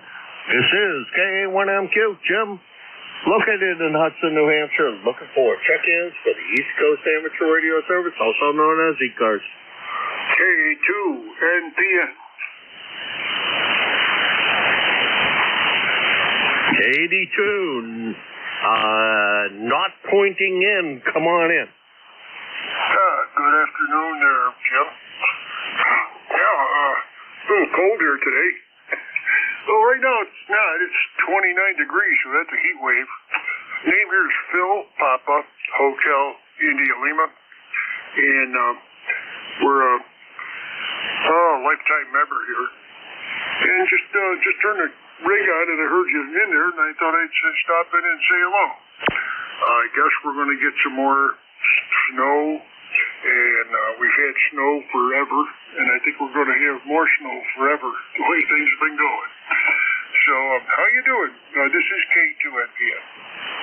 All right, Bill. Yeah, we've chatted quite a few times, it seems like. The last time we chatted was earlier, well, it was, a couple of weeks ago. So, good to hear you again, Phil. And I love your call. That's the most fantastic call that I could imagine. There's a couple of other ones like AMF and a couple other guys that I've talked to that have some really great calls. But NPN is a mighty, mighty cool call. Over. Yeah, well, a lot of people call me never pointing in. It's like a transistor, but actually I'm an old Navy guy and ran CW in Guam and West Australia, and before that, I got my ham ticket in, was it 70-something years ago? Yeah, about 70, I don't know how long ago. It was quite a long time ago. I think I was about 11 years old, 11 or 12, and I'm 80 now, so that's a long time for pounding brass. But when I got in the Navy, they enjoyed what I was able to do on CW, that's for sure, because I've been doing it since I was a kid. Yeah, it was a lot of fun. And Guam was great, and West Australia was a fantastic place. So enjoyed it all. Other than that, not much else going on here. I'm just waiting for the snow to melt. I hope it melts before,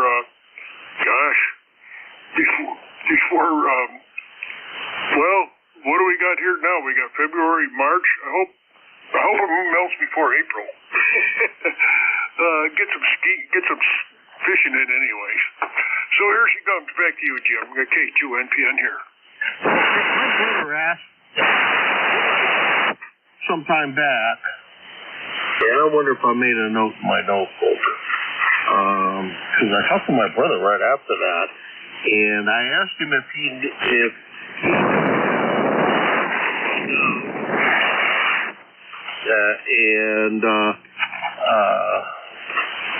we chatted a little, because you were in Guam the same time he was.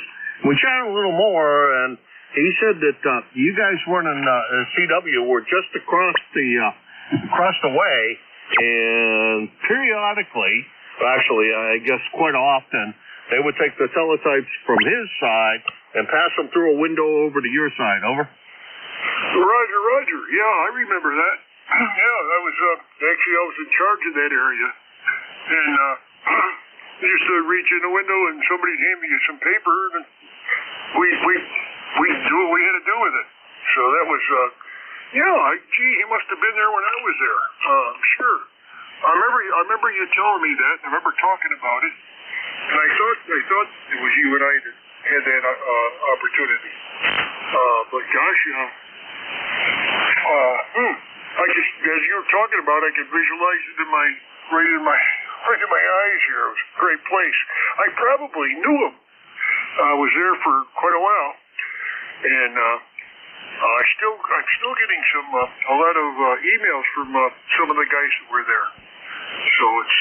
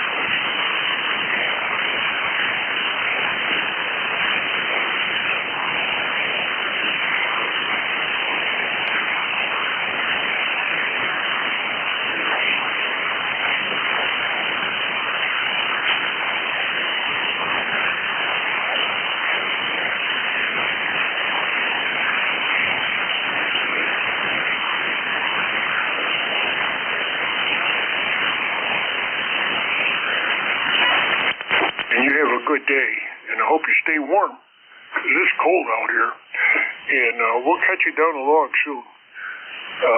So thanks for picking me up there, Jim. K1MQ, K2 NPN here. 7-3, God bless, have a good one. All right, Phil.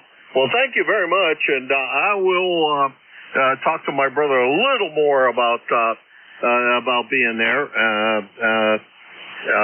He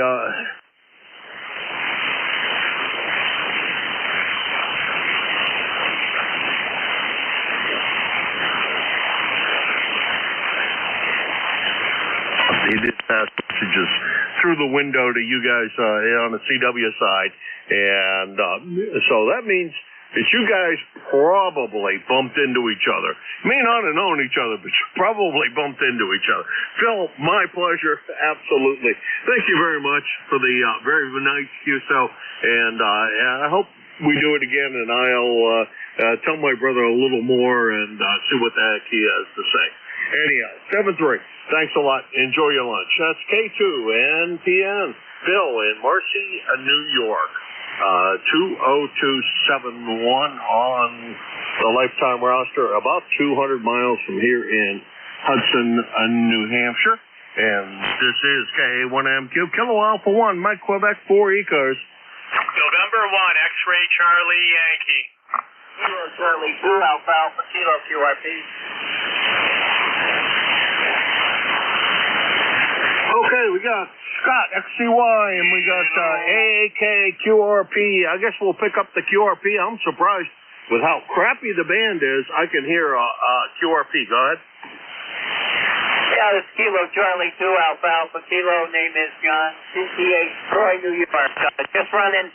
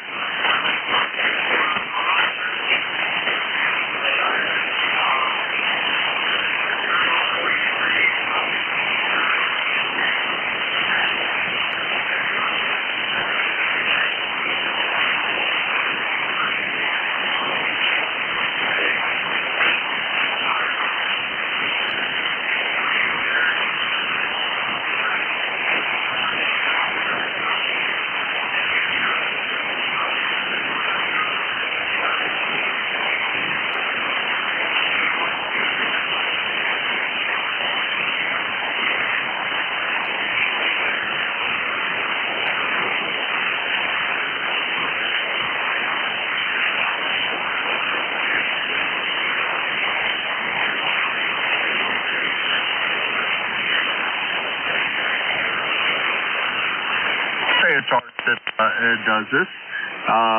He's a baker too, and bakes bread. So, and my last baking experience was I made some focaccia from a new recipe to me in the latest King Arthur catalog. A dear friend of mine made it and showed pictures of it, and hers was absolutely so beautiful. I couldn't believe it, so I had to make it. And it turned out to be very good. And my PT gal likes to bake focaccia, so I had to give her some of it. So about half of the loaf, about a quarter of the loaf went to her, but it was well worth it. And I made some oatmeal bread the other day, and very, very sweet bread. Don't remember where I got the recipe from, but it's a very sweet bread. Has oatmeal flour in it and rolled oats, and very, very sweet, but very good. I ruined that one, unfortunately. The tent that I had over top of it touched the top of it, and when I peeled the cloth back, it deflated the loaf, and it never really recovered. Sad day. Anyhow, but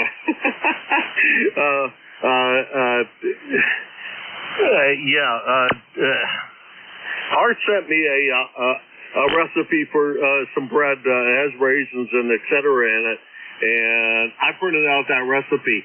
Man, that's an involved recipe, but boy, it sure did look like a good thing, and he said it was his favorite, so there you go. Yeah, everything takes time if it's going to taste good, Jimmy, that's for sure. And I've been making a lot of homemade chili lately. I got to make a bread bowl. I haven't figured out what I'm going to make it out of yet. I think some sort of like nutty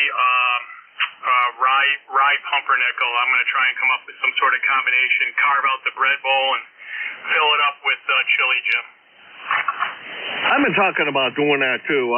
I was thinking I was just going to do a standard hearth bread for it, though.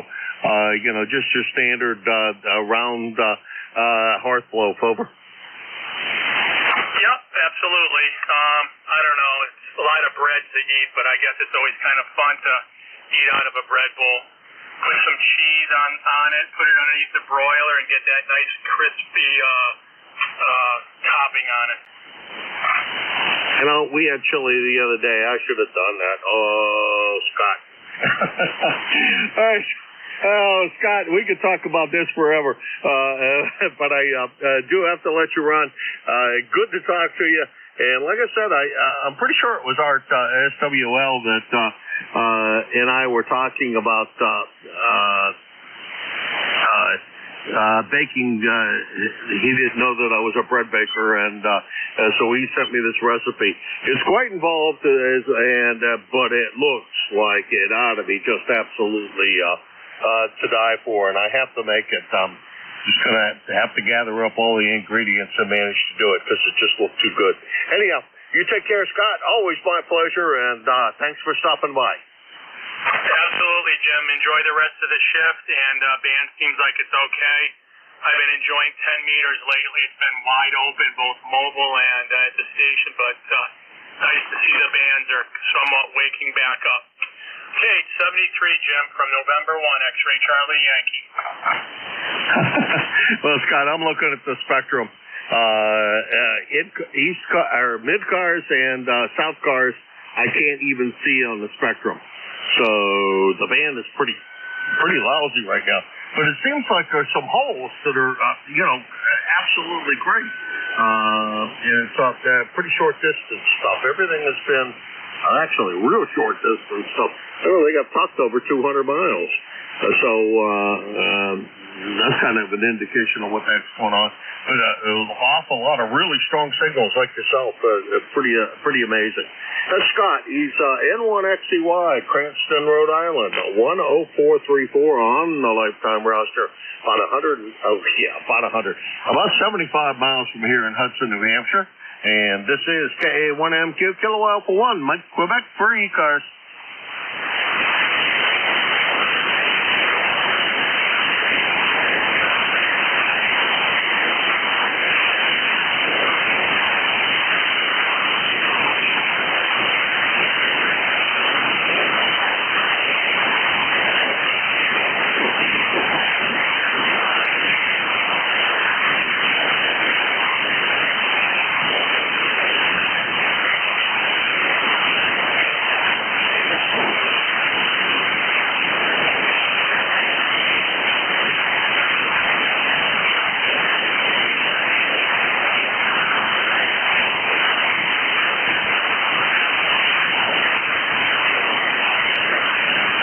ECARS, the East Coast Amateur Radio Service. Kilo Alpha 1, Mike, Quebec. A1MQ for ECARS.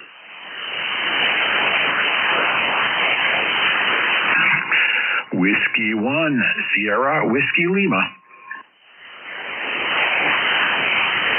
Well, hello there, Art. Ears ringing? Yeah, how you doing there, Jim? I'm glad you got the bread recipe. And don't be afraid of that, man. I've given it to a number of people. Once they gathered all the ingredients, they just followed it step by step. And I think I even put the timing down, like how much time to wait, et cetera, et cetera. So it works out beautiful, Jim. You got to give it a try. Yeah, roger that. Well, I looked at that. That looks delicious, huh? But it's also pretty involved. It looks like a couple of good days, but some of the sourdough I make is a couple of 2 or 3 day process as well. Over. Oh, for sure. I found a baker near us here in Stratford that makes sourdough rye bread in a round loaf, with the caraway seeds inside of it. Oh, it's just so remarkable. Is he using a rye starter, or is you could use a white flour starter? My starter is a white flour starter, but usually those recipes call for a combination of white flour and rye. And I've never been able to make a rye bread that I thought rivaled some of the rye bread that I've had other people make. I don't know what the heck they do to get the flavor the way they do, but I'm envious. Yeah, I did ask him about the starter because I don't have any sourdough starter, and he told me his starter goes back close to 12 years, and he started it using grape skins. I guess that's where he got the natural yeast from. QSL? Huh, interesting. I don't have an idea how old mine is. A friend of mine gave it to me. She said she couldn't put up with the amount of work that's involved in keeping sourdough going, and it's not that much work, truthfully. It's actually pretty. If you refrigerate it like I do, the feeding isn't every week or every couple of days or whatever. I feed mine maybe once a month, and then I of course use it.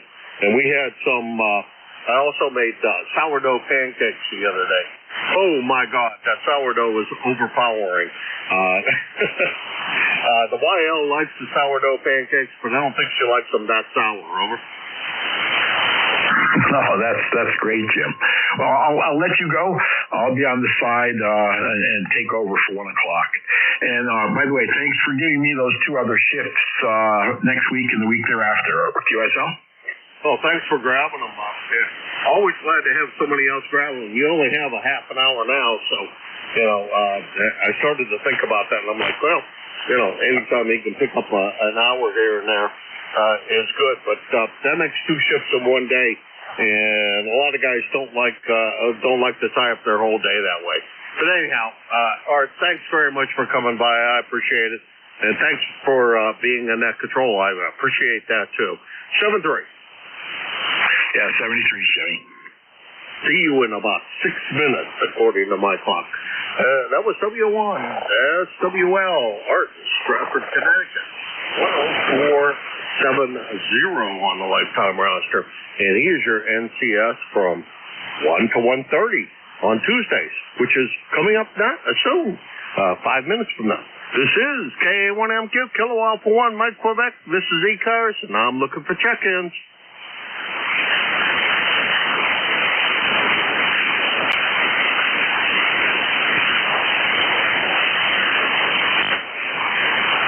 I hate when the band is this flat.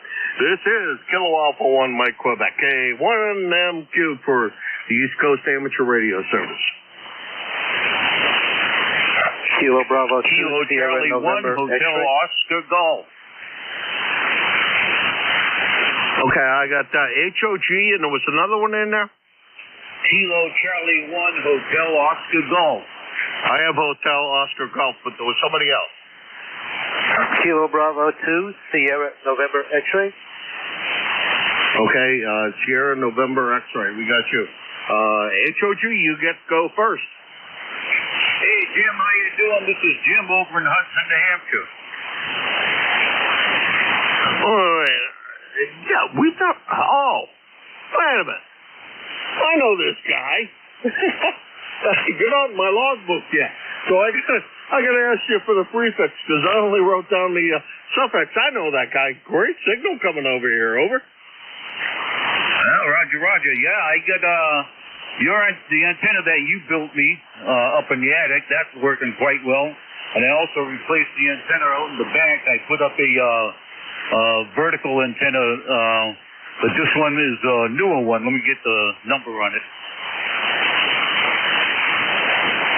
It's a Hustler K4BTV vertical antenna. Oh yeah, those BTVs are pretty good antennas. I've known several people that own those. Jim, I have to apologize. I know I know who you are now, but I need your prefix so I can get you in the logbook so I remember you, because this is the first time contact. I've used your rig, but we haven't chatted other than in person. Okay, it's Kilo Charlie 1 Hotel Oscar Golf. Okay, we'll get that into the logbook here, Jim, so that I have that, and we have your lifetime membership. Thank you for that a lot. Appreciate that. And Chico and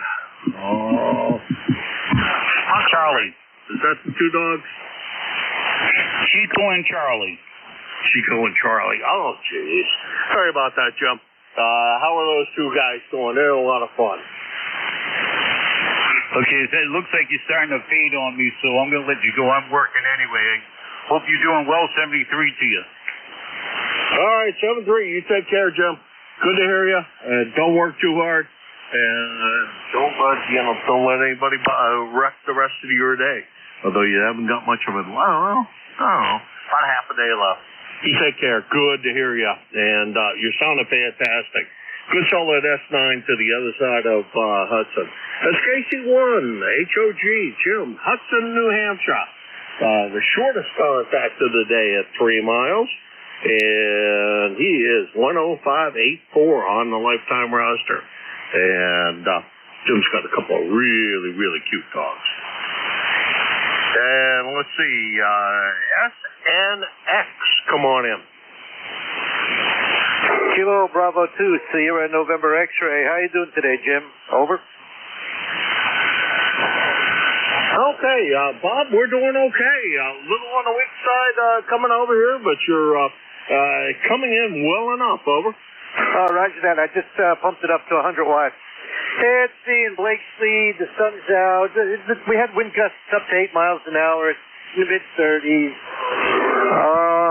Other than that, well, it's quiet. Over. Hey, Bob, you can't be quiet. That's for sure. It's a bright sunshiny day here. I know the snow's melting off the roof because it keeps on slamming on the bulkhead. I have a steel roof here or a metal roof. And as I listen to the snow slide off the roof and bang on the bulkhead, about every time it does it, I jump up and it scares the crap out of me. But Bob, good to hear you again. Let's see, the last time we chatted was Christmas Eve. Over. Oh wow, it's been that long. The only thing that's been happening up here is, we had the frigid weather. We were in the 40s yesterday, so most of the snow has melted. Anyway, I'm coming to you on the TS 590 with a G5RV Junior. Over. That sounded good. The G5RV Junior is working well, and can't say anything more about it, Bob. Bob, got to run. It's the end of my shift, but check in more often. We're going to have you in here a lot more often. Over. Okay, roger that. I'll check in more often. My number is 20419. Anyway, Jim, have a good day. KB2 SNX 73. 73, Bob. Always my pleasure. That's KB2 SNX and Blanksley 20419 on the roster, and about 250 miles from here in Hudson, New Hampshire. Alrighty. Thanks to everybody who stopped by. It's been a lot of fun. Band conditions are not very good, but it's been a lot of short contacts. I think, actually, Bob, the last contact of my ship was my long contact of the day at 250 miles. Now, your next net control is going to be Art, and he's down in Stafford, Connecticut. And Art, it's all yours. Well, thanks a lot there, Jim. By the way, I forgot to tell you, your signal down here today was about 10 over 9, pretty on the peaks, normally a 9. So it was Lima Charlie all the way, loud and clear. Hello, everyone. This is ECARS, the East Coast Amateur Radio Service Network. We operate on 7.255 megahertz lower sideband from 7:30 in the morning until 1:30 in the afternoon on weekdays, and then from 8 o'clock in the morning until 1:30 on weekends. ECARS is a general and open radio service net. Your membership is not required. If you're not a member of ECARS but would like to join, please refer to the ECARS website at whiskey.ecars, Echo Charlie Alpha Romeo Sierra 7255.com.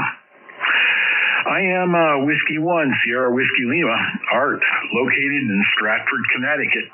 I'm an ECARS lifetime member 10472. I'll be your net control operator for the next half hour. ECARS is a directed net, and we work from a list.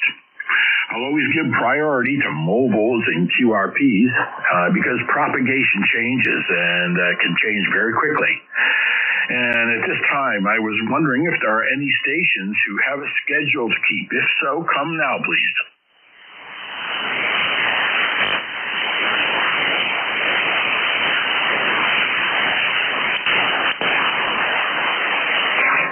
Having heard no one with a schedule, I'll start a list.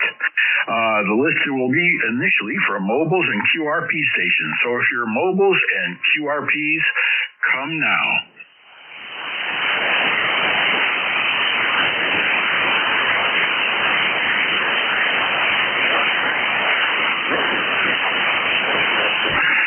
Okay, I'll open up the list now for general check-ins. Check-ins, any station. Call now, please. November 2, Zulu Golf, November.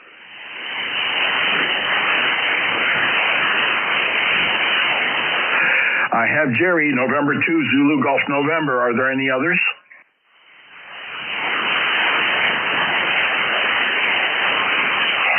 Well, how you doing, Jerry? Your signal sounds fine this afternoon.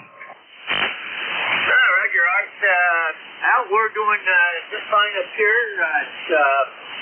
It got up to 25, it's down to 23, and it's oscillating between 22 and 23 right now. Stiff breeze out there, and we are supposed to be chilly tonight. Tomorrow looks 21 for the high, 5 tonight for the low. But Wednesday night into Thursday, looks like we're going to have a little bit of snow. Depending on who you're listening to, and I'm looking right now at updated. They're still saying, NOAA saying 1 to 3 inches with some ice during the night. But local forecaster is saying 2 to 4 with possibility of a little ice. So it looks like winter's trying to give up, but not very easily. Yeah, I copy that, Jerry. You know, we're only 43 days away from spring, as I recall. And so, we're hoping to warm up a little bit. By the way, your signal here is 5x9 all the way. And like you, we have that same forecast, except down near the coastline here, it may start off as rain, and then as the nor'easter moves, it may pull in Canadian air and then turn to snow. So we may have a rain turning to snow mix on Thursday. But, it's just the way it is. Yeah, affirmative. It all depends on that track, and if it doesn't become a bombogenesis, that'll really complicate things too. So, very good. And the updated weather for the rest of the week and the next week is in the 20s, high 20s to near 30. So, we are moving into that springtime weather a little on the early side. So, hopefully, the 2 out of the 3 rodents that predicted early spring are going to be right. Have a great day, and we'll catch you down the line. By the way, you're 5'9" up here also, and Tuesday. Roger that, Jerry. It was a pleasure to speak to you. Normally when I talk to you, you're in the mobile doing some shopping or something. Nice to catch you on the base station. So November 2, Zulu Golf November. That's Jerry, one of our net control operators from Peru, New York, about 205 miles from my QTH. Let's see. This is Art, located in Stratford, Connecticut, and I'm looking for check-ins. Come now.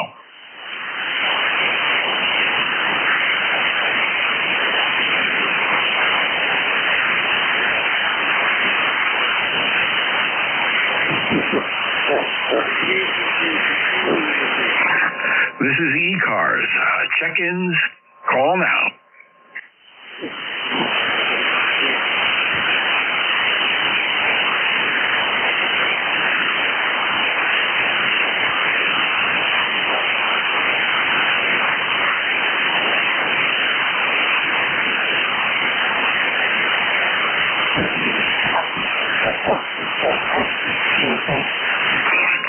This is Whiskey 1, Sierra Whiskey Lima, for ECARS, listening for check-ins. Come now with your call. Kilo Bravo 2, Hotel Sierra Oscar. Hotel Sierra Oscar, I have you. Are there any others?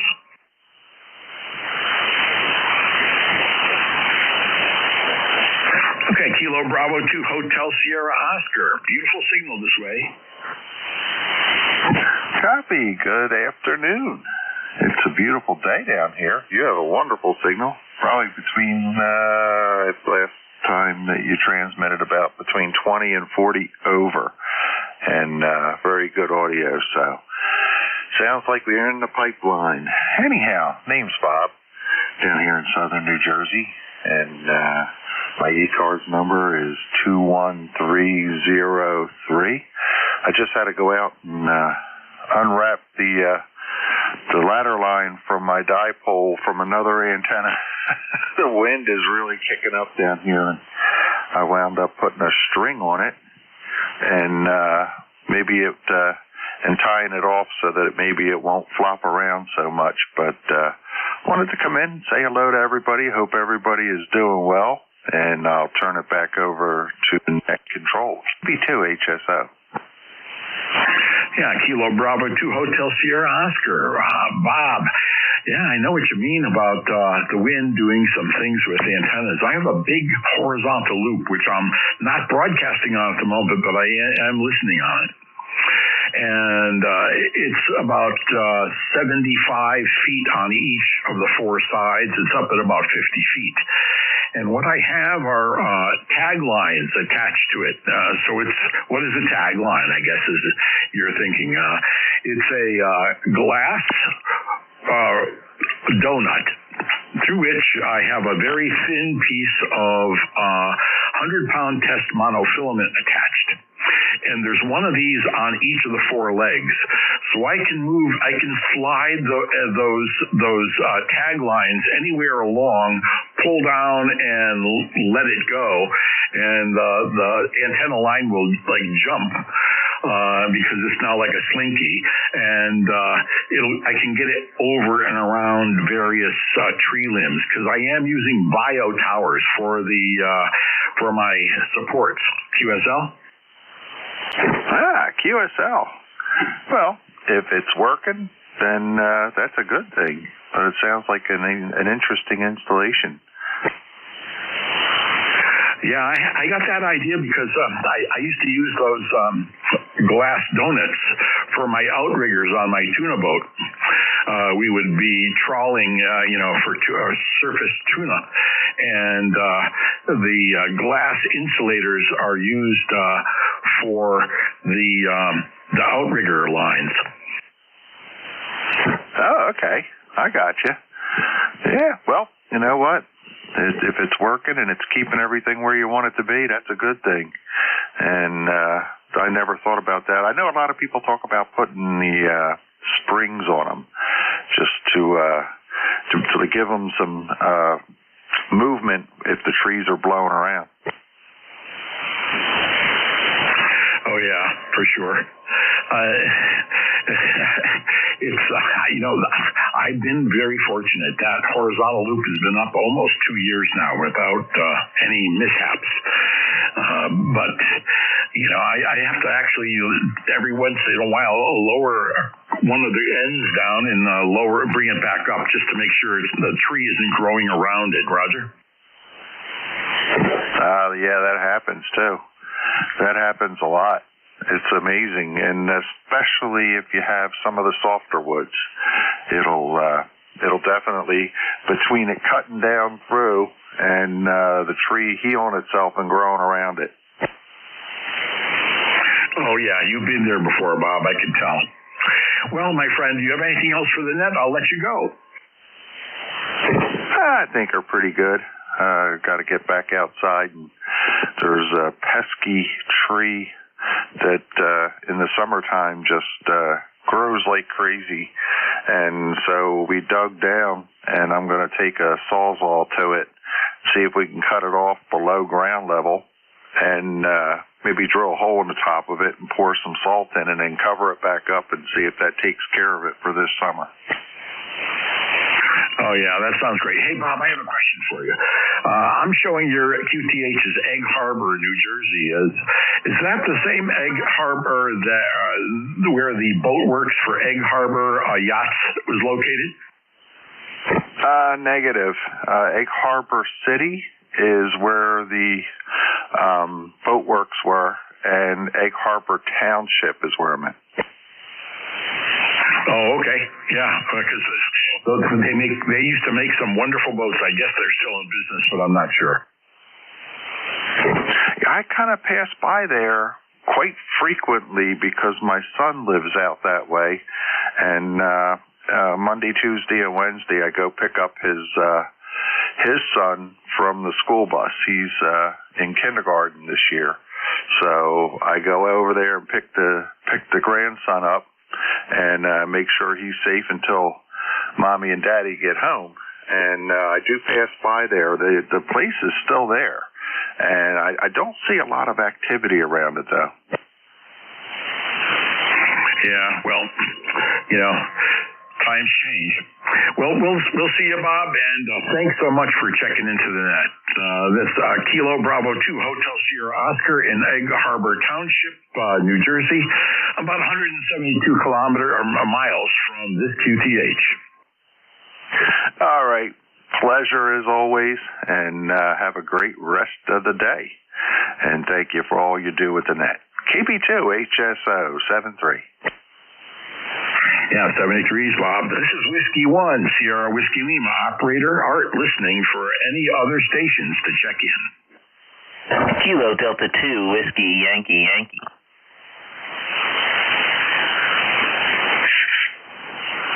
Okay, I think I have a Whiskey Yankee Yankee. Are there any others?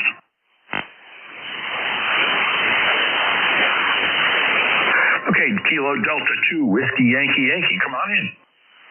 Roger, Roger. This is KD2WYY, Tim in Hopewell Junction, New York. We're about 60 miles up the Hudson River, just north of New York City in the Hudson Valley. We have 38 degrees and partly cloudy. It looks like we're going up to 40, so kind of a nice mild winter day considering the weather we're having. ECARS member 21150 lifetime. Back to net. Well, how you doing there, Tim? A beautiful signal today. You're 5 over, 5 to 10 on the peaks, Roger. Roger, thank you for that report, and you are the same. What a great sounding rig that you have over there. I'm running a FT-DX10 on an 80-meter halfway dipole, and I'm manually tuning it with a Tokyo high power antenna coupler. So I've kind of worked on the SWR on individual frequencies, and hopefully I've tuned it right. Oh yeah, it looks beautiful. And I in the closet, I have a Yaesu FTDX 101MP, with the big brother to your rig. And you got to admit, those radios have wonderful receivers, incredible receivers. Yeah, Roger that. My Elmer, who passed away last year, when he got me into the hobby back in probably 2021, he listened to this rig when I first got it, and he was impressed so much that for an old military radio guy, he actually went out and bought one himself. Oh yeah, and once you start playing around with the noise reduction on that, and you get that, you kind of have some sort of semblance in your head that you can figure out what to do. It just works great. Now, I put that radio aside, Tim. I am now using a Apache Labs Anon G2, which is a solid state SDR radio, very computer oriented. The radio itself is a black box with a little red switch. That's about it. And let's see. That's exciting. A German amplifier is an RF kit, RF2KS amplifier. And then for a transmatch, I am using a Flex Tuner Genius, which is an incredible transmatch. And then that's going to a Flex Antenna Genius, which is a remarkable antenna switch system. And then I can go to any of 4 antennas at the moment. Roger? Roger. Which antenna are you on now? Over. I am on a homebrew off-center fed dipole in an inverted V configuration, very mildly sloping. It's up at about 45 feet at the apex feed point, and then there's a long leg and a shorter leg, 66% and 33%. It does all the bands that I, from 80 down to 10 and even 6, but it does not do 15. I gave up 15, but that's okay.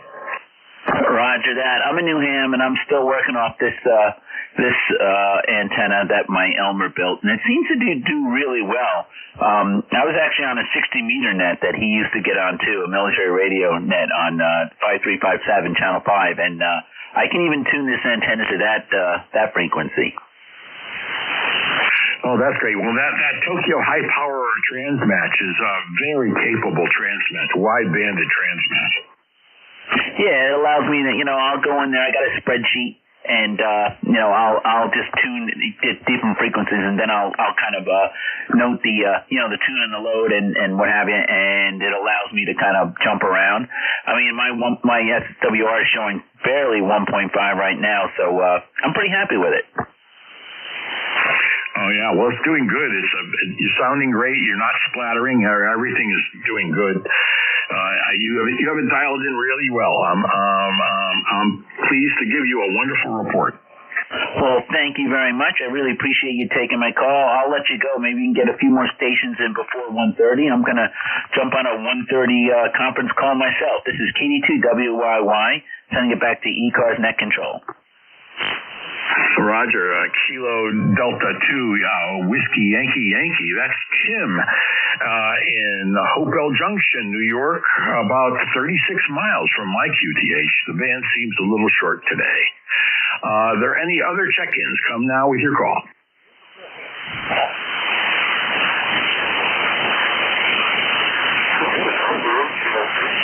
Kilo Bravo 8, Uniform Golf Papa.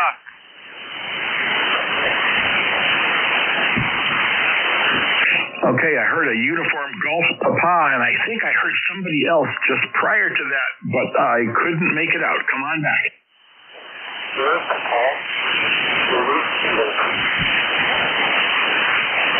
Yeah, either you have RF or you're right down in my noise. I wonder if anyone can act as a relay on that station.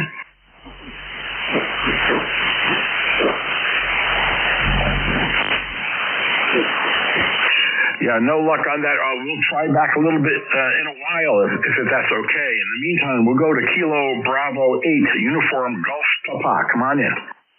Yes, this is Kilo Bravo 8, Uniform Golf Papa. Gary over here at Enterprise, West Virginia. Just want to jump in there and say good afternoon to everybody there, and hope everybody's fine over that way. Currently, right now, we're at 47 degrees over here at Shinston here, and the Enterprise really where I'm at. About 47 degrees here, and overcast skies there. I think we may get some rain there tonight, so I'm going to send it back to that KB8UGP. Yeah, KB8UGP, Gary in Shinston, West Virginia. Oh, beautiful signal, Gary. You're about a 5.8 at the peaks, maybe sometimes even 5.9. How am I getting out to you, Gary? I've got you about 5.9 here also, 5.9 here also. They're a little bit QSB, but not bad. Roger that, Gary. You have a wonderful day. I want to thank you very much for checking into the net. Sometimes the 1 to 1:30 shift is a very quiet net because of band conditions, so I really appreciate you checking in, my friend. Roger. You guys have a wonderful afternoon there. KB8UGP 73 from Wild, wonderful West Virginia. Roger, 73's there, Gary. This is Whiskey 1, Sierra Whiskey Lima, looking for check-ins.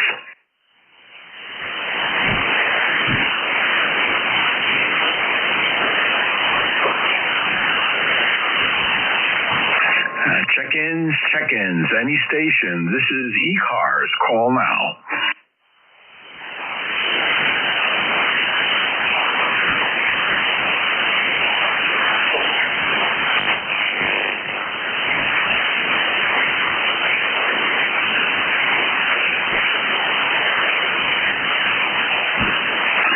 This is Whiskey 1, Sierra Whiskey Lima for ECARS. Listening for check-ins.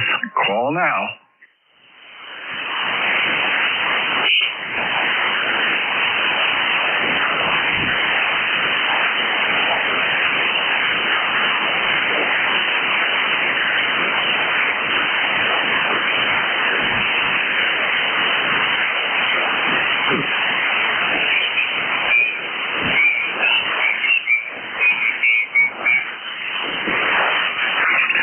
Whiskey 1, Sierra Whiskey Lima, Operator Art, listening for any station to check in on ECARS. Call now. Victor Echo 3.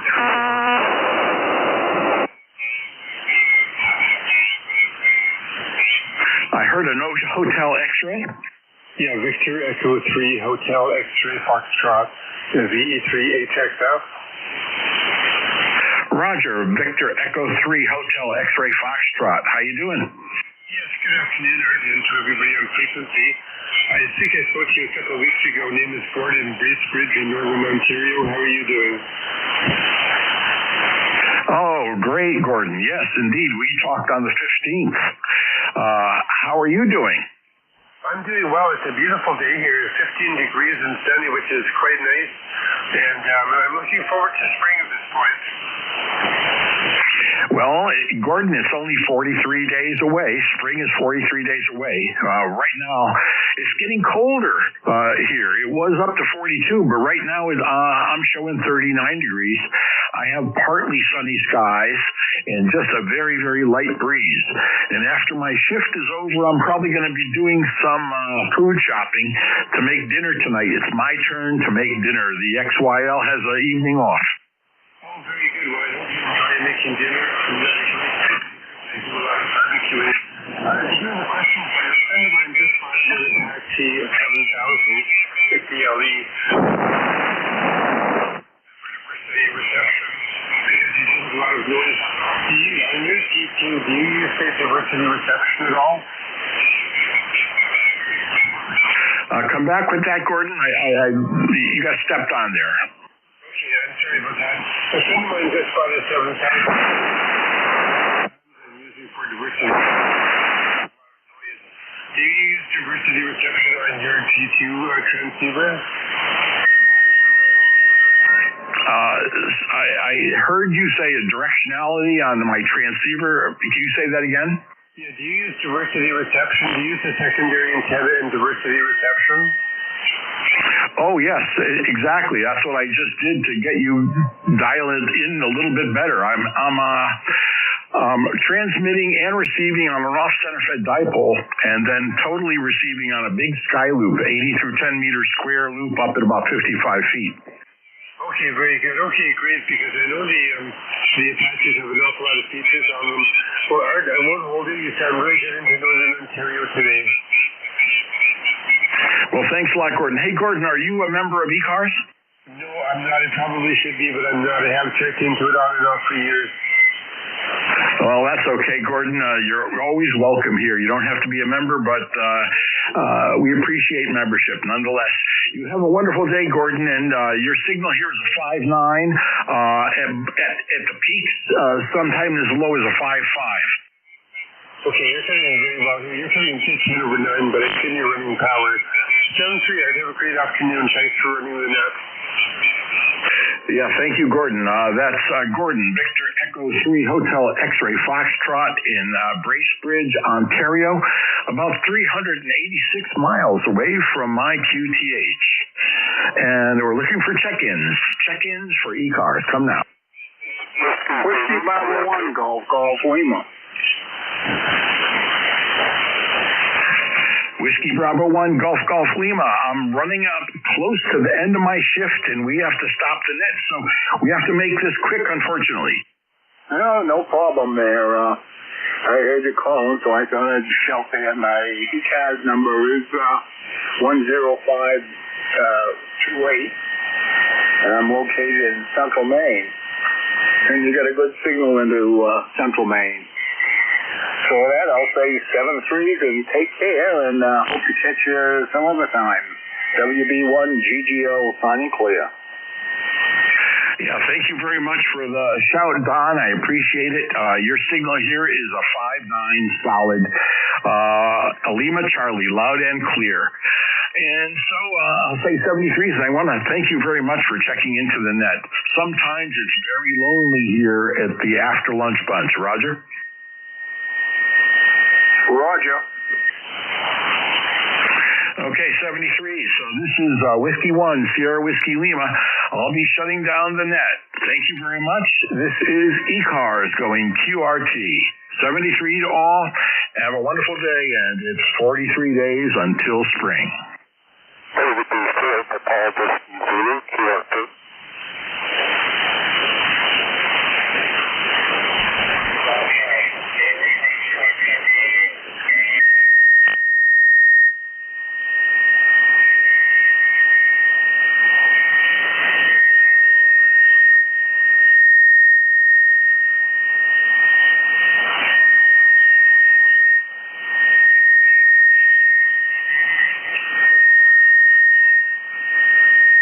WABBL.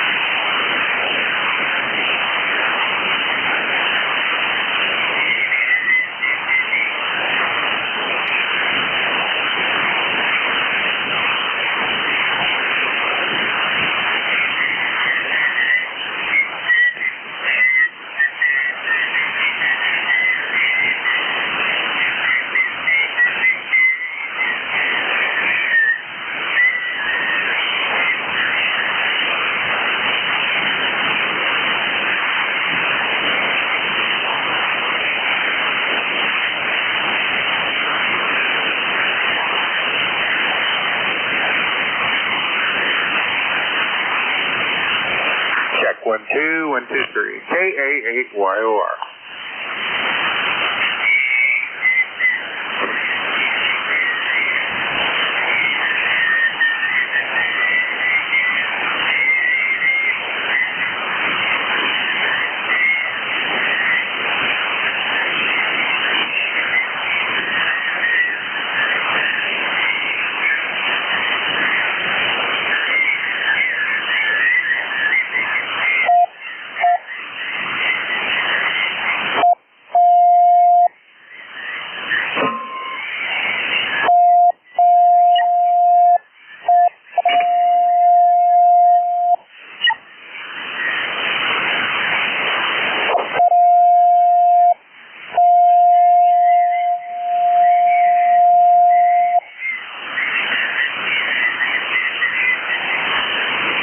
Calling KC8ORP, KA8YOR. You're on, Charlie?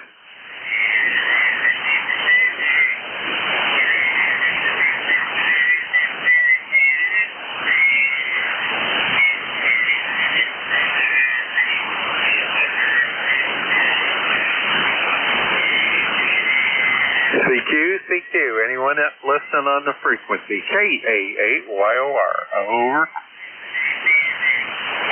W1EOY. Good afternoon. Roger. W1D, I just got part of the call there. Thank you for coming back. Yeah, this is KA8YOR. Took the rig up here and wanted to see if it was getting out. Over. Yeah, very good. Okay, yeah, sounds good. My call is Whiskey 1 Echo, Oscar Yankee. Name is Rick. Romeo India Charlie Kilo, located in New Milford, Connecticut. Give me your call sign phonetically, and I'll give you the signal report. Yeah, roger that. The call phonetically is Kilo Alpha 8, Yankee Oscar Romeo. KA8YOR. Yeah, I'm on my 891 with the stock hand mic and about 300-400 watts with the ACOM and an NZ there. Over. Yeah, very good. Well, it sounds good. You're about a 5.8, good audio. Yeah, there's no distortion at all in your signal at all. It's beautiful, crisp audio, and no, sounds good. You're peaking at 5.8. Anyway, what's my I'm running a ICOM 756 Pro, about 70 watts. Back over to you. Hey, Roger, on the 756 Pro. Sounds great, man. This thing just never sounds bad. Good sounding radio. Hey, thank you very much, sir. I'll bow on out of here, and thank you once again. This is KA8YOR. Yeah, very good. What's the name? I didn't get the name. Name is Ed, Echo Delta. All right, Ed, very good. You peaked at 5.9 plus on that last transmission there, so good solid signal, Ed. Hey, good to meet you. Nice to meet you. Good luck. And, we kind of monitor this ECARS frequency, so, hopefully we'll work you again. Kilo Alpha 8. Yankee Oscar Romeo W1EOY. 73 W1EOY KA8YOR.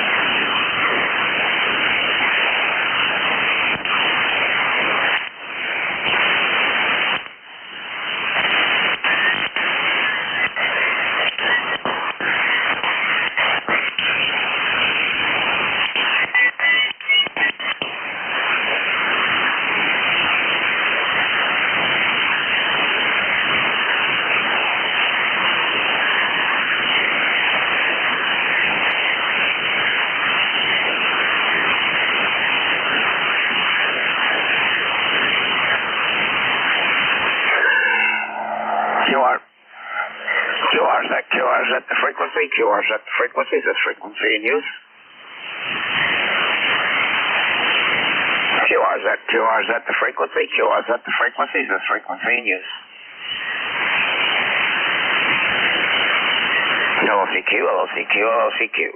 CQ 40 meters, Whiskey Alpha 2, Alpha Alpha Romeo, WA2 AAR calling CQ 40, CQ 40, CQ 40. Whiskey Alpha 2, Alpha Alpha Romeo calling CQ, CQ, CQ. CQ 40 meters, Whiskey Alpha the figure 2, Alpha Alpha Romeo, WA2 AAR calling CQ, CQ, CQ. Whiskey Alpha 2, Alpha Alpha Romeo, WA2 AAR calling CQ and bye for a call. Okay, someone?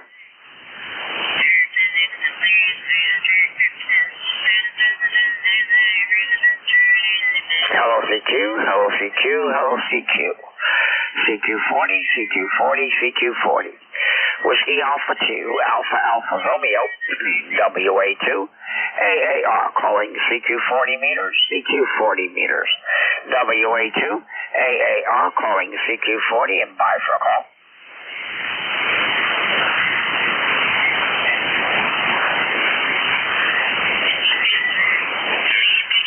Hello CQ 40, CQ 40, CQ 40.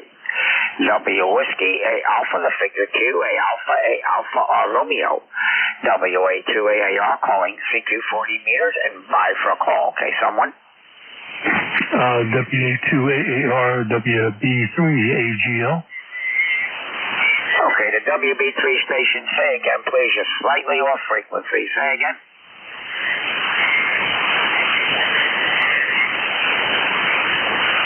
Whiskey Bravo 2, Alpha Golf Lima. Over, I'm at 7.255.00. Well, I'm on 7.254.90. WB3 AGL. This is WA2 AAR. Thanks very much for the call. Name here is Bob, Bravo Oscar Bravo, and we are located here in the town of Hawley, which is in the northeast section of Pennsylvania. And we've talked before there, Paul. So back over to you. WB3 AGL, WA2 AAR. Yeah, Bob. I still use some paper logs, so I can't prove that we talked before, and I'm going to take your word for it. And it sounds like you got a beautiful signal in here. I'll look at the meter next time, but you're booming in here. I'm about 100 miles northeast of Pittsburgh, a little ways off of interstate exit I-80, exit 97. That's Du Bois, and I'm in Brockport, which is about 8 miles north. Over. Okay, 5 minutes there, Paul. Yeah, we talked July of last year, so it's been a while. It's been a while. I'm in the northeast section of Pennsylvania, in the town of Hawley, which is in Wayne County. I'm the farther northeast county in the state of Pennsylvania. And like I said, the name is Bob, Bravo Oscar Bravo. And I'll give you an idea what I'm running here, Paul. I'm running an ICOM 756 Pro 3. That's going into a Kenwood. Correction. It's going into a BMW PT 2500 Alpha Amp. And that is going into a Telstar AT Auto Tuner. And right now, about 750, 800 watts on voice peaks to a 274-foot end-fed, which is up 15 or 20 feet, and I am 1,275 feet above sea level. Nice height for a ham radio there, Paul. Go ahead. Yeah, Roger, you're 10 over, peaking 20 at times. I'm running barefoot into a fan dipole, and let's see, I'm facing the lobes would be east and west, so you're probably just a hair north off the lobe, but you have a beautiful signal into here. I just sold, I had a Heathkit SP200 and a Dentron MT3000A tuner, and I just sold them yesterday. So I pretty much give up. I'm going to be barefoot until I build a solid state amp. I've got some ideas, but no time. I'm just turned 69, and I've retired 4 times, and always said if I had time I was going to build one, and at 69 I'm still working full time. Over. Yeah, Roger. Well, I'm 74 years old. I retired when I was 59, and I haven't looked back. I went and got a part-time job when I came here. That was working for Crack Depot. And I left there after about 7.5 months. finally, I said to myself, what the hell am I working here for $9.50 an hour? You know, considering that when I left New Jersey and retired at 59, I was making pretty near $50 an hour. So working at Home Depot for that price wasn't in my repertoire, and I left that, and that was it. And I sit home here. I get my Social Security, I get my pensions, and I'm happy. You know, that's the way it goes. And we watch the snow come down and everything else. We don't go out, and we go out and do a little bit of snow blowing, not that much. We have a 130-foot driveway here, and we have a guy that comes in, and he plows it for $20 every time he plows. So I can't make a complaint for $20 on a 130-foot driveway. He makes 2 passes, and it's over and done with. Go ahead. Oh, yeah, you can hardly drop a plow for $20. That's a good deal. I splurged. I've got a little over 900 foot of driveway in the field, and I don't have the strength I used to, and I was looking for a cheap four-wheeler. I'm kind of a cheap guy. I remember talking to you now. It's starting to come back. And I got this 2-year-old Yamaha, I think it's a 700, and it was way more money than I wanted to spend, but it was like half what it should have been worth. And it was one of those things you just can't turn it down. So I bought it, put a plow on it, and is that nice. And it's a 5-foot blade. I make 4 passes. I go in the center, push each direction, then I go out and push it out, you know, to make room for the next snow. And same thing, it's done. It's just beautiful. Yeah, Roger. And I go out just with the snowblower, and I snowblow where the gentleman with the plow could not get to. And that's only about a half hour. I'm only out there for about a half hour, 35 minutes, if that there, Paul. And we get that done. And that's over and done with, you know. And he does a great job around the area. He does also plowing of our private road. Well, I'm on a private road. We got 8 houses on here. And what he does is, at the end of the season, he takes the bill and he breaks it up between the 8 houses. There's going to be 9 houses on next year. There's a house being built down the road. And so he'll take that bill and split it up between 9 houses, and that'll be it. So that's not too bad. I'll drink to that. I think last year, the whole winter, I think I paid with him plowing the road, doing my driveway. I think it came out to $120 or $130 for the whole season, which wasn't bad. Go ahead. No, that's a couple of pizzas is all that is. That's good. Yeah, I paid I think it was $6,500 for my 4-wheeler, and then I put about $300 worth of snowplow on it, and I still have to put gas in it and get home. So I think you got a pretty good deal there.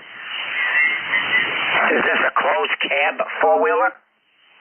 No, it's just a regular old sit on top 4-wheeler, but I put snow pants on and snow jacket over a couple coats and put the hood up tight, and it's not bad. I got mirrors on it, so I don't have to turn around and look too much. But it's kind of fun actually plowing, but my hands get cold. I don't know if it's poor circulation or what, but my hands get pretty cold, and it's hard to use mittens and do the controls and stuff, but I just quit being in a hurry, and if my hands get cold, I stop and ball them up inside a glove and warm them up. And, I told you I retired 4 times, by the way. You should do that often. Every time you retire, they give you a party. You should retire many, many times. Nope, don't want to do that. I had to retire at the age of 59. I had no choice. I wound up with lung cancer, and I still go for treatments and whatever else. I'm still here. I'm walking around. I'm talking, and I'm able to get on the radio. What was happening was that the medication that I was on was screwing up, my body, and I would get sick from the pills, and I would have to take days off and so forth and so on. That's when I worked for Home Depot. But when I was working for my last job was a chief engineer for a major hotel chain, and they understood what was going on. But the problem was, I went out 4 times on temporary disability, and it didn't pay for me. It didn't pay for the company to go through all this, and for my temporary disability. So what I wound up doing is that I just asked the doctor, can I go on full disability? And I explained to him why. He said, yeah, no problem. So I went out on full disability, and I consider being retired because I don't do anything, but I don't do as much as I did before. And yeah, you got a long driveway there. Me, I like the old-fashioned tube amplifiers. I don't like these transistorized amplifiers. They're too doggone picky. And what I mean by picky, I'll let you know, is that they monitor the SWR very, very closely. And if that SWR goes up a little bit, the amplifier shuts itself down. Where with this, with a tube amp, the tubes are more forgiving. And if the amplifier goes up a little bit, the tubes keep on percolating. So that's what's going on here. I like the old-fashioned ones. I also have a Kenwood TL922 Alpha. I'm the original owner to that Kenwood. The only thing I've done to it was do the 10-meter mod, and I also put a different fan in the back. Because the fan in the back wasn't that strong, what they put in there doing manufacturing. And I put a different fan in there so it'll move more air around in there. And then I have a Drake L4 back of me here. And what I'm doing on that, I'm in the process of modifying that. The blower that Drake had made for the L4 and L4B, which they put inside the amplifier, is a complete joke. It doesn't blow that much air, through the compressed apartment, up through the tubes, up through the chimneys. It doesn't do anything that much. So what I'm going to do with it is I'm going to buy another blower. I'm going to take out the squirrel cage that leave the blower housing in there. Take out the squirrel cage and disconnect the blower motor inside the amplifier. Wire in the new blower motor, and then what I'm going to do is mount the blower on the rear of the amplifier, sticking out the back. I'm not looking for a gigantic blower. I'm looking for something small, and have it push the air through them pins up through the chimneys. Because right now it ain't worth 35 cents. WB3AGL, WA2AR. Can you still hear me, Bob? There's some QRN down this way. Yeah, I hear you. Hear me? Yeah, that's good. Yeah, I hear you really well. I actually did the same thing on my SP200 that I just sold. I took a slimline 12-volt fan, a quiet one, and I built a little 12-volt supply in there, stole some power from the filaments, and blew it right up through on the two 572Bs, and you could feel the air coming out the top of the cabinet. It did amazing. It was well worth the effort. And I've heard that the 3500Zs that you've got, that the solder on the pins will melt when they get so hot. So I always wanted to get I think it was an AL80. Had a single 3500Z, and I always thought that would have been just about a perfect amp. You wouldn't have to worry about the super heavy coax and all that kind of stuff, but it would give you a lot of power with the single tube that was meant to be a transmitting tube and all that kind of. But I don't know. It's a long story, but I moved out of my basement bedroom where I had my shack and moved it back up to the second floor of my garage, and I got a watch for RFI because of my ground and stuff like that. But I'm going to play a bit. We'll see what I end up with. But the guy that got the 200 was a fairly new ham and wanted it, and it was a factory built one in really nice shape. Cabin, I repainted it, but it was nice. And I think it will serve him well. At least I hope so. He's from up New York, probably off the Hamburg area. And he came down and got it. It was about a 3-hour drive for him. Come down and got it, and then took it back home again. So I'm without it, but I'm on a 7410, and I call 7410, barefoot into a 3-band fan dipole, and I've got an auto tuner built in the 7410, and it works really good. So that's what I'm on. I got a Heil headset with a microphone too. Over. Yeah, Roger there, Paul. Yeah, I use a Heil headset here also. My ex-wife bought this for me. This is the Pro 7. She bought this one for me back about 3 years ago, 2-3 years ago, because the headset that I had fell apart.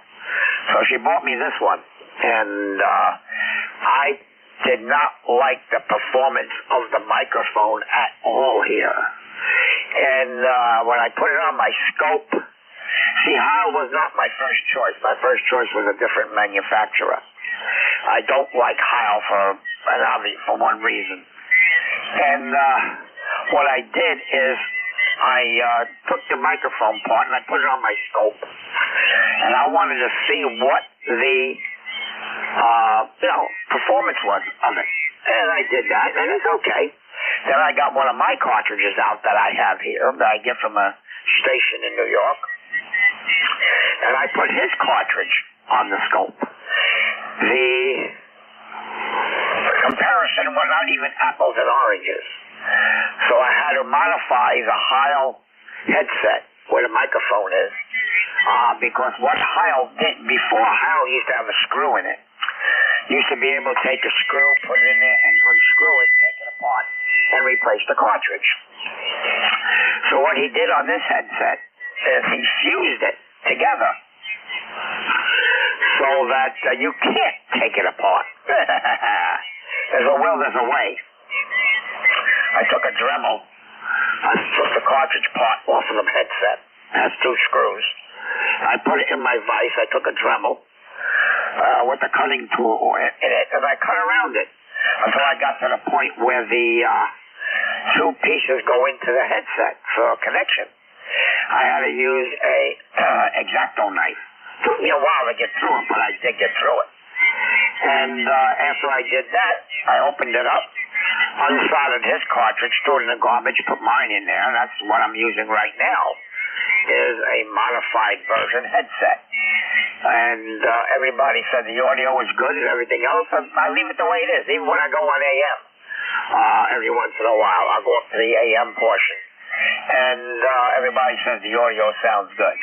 And the only thing in here there's no output audio processing on this I use. The only thing is the treble and bass that's inside the radio. That's the only thing I set up. And I left it like that. And that's it. So that's what I use here. I like the headset. It gives me I'm able to, do stuff on the bench here while I'm talking on the radio. WB3AGL, WA2AAR. WA2AAR, WB3AGL, yeah. I like a headset. I like my hands free to write and turn knobs and do all kinds of stuff like you say. And I picked this up used and got it pretty cheap. I don't know what it sounds like. I tend to have a bit of a deep, bassy voice anyway. I don't have much trouble in my voice. I've been told I tend to be that way. You have a little bit of a deeper, raspy voice, too, I noticed. Of course, with lung cancer, it doesn't surprise me, though. So, but it's clear. You're crystal clear. And then, like I said, the power, the signal you got into here is just fantastic. So, it's doing a great job. You said you have a long wire. How long did you say that was? I think you said 274 feet and said about 20 foot high. Do you have a baling or anything on that? Yeah, it's an end fed. It has an on the end, right? Yeah, okay. I built one, and I was using, I think a 1 to 9 baling or something I made. And I don't know if I had something I did wrong or what. I could never quite get that to work right. And I kind of gave up on it because I had it going from about 6 or 7 foot high at the porch up to a tree about 15 foot high. And it sagged, and the neighbor kids had come through on their four-wheeler, and I was afraid one of them was going to get hung on it. So rather than fight them, I'd rather have them riding the four-wheeler than out doing drugs or something bad. So I kind of just got it out of their way there. But I couldn't quite make that thing work. I've used long wires in the past, but for whatever reason, I didn't spend a lot of time on it. For whatever reason, I couldn't make it work. Over. Yeah, Roger. Well, what I did here, I didn't build mine. I got mine from my antenna. And from my antenna, the first one that I bought was 200 foot long, and it was for 160 through 60 meters. 160 through 40. It was good for 2 kW PEP, and I used that when I first moved up here. Worked fantastically. And then what he did about 2-3 years ago, he came out with another that was good for 160 through 6 for 3 kW PEP. So I said, this sounds even better.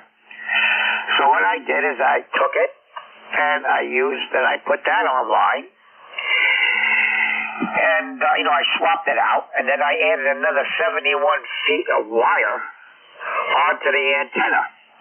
Okay, now, after I did that, here's something weird. I don't need a tuner on 10, 12, 15, 17, or 20 at all. Don't even need a tuner. Because the SWR is 1.5 to 1, 1.7 to 1 in that area. So the tuner's not even needed. Why? I don't know what happened.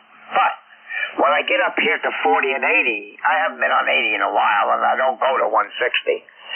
I have to put the tuner in because the SWR goes up to about 3.5 to 1 or 3.8 to 1. It goes up very high. So all I do is I put the tuner in. It brings the SWR down, and everybody's happy, including the amplifier. Go ahead. Yeah, well, it's winter. I guess a little bit of reflected power in the shack probably isn't a bad thing. My fan dipole, I cut it for 80, 40, and 20. But like you're saying, it doesn't make sense to me, but I've got a meter to check SWR across the different frequencies, and the doggone if that thing doesn't have a decent match, not a great match, but a decent match on 10 and 6 also. I don't mess with 160, but I'm just tickled pink. I don't operate much other than 40, but if I want to, I can, and that was pretty much what I wanted. But I'm a rag chewer. I'm not a contester.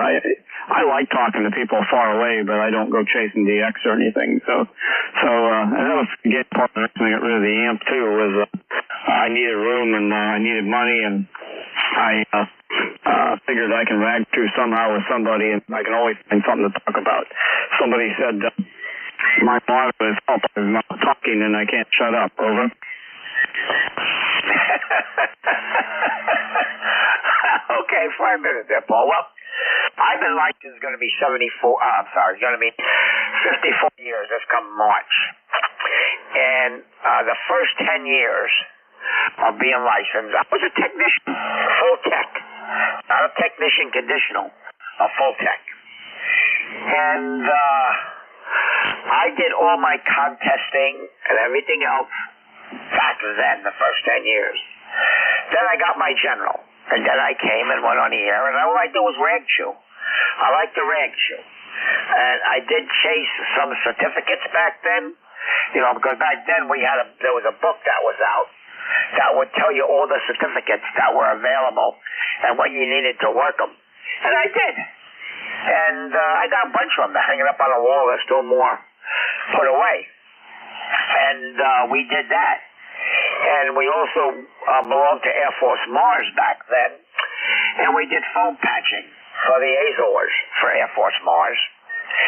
And we were the teletype coordinator for Air Force Mars in the state of New Jersey for the 10 years that I belonged to it. I left Air Force Mars in New Jersey because it started to get too political. With the director that we had, he had his buddies, and they would get all the good equipment and everything else, and we would get crap. So I said, this is it. I'm done. So I quit. And, the the main things I have hanging up my wall here, which I'm very, very proud of, is letters back from family members that I get phone patching to, and thanking me very, very much for allowing them to talk to their loved ones overseas. You know, that's what I'm very proud of. Not these certificates or whatever else, but the letters from the family members. WB3AGL, WA2AR. WA2AR, WB3AGL. Yeah, as you were saying that, I was kind of giggling thinking about a time I was running 10 watts on sideband, and there was a pileup on top of a guy from Cote d'Ivoire, and he kept saying, I need somebody to check and see if my mother's okay in the Washington, D.C. hospital. And everybody wanted to work them, and they'd work them and then, 73 them and leave. And with 10 watts, I come in and I said, I'll make a phone call for you. And he ignored everybody else. I got the contact. So with 10 watts, I broke in through a pileup, and it cost me, I think, 35 cents to make the call. His mother ended up being okay. He was gonna, if she was bad, he was gonna get on a plane and fly home. If not, he wanted to wait till the weekend, and that solved his problem. So for 35 cents, a lot cheaper than the amplifier, I broke through the pileup. Over. Oh yeah, I agree, and you felt good about doing it. You know, and I felt very happy about doing this to our servicemen that are over in Vietnam. That's where most of the phone patching was coming in from. I couldn't go in the military because I had 10% hearing loss in both ears. I didn't even know I had it until I went through the hearing test 3 times, and they said, we can't use you, and they told me why. I said, okay. So I couldn't go. Okay, Paul, let me get out of here. I got a couple of things I want to do here. I came down for that too.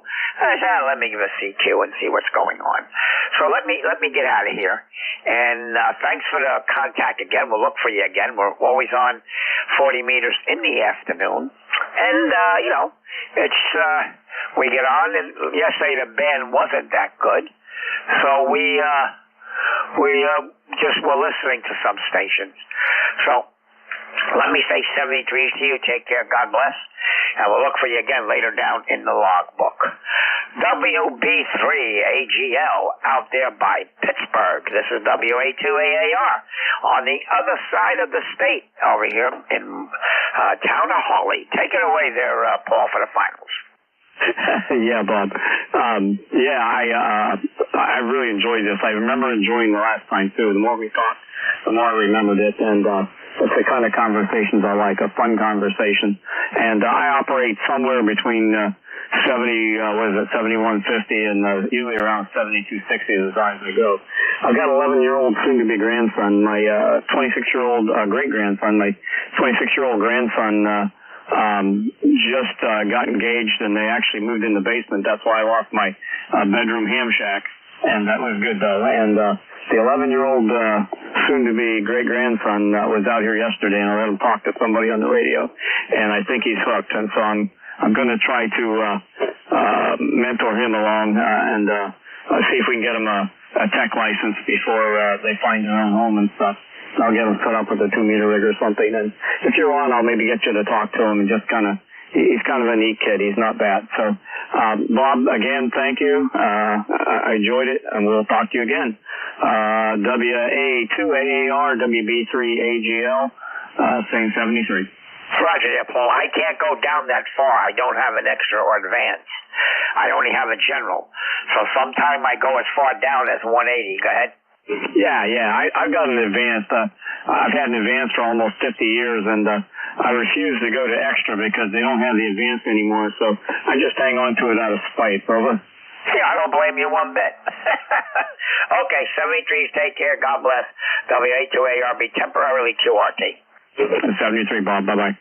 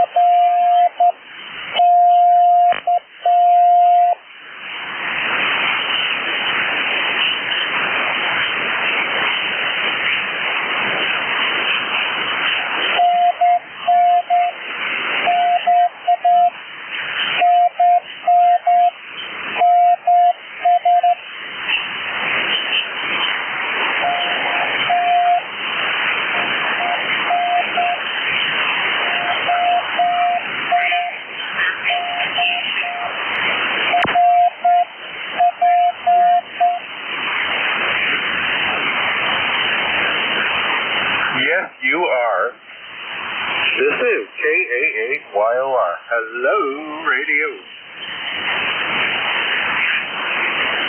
What's going on, Eddie? I just got some plumbers out of the house. The what? The plumbers? Yeah, hold on a second. I gotta go to AM and tune this thing. I don't know what the hell's going on with this antenna. Hold on.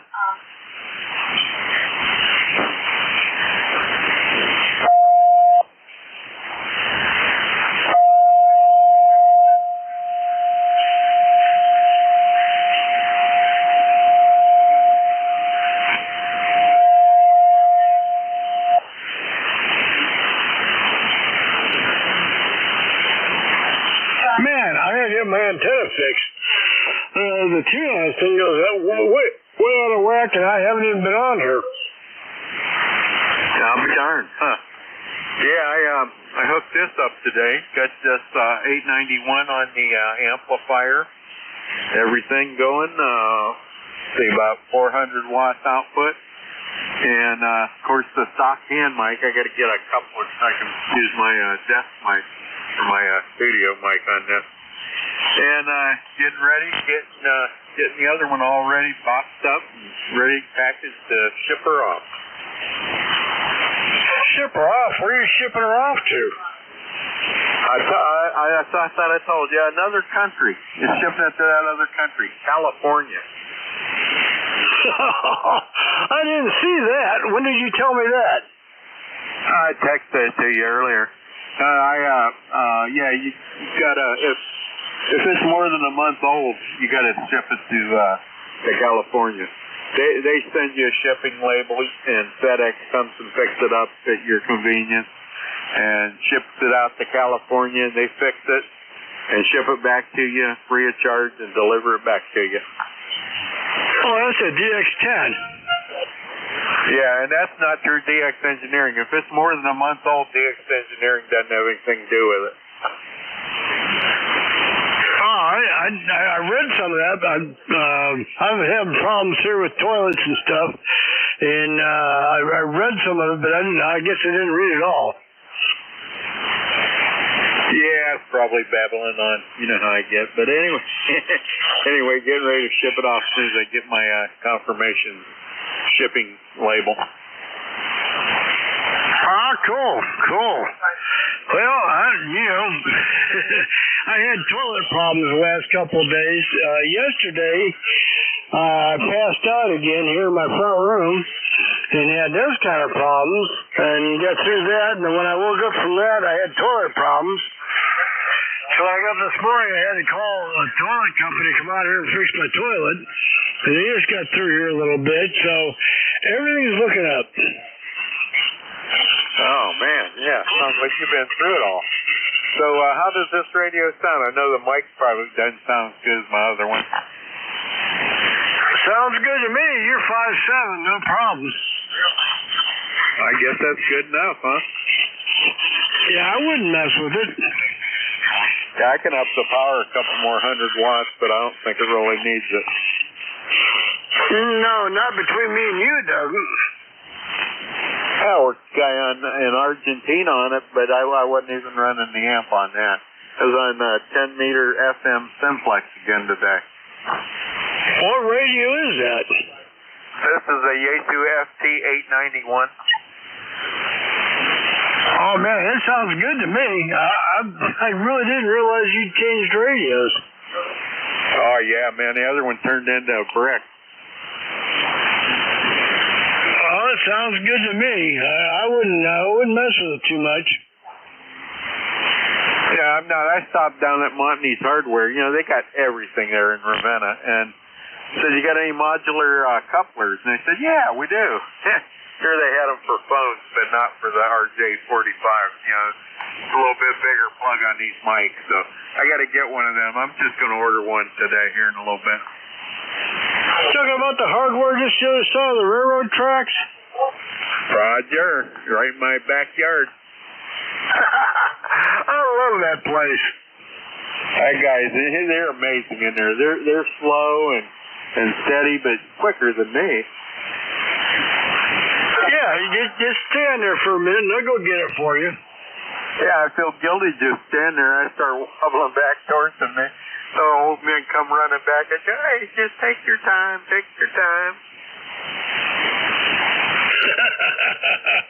I used to go down there all the time and get screen doors and screen windows redone for the hardware up here in Manaway. Oh, yeah, they're good at that. I had them do that, and I had them replace the glass. I took the frames here from the garage. Some kids had shot all the garage windows out when no one was living here. And I took them all down there, and it cost me like, for all of them, 1, 2, 3, 4 of them, I think it was like $20. Oh, yeah, I know.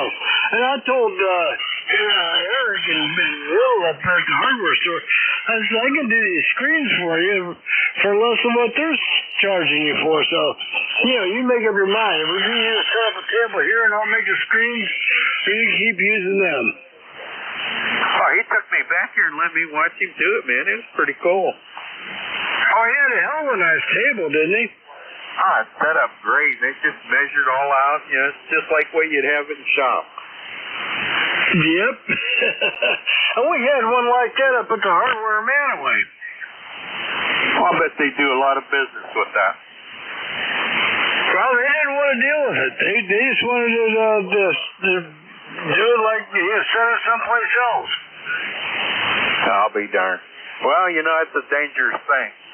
My buddy, my poor buddy, he was driving I was telling you about him driving that glass truck, and he had to slam the brakes on in a wreck, and boy, it just chewed him up.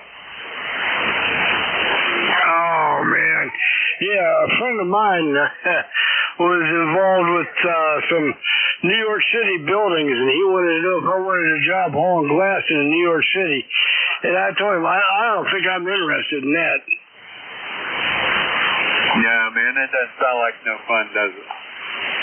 No, that sounds like a lot of expense. So what cost you out? Any idea? No, same thing. It just happens about 3 or 4 times a month. I think my blood pressure drops. I start getting the cold sweats, and then the next thing I know, I'm on the floor or on the ground or wherever. Oh, yeah, I've had that happen. That's no fun. Got to be somewhere where you can get safe quickly. Well, that's kind of what I did. I was sitting here in the chair. I heard you sound CW. I was just getting ready to go back to you. All of a sudden, I started getting cold sweats. I thought, this isn't good. So I climbed over to my recliner, and it was about 2 or 3 hours later I woke up.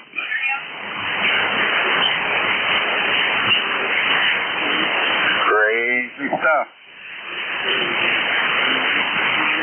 Well, when you start getting old and having all kinds of health problems, that's what happens. Oh, man, Eddie just brought me a brand new 100-watt light bulb instead of this 40 watts I got in here. This is an LED. 100 watt? Yeah, that's what a 100-watt soft white LED bulb. That's going to burn your retinas out. Oh, I'm not going to look at it. It's going to be behind me.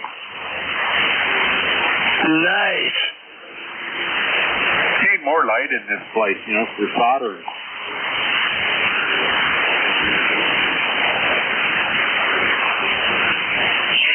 Well, I understand. Yeah, these light bulbs are selling nowadays. They aren't near as strong as they should be. Say that again, Charlie? I said the bulbs they're selling nowadays aren't near as strong as they should be. Oh, tell me about it. Well, back when I was working at night, I had always bright lights lit up and to show my maps and that, because they wasn't on the computer at first. You had to go through the maps, and you had to have a lot of bright light on it because there's blueprints. And it's blue on white. It's hard to see in the dark. Oh, yeah. Back in those days, when I first moved down to the cabin there in Manaway on the river, I bought a 200-watt light bulb out there in that shed I had. And man, I'll tell you what, that thing lit up the whole neighborhood. Yeah, I got spotlights out on the front at the garage, but two of them, but they burned out. I had that power surge out there, and when the electric line fell on my line, and that kind of blew them out, so I got to replace them. It's got a motion detector. That's kind of handy. It's nice for me. I'm gonna have to pull around those finding switches. Well, that was early enough when I bought those 200-watt light bulbs. They would actually make some heat inside that shed. And you could walk in there after about 5 minutes, 10 minutes and feel the warmth. Yeah, not these LED spotlights, though. They're cool. They're cool to the touch. Oh, I know. Yeah. The boss man over at the shed shop, he kept buying these LEDs to put on the water pipes in the wintertime to keep them freezing. And I told him, I said, you realize they're not putting off any heat. And he didn't realize it. I'll be darned. What? People just don't know. Oh, yeah. Every spring I'd come in there and the water would be shut off because the water line was busted. I've taken these LED bulbs apart and repaired the problem. You can tell which LED bulb burns out. You just put a drop of solder across it, and it comes back on. You can make them. You can make them different. You can knock out every other one. You can change whatever you want with it. You can make it real nice, soft white. Yeah, but you can't make them make any heat, can you? No heat. That's what we needed up there at the shed shop. We needed something that we could turn on and would create a little bit of heat. We could put it up next to the water lines. Roger that. Yeah, I just need a regular incandescent one for that. Hey, were you on here last night? I don't know. Yeah, I think I was for a little while. Yeah. I was sitting here in my chair after I kind of woke up a little bit, and I heard somebody send a CW, but it sounded like they were on the other side of the world. Yeah, it was me, and Terry come back to me and said, "Is that you, Charlie?" I said, "No, this is me, Ed." So we talked for a while. His band was open for us for a good little while, about an hour. Man, you guys were really light. I thought about going back to you, but I really couldn't hear you good enough to see what you were sending. Yeah, Terry said he's going to put a key on his today. I think we all need to do that. We need to get back and practice. That's right. I checked in on ECARS again today. Oh yeah, who was the ECARS guy? Dave. He's in Pennsylvania, isn't he?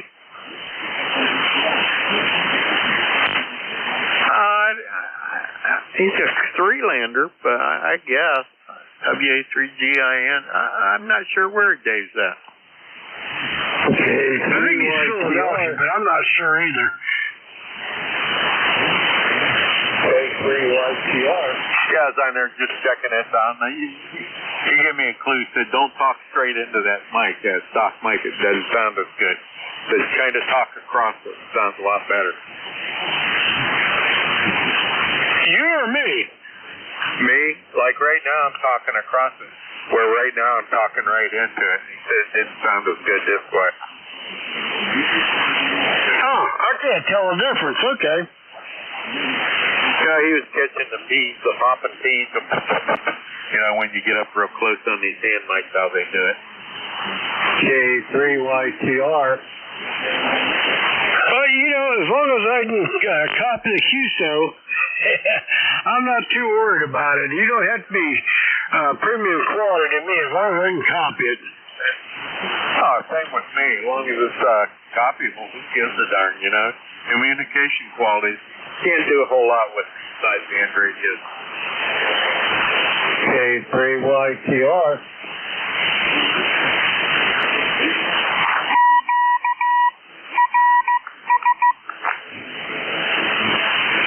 Yeah, that's my favorite one. Please blow up.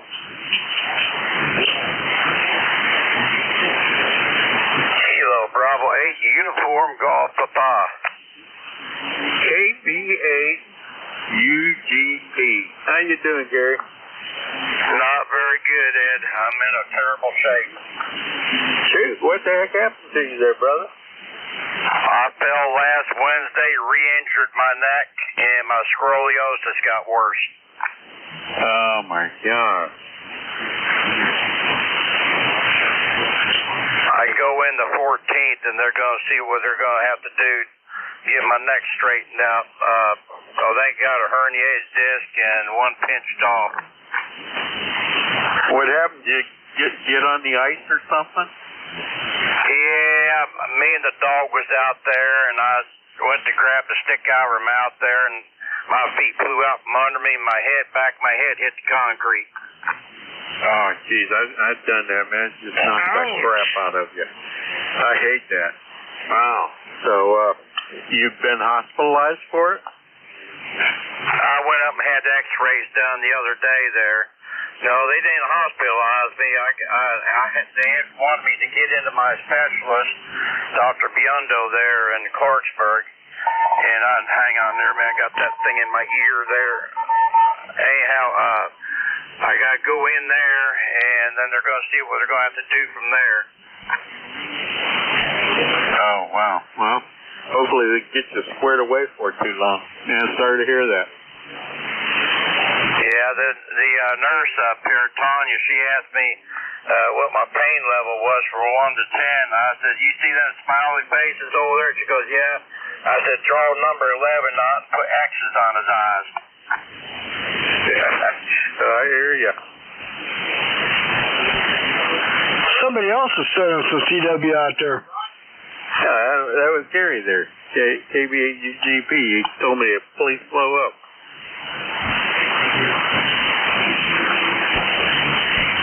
You copying them there, Charlie? No, I heard somebody say CW. I couldn't read it. Can you copy Gary's voice? Did you hear him talking to him? Sounding too fast for me, buddy. That wasn't me. That was a repeater on 2 meters. Oh, okay. That's why it was so damn fast.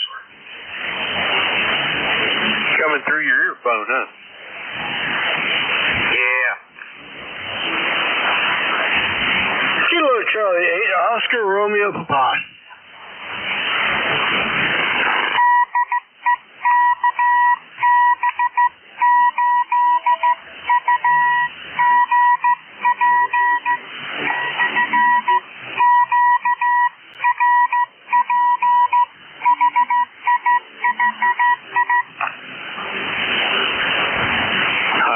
The QRP. Did you get that, Eddie? Roger. Man, I didn't. I wasn't ready for it. That's mostly what I run all the time is QRP.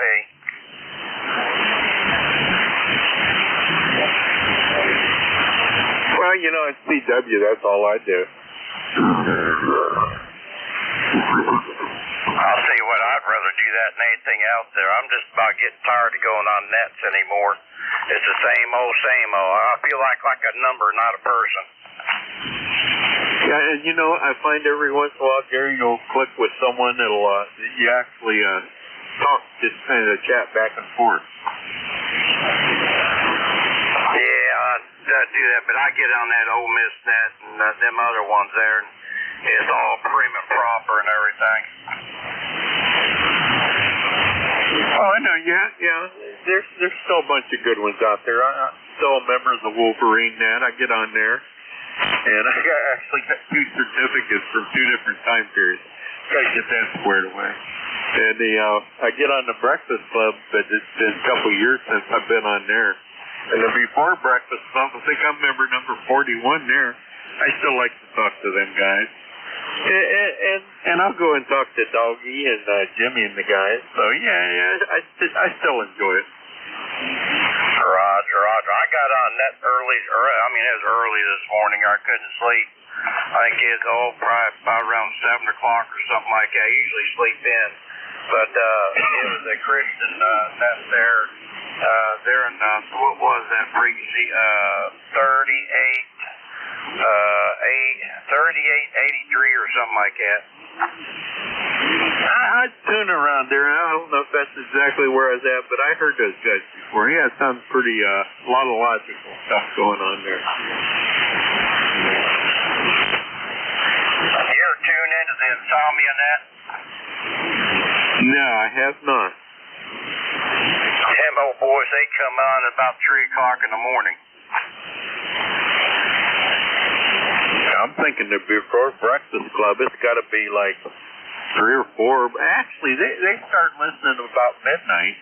And it goes late into the morning till the Breakfast Club takes over. Roger. Yeah, I told my wife, she says, why don't you take a couple more of them, one more of them, Garrapin. I said, nope, I'm saving them for the regular thing. I said, I got the Toradol from last time, so I'm adding Toradol with it. And plus, a while ago, I took a hot towel, put it in the microwave, heated it up as hot as I could stand, and I put it on my neck. Yeah, what do they say to do? Hot and cold? Kind of rotate them? Yeah, but the cold makes it worse. It really hurts me. Oh yeah, it probably brings out the old injuries there too. Yeah, I put online there.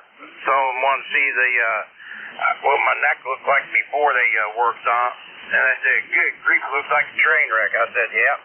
I said, "I almost ended my life that one time." Oh, they had all the records of it, huh? Oh yeah, they went all the way back to 1978 when I had my first motorcycle wreck.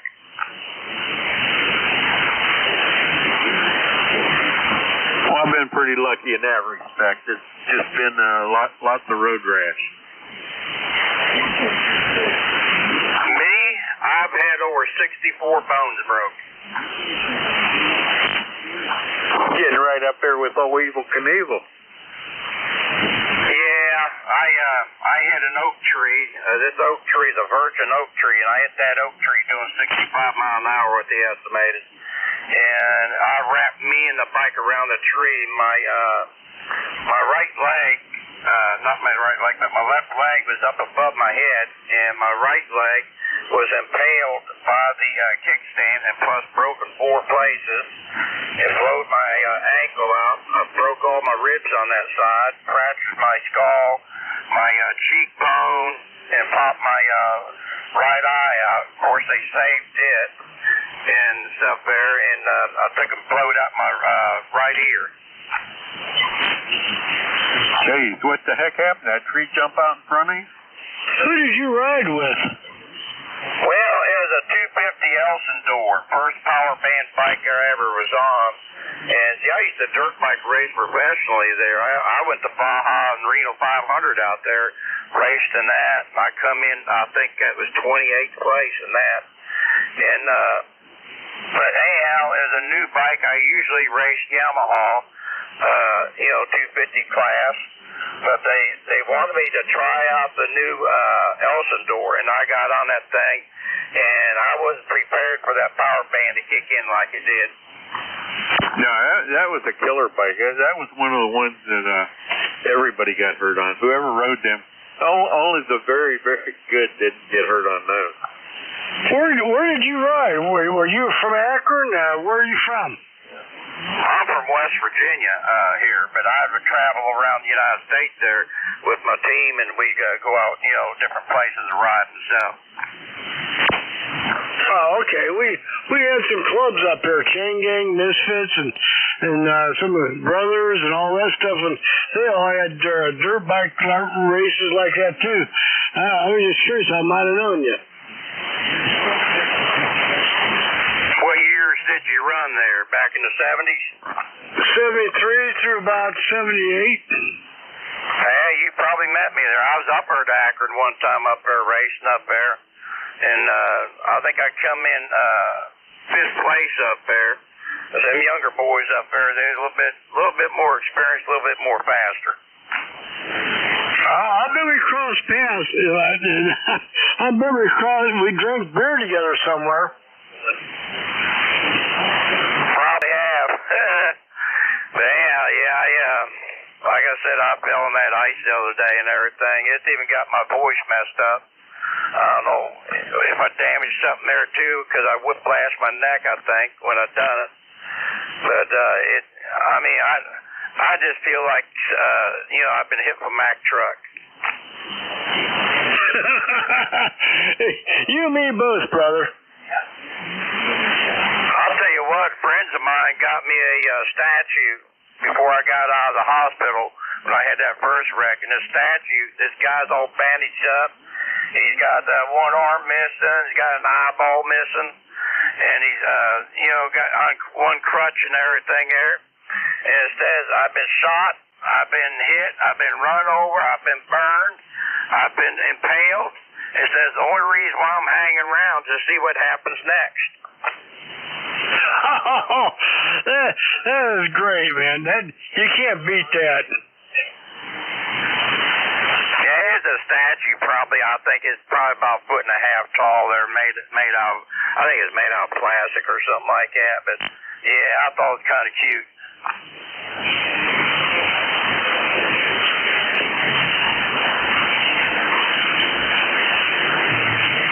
I changed my light bulb out, and it's a soft white. It looks a little bit more pleasant in here. Doesn't show up all the dust. Hey, Ed, I found out something about them LED lights. What's that now? I found out something about them LED lights. What, that you can jump her over the bad bulb inside? No, I went and cut the bulb part off. And I use them without the bulb part on. I'm telling you, talk about something that's bright and it'll light up a room. Oh, yeah, you just kind of twist and pull, and you can pull that cover right off of there. And if not, you can cut it off. Yeah, I went and cut this one off the dermal there, and I got one of them swivel lamps here, and that's what I got it in. That's what I'm going to do with this other one. I'm going to do some experiment with it. I made a heck of a spotlight out of one of them. I got a big old magnifying glass here, and I put one of them lights behind it without the bulb part on. Jeez, I lit up the whole holler.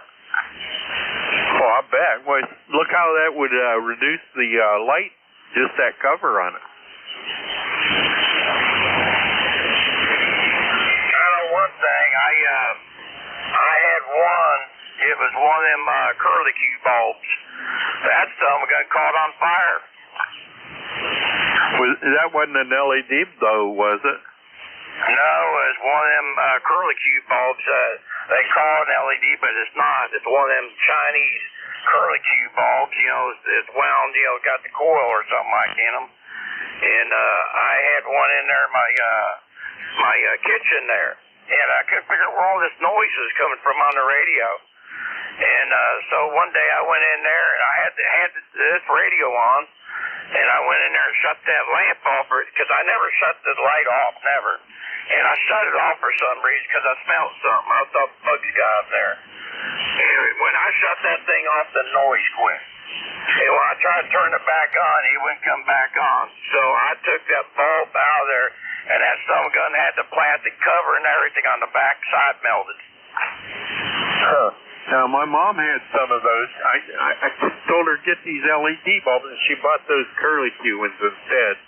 Just a couple of them to try out. And her dog didn't like it, and he bit it and kind of chewed at it. And it got in his mouth. Here, they have mercury in them. And, pretty much killed the dog. So, she gathered them up and got rid of them. Put them in a waste disposal place there. Yeah, those curlicue ones got mercury in them if you break them. No, it's not mercury. That stuff is a byproduct of nuclear. That's the reason why they tell you, don't take them to some place where they can be disposed, because that's the reason why they're trying to phase them things out now. That makes sense. That makes a lot more sense. Yeah, they are. You know, they're really pushing them there for a little while, though. Yeah, you know, the Chinese want to get rid of us one way or another there, so they figure they make something like that. And after the cotton picking, what do you call them there, the bureau, and where they check that stuff, when they cut one open, they found out they noticed that on a Richtgen meter it was radiating. They thought it was just the bulb itself. And when they cut it open, they found out it had some kind of nuclear waste in it. Well, that's one way to get rid of their junk. It'll help us out. Kill it. Yeah, they took and I don't have none of them things in my house now. They're all gone. Everything's LED or condensing.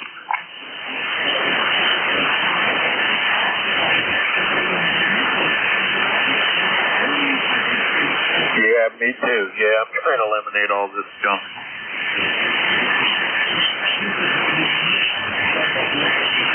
Ace Hardware sent me some coupons here the other day. Purchase of $100, you get $20 off. But you got to get the merchandise that is coincides with it. See, they get you one way or another. Oh, absolutely. You hear my tales of woe about the DX10? No. Well, the DX10 that I usually am talking on started going into a thing where it wanted firmware updates, and it got stuck in a loop. I was able to get it out of the loop a couple of times. And finally, I was talking on 6 meters last night. It just quit transmitting, receiving. No function buttons would work, no lights, no nothing. Started researching it, and DX10, 710s, and 991s all have the same issue. Something in the board, something in the motherboard. And I called DX, of course, you know, I've had it for 2 years. They told me what I needed to do. Called Yaesu out in California, and they said, yeah, we'll send you a shipping label. They troubleshot it over the phone with me, the symptoms it had. They said, oh, absolutely, you didn't do anything. It's under warning. We'll send you a shipping label, ship it to us, we'll pay for shipping both ways and repair it. K3YCR. Oh, that's nice of them. From what I'm seeing, they've replaced motherboards and various different things in them, but it seems like usually it ends up back at the motherboard. Either repairing it or just replace it. K3YCR. I hear a KCY or something in there. Yeah, K3YCR, King 3, Yankee Tango Romeo. I'm having a hard time copying there, fella. I don't know whether Ed can hear you or not. Ed, do you hear that guy? I think I copied K3YCR very, very lately. Go ahead if that was it. K88YOR. Oh, hey, K3YCR. Working on a 911 right here. Running around 25 watts. We're being held back by the tuner. It won't let me go any higher than that until I get a decent antenna up out there. Anyway, we're in Boyertown, Pennsylvania, about 42 miles northwest of Philadelphia. And it's a beautiful day so far, but I got to go and do some work. I got to do horse work. Get him out of this house. The wife is in the hospital, and she's refusing to do some of the tests, and it's very hard to get the proper system on her. She's not letting them test it. Anyway, K3YTR, 25 watts, so I'm just above the QRP. K3YTR, bye. Okay, yeah, you're just right there's the noise level there. I'm running a little bit of power here, so probably getting me through to you over there in Pennsylvania. Well, thanks for coming in there, and I'll catch you maybe when the band gets a little bit better here in a bit. I'm sure it's got to get better. K3YCR, They're in PA. This is KA8YOR, Ravenna, Ohio. Back at you there, Gary. Yeah, I just barely had a copy on him there. Did he say he was up in Pennsylvania around Philadelphia? Roger. Yeah, I only got probably about a 21 on him here. I mean, he's not even moving a meter. I would kick the little noise filter on this little thing on it. It really impressive little receiver, these 891s. I always did say it was better than the DX10. Roger. How's my signal up there to you, Ed? You've been up and down with the band, but you're almost S9 now. I've only got about a 5 noise level. Roger. I put me up a new antenna. I put up 150-foot infed folded back there for 1 to 9 ballion. Why it's not working for you? How much power are you running? Around 100 watts. Solid S9. Like I said, noise level staying way down there. As long as the QSB's not messing with you, you're just 100% copyable. Roger. Yeah, I got you about 20, 25 over here. QSB up and down there, but you ain't dropped down below 9 yet. Got one heck of a time getting this amplifier to key with the rig. Got all these plugs and adapters on the back for all the different ports for doing FT8 and all that. So the only one I had left was the tuner port. So I was able to reconfigure the tuner as a keying port. And I've got a keying cable. Was able to get the 8 or 9 pin plug, whatever it is. That worked okay in the back of the rig, but the phono plug going into the amp just wouldn't key. I couldn't get a short across it. Nothing. Couldn't read a short on it when I keyed a mic. And I started massaging that cable, and it comes to life. And there's little tiny thin wires in there. I had to redo the phono plug. Roger.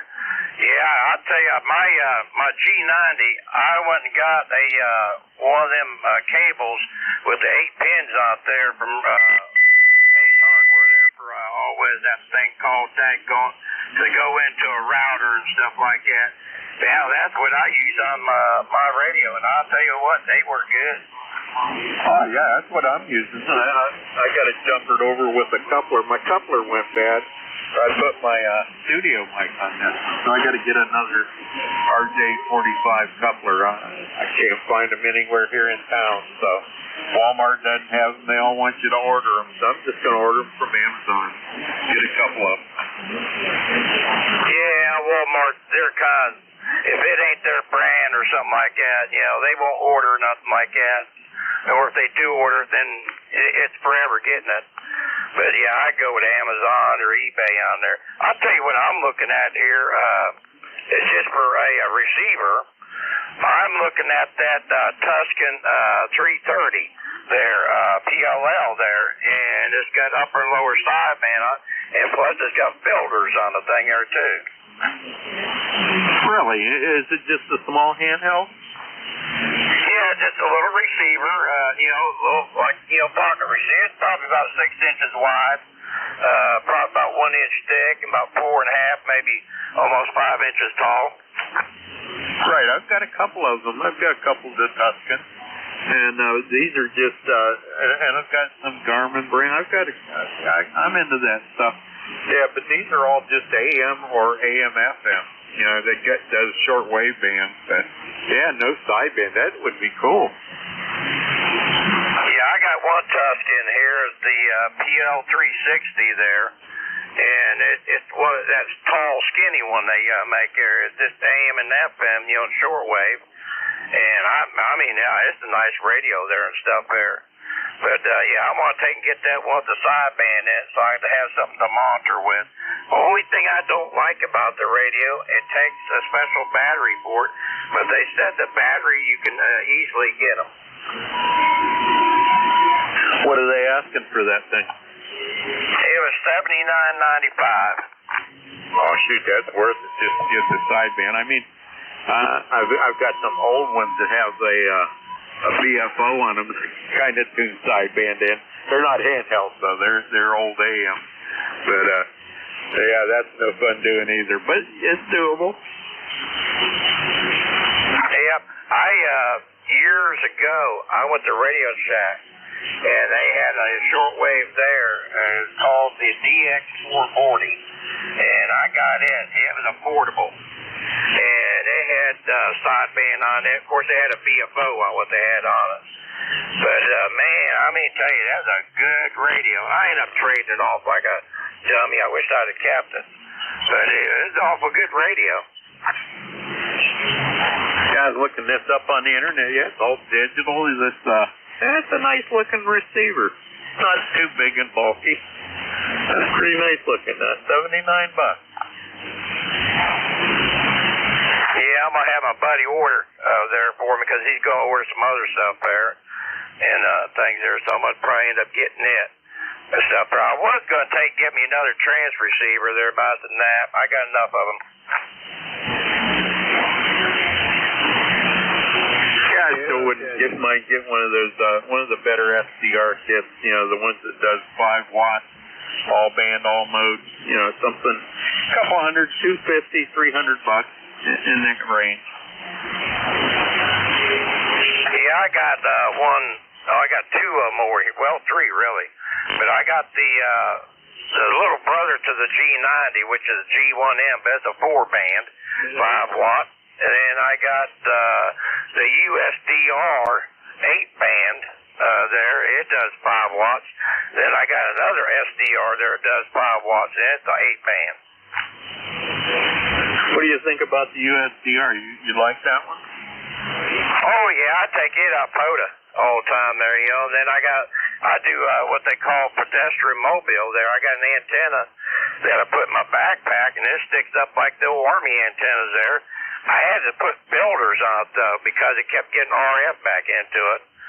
So I put filters on the antenna and stuff there and on the coax. It works great for that.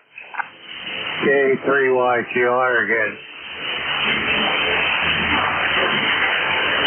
I think K3YCR is making a transmission, but he's really, really light to me now.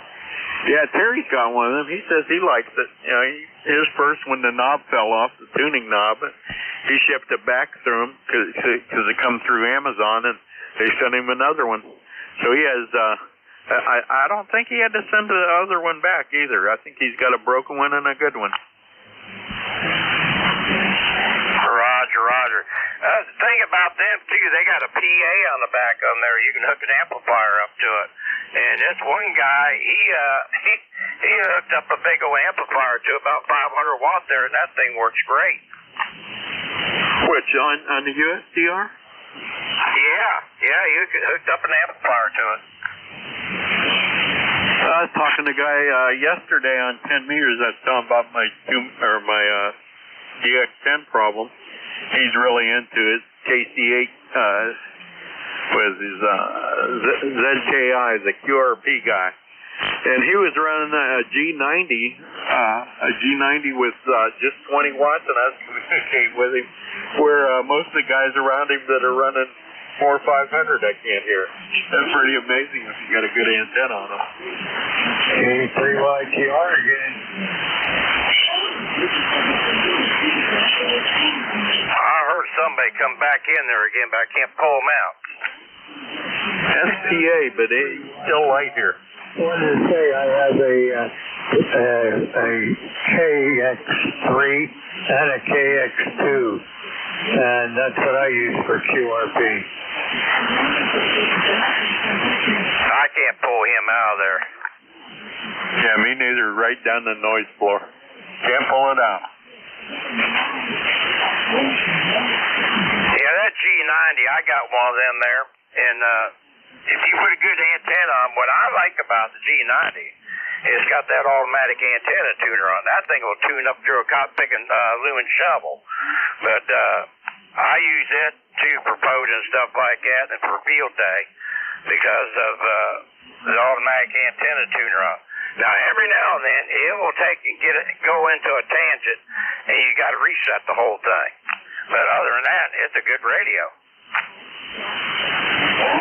Yeah, John likes his. He's got just some sort of simple piece of wire. It's a certain length of wire. I think it's like 41 feet or something like that he uses every time. He's just got a little push-up pole and it's end fed from the base and got a un in there. And no radials or nothing. He works the world with that thing. Roger. Did you ever hear of that thing called QRP Sunday? No, I never heard of that. Yeah, on Sundays there's a guy out there in Iowa out there, Kevin out there. You can look him up on the internet there, QRP Sunday. And he gets in there every Sunday, him and a guy from North Carolina. And they encourage everybody to run low wattage. I've got on there 1 watt and talked to him out there 1 watt. Yeah, I don't know how I can reduce my power to 1 watt, but I'd like to be able to do that. This thing is just taking the antenna and put it into the dummy load, tap off a little bit with an alligator clip to an antenna. It's got to be less than 5 watts. Roger. Yeah, he's in there every Sunday in there, and stuff there. And then plus, he does a lot of POTA and stuff like that. He got a lot of good ideas on antennas.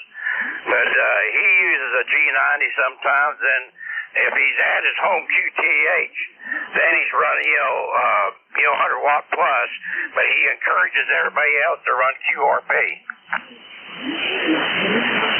Well, that's kind of neat. Everybody gets to see how it performs for them. Sometimes it surprises you, doesn't it? Yeah, the best thing about it, he does it live on YouTube, and you get to hear yourself coming back through YouTube. KAAYOR. That's what that guy does on Sony 188 or wherever it is there. He records. He's a old broadcast engineer, helps you set your audio up, and then plays you back on YouTube the next morning. I'm listening. KBUGB. And there's Terry, I think it was. Terry, can you hear me on this little itty bitty radio? Little bitty 8 radio is coming in here at S9 plus 5. Shoot, I'll take it, man. I'll take it. Yeah, DX10 finally just gave up the ghost last night, so called and talked to DX. They told me what I needed to do. It's going to get shipped to that other country for repair. What does that call it? California? Oh, yeah. What? Yeah, that's right. They fix them in Calabugie. They have E3 NEJ. Hello, Terry. How am I coming up there to you? You're coming up here pretty good. I can read you, but not real strong, though. Roger. I was telling Ed there, I put up another antenna. I put me up 150 foot end bed up there, folded back, using a 1-to-9 billion out there. Well, it's making it in here at an S7, but my ground can't even talk yet. My noise floor is about 6. Roger. Terry, I almost done myself in Wednesday. Oh. I was out there messing with the dog out there, and I slipped on ice, fell backwards, busted my head on the concrete, and give myself whiplash. Of course, I've had neck injuries before. My neck broke one time before, and now I re-injured some old injuries, I think. I got to go in the 14th, and they're going to see what they're going to have to do to get me straightened out. But I am in so much pain right now, it's not funny. Well, if you have to hang you by your feet and put a come-along around your neck, what do you think, Ed?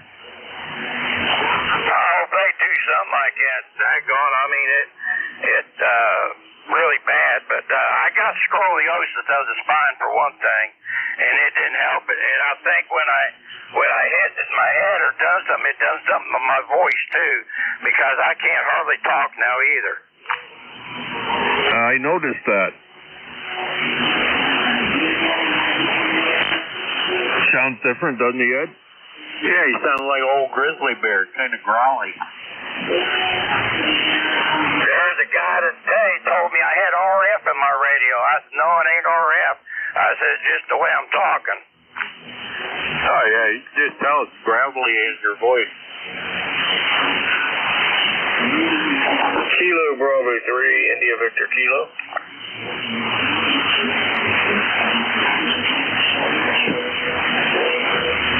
Kilo Bravo 3, India Victor Kilo. Go ahead. KA8YOR. Good afternoon. Name here is Steve, Sierra Tango Echo Victor Echo. I heard you guys in there, and I'm running 10 watts myself. I heard a gentleman talking about someone encouraging people to run low power. So I just wanted to see how it sounded to you guys. Sounding pretty good there, Steve. What are you running? This is one of the Yaesu 891s. I just had it turned down from the other day when I was using it, and just wondering, I'm located in southwestern Pennsylvania and trying to figure out where you guys are located at.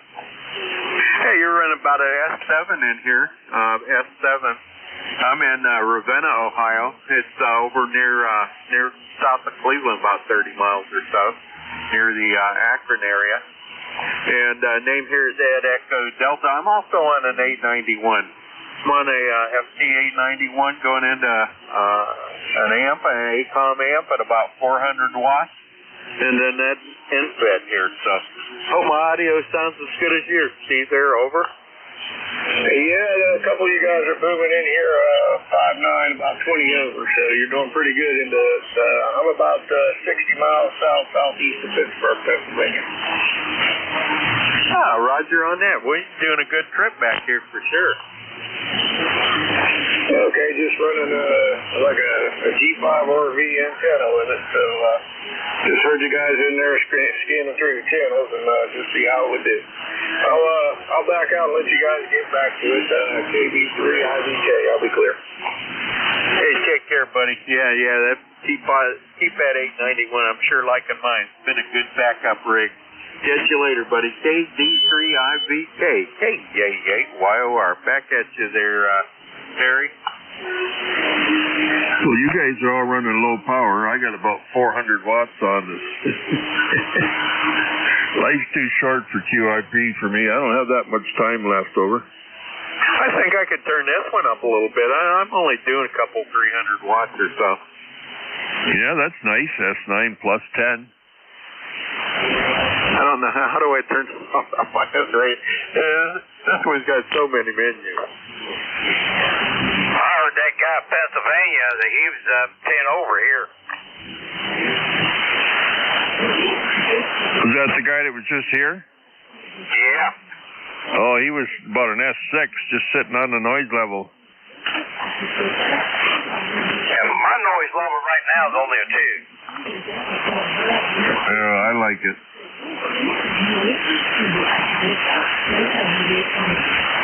I know the other day there when that solar flare hit there, geez, oh whiz, I had almost 20 over on the noise here.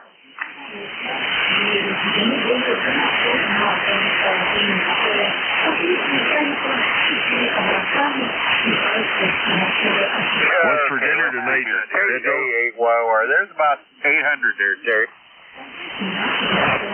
You have to do that again. I wasn't looking. VE3NEJ. Yeah, it's about double the power of what I was running there. Probably didn't show it up very much more, but yeah, it's about the limit of it. Actually, it went down a little. That must be the band there for sure. Let's see, let me reduce it as I'm talking. Yeah, I can do that. There's coming back down in drive, and there's back to 400. Yeah, that's peaking at S9 now. I guess that'll have to work till I get the DX10 back. Yeah, they said they'd create a shipping label, send it to me, and FedEx will pick it up, deliver it to California, they'll repair it, and send it back for free. Gotta like that. Yeah, well, you know, $1,500 rate, yeah, they should. There was a guy the other day I was talking to up there in 20 meters up there. I forget what rig he's got. I see he had a picture of it on his QRZ page. I said, good Lord Almighty, you got to go to college to work that thing. He get $5,800 for that radio. Gary, I got a buddy that bought one of those ICOMs that they only made a few of them. I think they made like 20 of them with all. It was $14,000, and he went to plug the power or the speaker into the back, and he stuck it into an external a power jack that had audio or something on it, and he blew out the audio section in that transceiver, and he'd only had it for about a week, and it took him a year to get it. You know, they had to build it special for him, but he shipped it back and had it back in 3 days. For that kind of money, that son of a gun better cook my dinner, wash my hind end, and I'll tell you that right now. Dude, the box for it alone, if you got to buy the box, if you lose the box, it was somewhere around close to $1,000. Just for the cardboard box. It's more like a crate, Terry. It's like cardboard, but more structural built. You know, like cellular, like cell foam in between the cardboard. Yeah, it's just like a tank. November 2, Lima Oscar. And they will not accept it in any other box. November 2, Lima Oscar. There's a November 2 Lima Oscar in there. Hey, I'm curious to know what the failure mode on the DX10 was. Now, what about the DX10? What was the failure mode? You're fading in out there, my friend. Try it again. What was the failure mode on the DX10? Ed, he wants to know what the failure was on the DX10. It got into a firmware lockup. It comes up firmware, put in new card, and if it has that symptom, and I guess all of them eventually will, or some of them eventually will. If it says firmware and it won't go anywhere else, and the only way you can reboot it is to reprogram the whole thing. Sometimes that'll bring it back for a few days, but yeah, it's firmware update failure. It locks up in that before you can even put the SD card in. It's locked. Okay, thank you very much for the information. I'll have to look that up. Thank you. Yeah, look it up on the internet. There's a whole bunch of people been having trouble with them for about 3 years now. Some do, but most are going to have problems from what they're saying. Basically, the DX10, the 710, and the 991.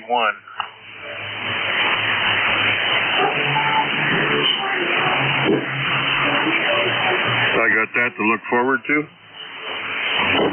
I guess they're actually being very willing to fix the problem. So that's the cool thing. They don't have to recall all of them.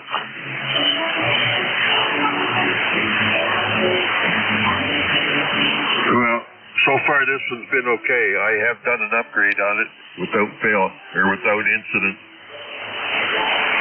I have before too, and also I have turned radios into bricks with updates. So I'm not going to do it anymore.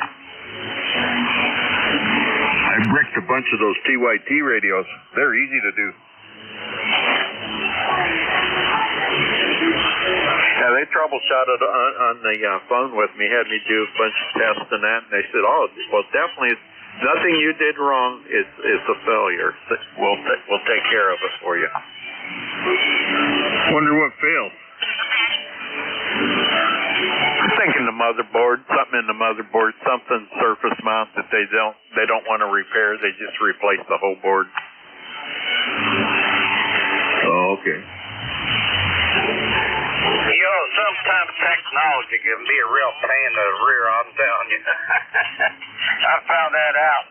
I got one of them TYTs there, quad band, Terry, and I didn't do the upgrade because I heard too many war stories out there. The only thing I've done is use the cables to put the frequencies in. Oh, that quad band, mine is the Yaesu 8900 or whatever it is. But these TYTs were the dual band 380s and a 9600. I bricked them. I got them back. And that was the strange part. I bricked them, and then I thought, well, okay, I put the wrong software in. I was able to put the right software in and get them back to life. Over. Roger. I'll tell tell you what I've done one time, and I said I'll not buy another one. I had an how's that thing? AIS 25 shortwave receiver, one of them little black boxes type there. And I just had it sitting on the table here. I didn't have it powered up or anything. And I was running some CW one evening there, and I kept hearing like a click every now and towards that radio over there. And I look over at it, there's nothing on it. So I went to use it the next day. Nothing would come on. Here I took it, burned out. There's some kind of switch in there. It burned out the chip in, the memory chip. Well, I was on 80 meters this morning talking to your buddy Dog there, Dog and Jimmy. I couldn't sleep. I know what to do. I'll go downstairs and listen to the Black Sheep. So, 80 meters. I don't need a tuner on 80 meters, and it was giving me some VSWR at the top end, but it wasn't enough to get the tuner to do an auto tune. So I bypassed the tuner, turned it off, and I operated because that antenna is flat end to end on 80 meters. It's great. So I'm going back on 40, and the tuner won't start up. Press the power button, nothing. Hold the power button, nothing. End up powering it down, taking the power DC off, and then bring it back up, and then it came back online. But I probably just hammered it with too much RF, I guess. I suppose. Was that on your vertical, your 80 meter vertical? Yeah. How does that work for you? It works like a bomb. Well, just like a Ringo Ranger. You know, those Ringo Rangers were the easiest thing to tune, and they worked like a bomb. This thing here works good, too. How tall is that antenna, Terry? 62 feet. How do you hold that thing? Does it got guide wires on, or is it self-standing? Oh, it's self-standing. It comes out of a 4-inch. There's a 4-inch stainless steel pipe, and that's the one that tips over to tilt it there to bring it up or whatever you want to do. And then it goes 2.5-inch by 1/4-inch wall for 20 feet, 2-inch for 1/4-inch wall for another 20 feet, and then 1.25 inches or 1.5 inches. It steps down 20 feet at a time. But I think after the 2-inch one, it goes to 3/16 wall. And yeah. Oh yeah. Bringing it up, it looks like a Volkswagen. Like a big arch. Huge arch. But when you stand it up, it goes up straight as an arrow. Over.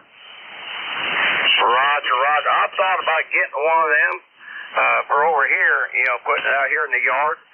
Now, does them have load coils on them in certain parts on it?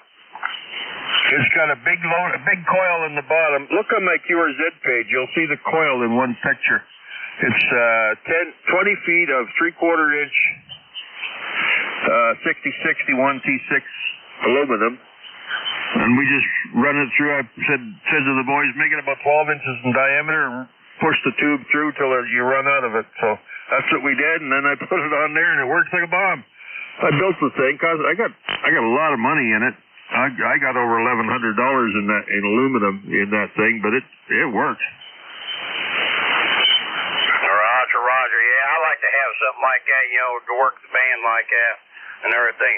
Did you hear me in there telling Ed about the shortwave radio that I'm going to get, just the receiver?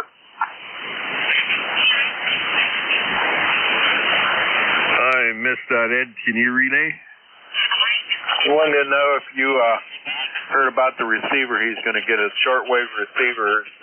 What is it, the Tuscan 330? Yeah. It's got upper and lower sideband receive on it. I don't know. No, I've never heard of that one. I got one of those, I don't even know what it's called, the 212 or 202 or something. Yeah, it's like $80 on Amazon. They have upper and lower sideband, which would be really cool on a little handheld. I mean, it's bigger than a handheld, 6 inches or so. Well, I got that one there that is the size of about 4 cigarette packs. Oh, the one you found. Cheaper than what I paid, and then I end up buying one for about $50. Yeah, it's about that size.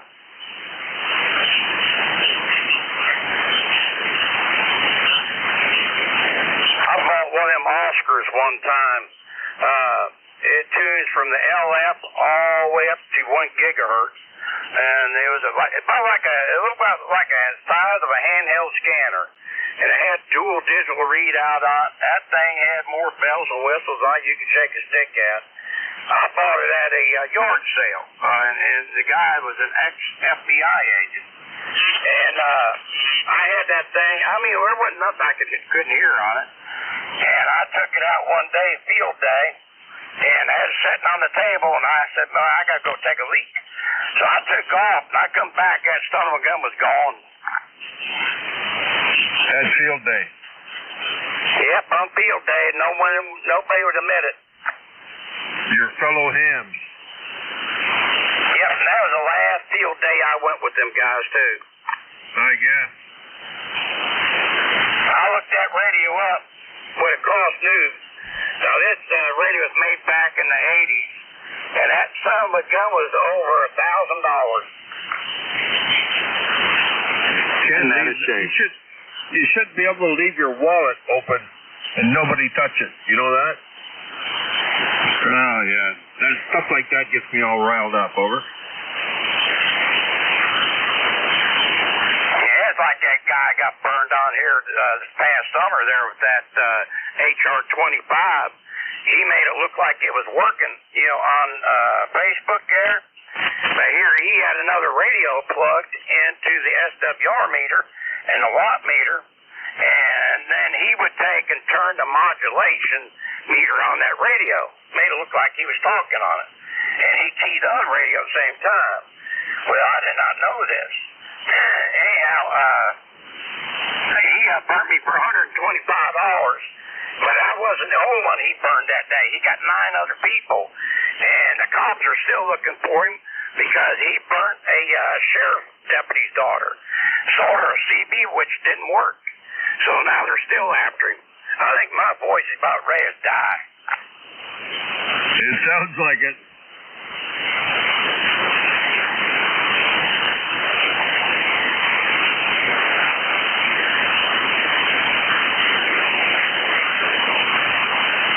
Hey, Eddie. There, yes, sir. You think this is worthwhile letting the guys know at LDG what happened to it? Probably.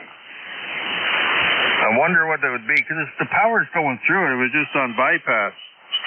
So something in there didn't like the ambient RF, but I'm shoving power through it now, and it stays lit.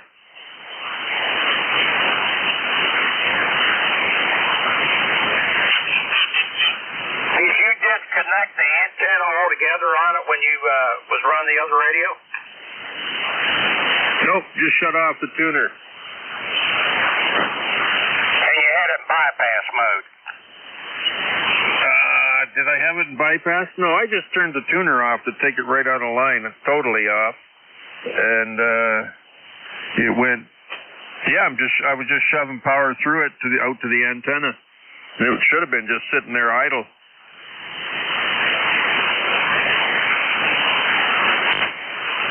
That's weird. I never see anything like that. Well, I'll tell you what I do here.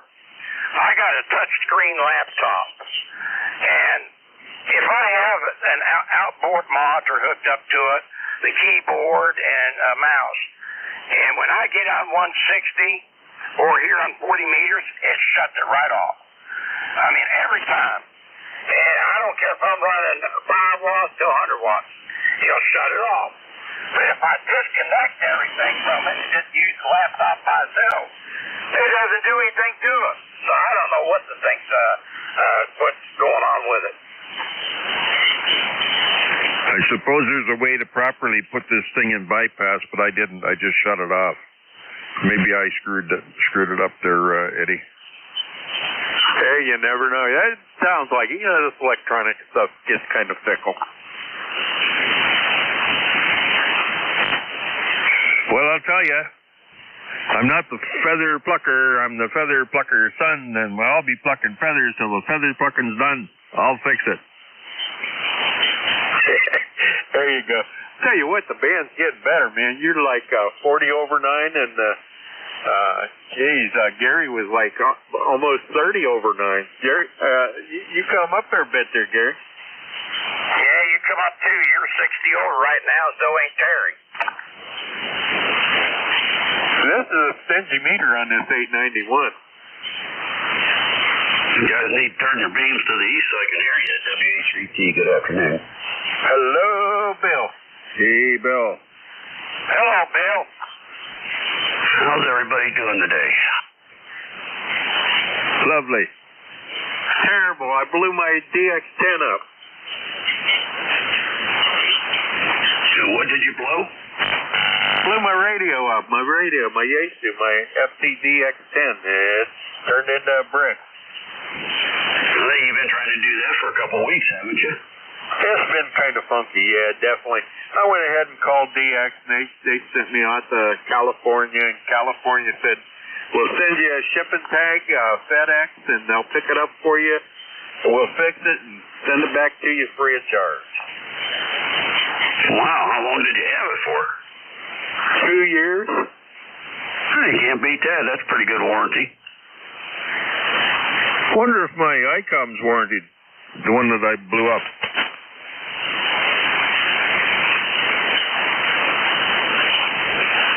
So I'm sure they'll cover it. $500-600. Take care of it there for you, Terry. And $600 buy me a new one. You know the ARRL got a warranty plan you guys can get, and it'll warranty any radio, and you can get them fixed through them. Hey, my ticket just came. They want me to ship it within 4 days after I reply.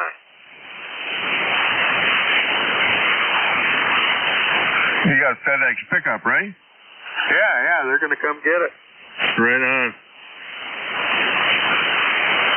But as soon as I respond, then I better have it boxed up because I got to do it within 4 days then, or the link goes bad. I got to print it out and put the label on the box. No, wait a minute. They're shipping at FedEx and you expect to get it back not broken? Hey, it's on them, you know. Have you tried to send even a letter or a bill by U.S. mail recently, Bill? They're on strike, you know, and things aren't going too good at the post office, delivery-wise.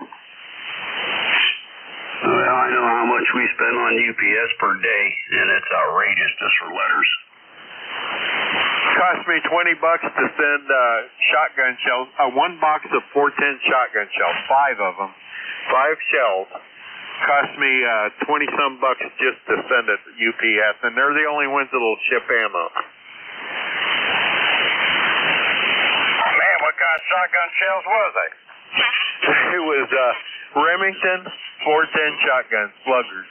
You can't get them right now. Actually, the guy ended up buying 3 boxes of them, so it ended up costing $60-some. You'll do like I do. I got a mold, make my own slugs.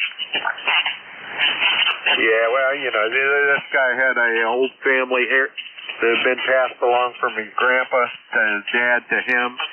And this third generation, it's an old single shot. He just didn't want to take a chance of just any kind of hand load. And he's even kind of concerned about shooting old Remington sluggers. And these are probably 10 years old I had. What kind of guns he got? Which brand? I think it was a Nitro or maybe a copy of a Long Boy, but it was in 410.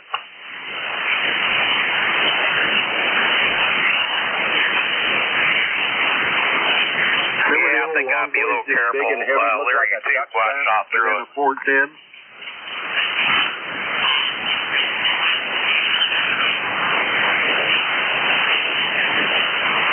I think that Toradol's starting to work. Cool. Well, you take care of that voice because it sounds like you're straining. Well, it's not hurting me none or anything like that. It comes and goes. But what I think I've done, and I talked to my doctor yesterday, and she says I could have damaged my voice box when I hit that hard. Well, I wouldn't doubt it. I hit so hard that I seen red for maybe about 2-3 minutes, and it felt like my nose is going to bleed. And I noticed I had a lot of wax, like water come out of my ears. And I told my doctor about it. She started checking real quick and everything, because she's afraid that I might have ruptured the sac around the brain and leaked some of that brain fluid out, because that's what goes down your spinal column. Yeah, it does. That's no good. Sounds like you could have killed yourself. Oh, I'm telling you, I hit hard. It happened so quick. I mean, bang, like that. It was over. I had that happen to me. It knocked me out. I mean, they came and transported me. You know, I fell backwards once going up the stairs. Stupid. Half drunk. Three empty cases of beer, and I turned around, looked behind me. Anyway, I fell over backwards. I hit the floor so hard it broke the tips off the temples on my glasses. Little tips behind your ear. Broke them off. Didn't hurt my head, but smashed my glasses. And Bill, you've never been drunk enough that you'd fall, did you, Bill? Not that I can remember. If it was on a soft place, huh?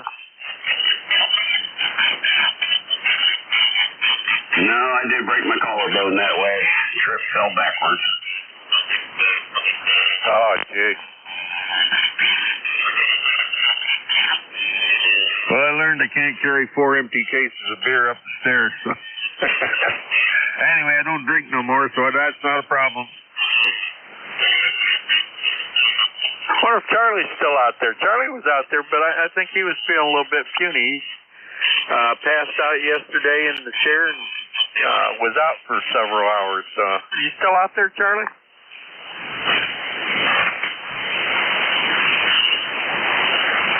He was just in here a little bit ago. Are you talking about these shortwave receivers there, Gary? My favorite one's my old Grundig. It's an old Grundig Econ. What do they call it? The Explorer model, I think, with the fake leather on it. Just a great little radio. Roger. I'll tell you the best shortwave radio I ever had. Of course, it was a boat anchor. I had a 1948 National 173, and I even had the books with it. Yeah, I've got a bunch of them out in the garage. I got several receivers out there I got to bring in here. I've got an S40 Halicrafters I need in here.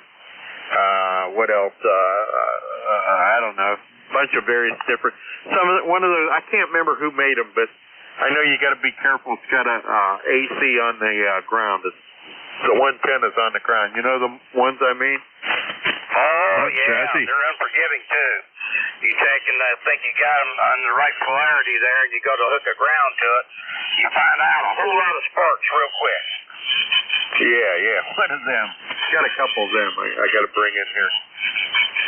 Is that what you would call a hot chassis? Yeah. They didn't have a transformer in there or something. I forget. But, yeah, the chassis hot on them. I'll be back in a bit. WH3T. All righty. Come on back. You know why I do them radios? I got 4 or 5 isolation transformers around here, and that's what I plug them into. I guess you could probably change out the plug-in, put a polarized on one side, so you couldn't do that. Yeah, and hope the guy wired your house done it right. Good point. That's why you use a meter.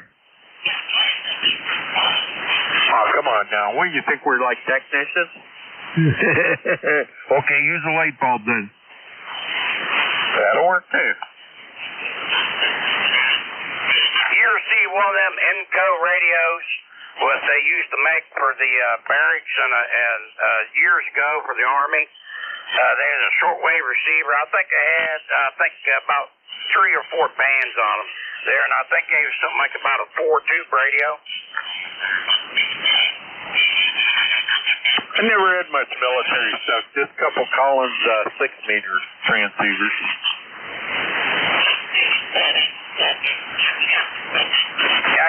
one of them little Encos there. It worked pretty good. It had the same problem. You had to polarize the plug on it.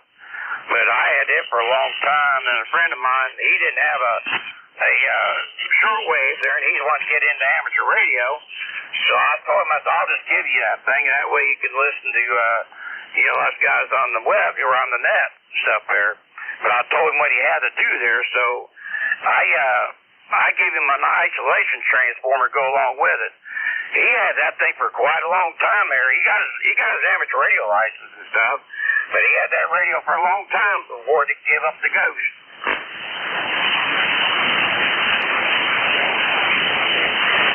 I had this one Collins receiver, man, it was great. It plugged in, somebody converted it over to AC, and it was done right. It had a polarized plug on. I think it was a Collins GR54 receiver, and that thing received everywhere, and it also transmitted on 6-meter AM, of all things. But yeah, it was an all-band receiver, mounted on a Jeep mount. And it was a shock-proof mount, and it was blast-proof. It had the 1-volt tubes in the thing. I've seen them. Do you have any of the one that's got the dynamotor in them? No, I did at one time, but no, not anymore. I always wanted to get something like a T60, what is it, T60, T160, whatever they are, those military transmitters, but just never ever had the money at the time to get them, and now Fair Radio's gone, so only ones you can buy are ones that people don't want to get rid of. Yeah, Hollowcrafter made some for the Army there, and had them dynamotors in there, and there was a transceiver there, and they had the small tubes in and stuff. I've had that thing for a long time, but I got tired of hooking up batteries to it and everything, so one day I figured I'm going to go get me a transformer there, that I can make a 24-volt power supply. So I done that, and I run it for a long time. I ended up selling the thing there, but it worked pretty good there. I made a lot of contacts on CW with it. Always wanted to get one of those ARC radios back when I had my novice ticket in '68, and convert one of those over to crystal controlled. They're about 15 watts or so. I got one here sitting over here in the closet. It's already been converted. Is it just the transmitter, or is it both? The receiver too? I got the receiver and the transmitter. Yeah, man, hang on to that thing. I was just going through all my crystals, and I've got several for CW in the CW portion of 40 and 80, and a whole bunch. I've got 7290, 7295, 3885, and 3880. So got 40 and 80 covered for all these old transmitters. Yeah, the best I can get out of that thing is 15 watts of what I can get out of it. And that's due to the crystal there. The crystals ain't that great out there, and it depends on what type and what brand of crystal you put in.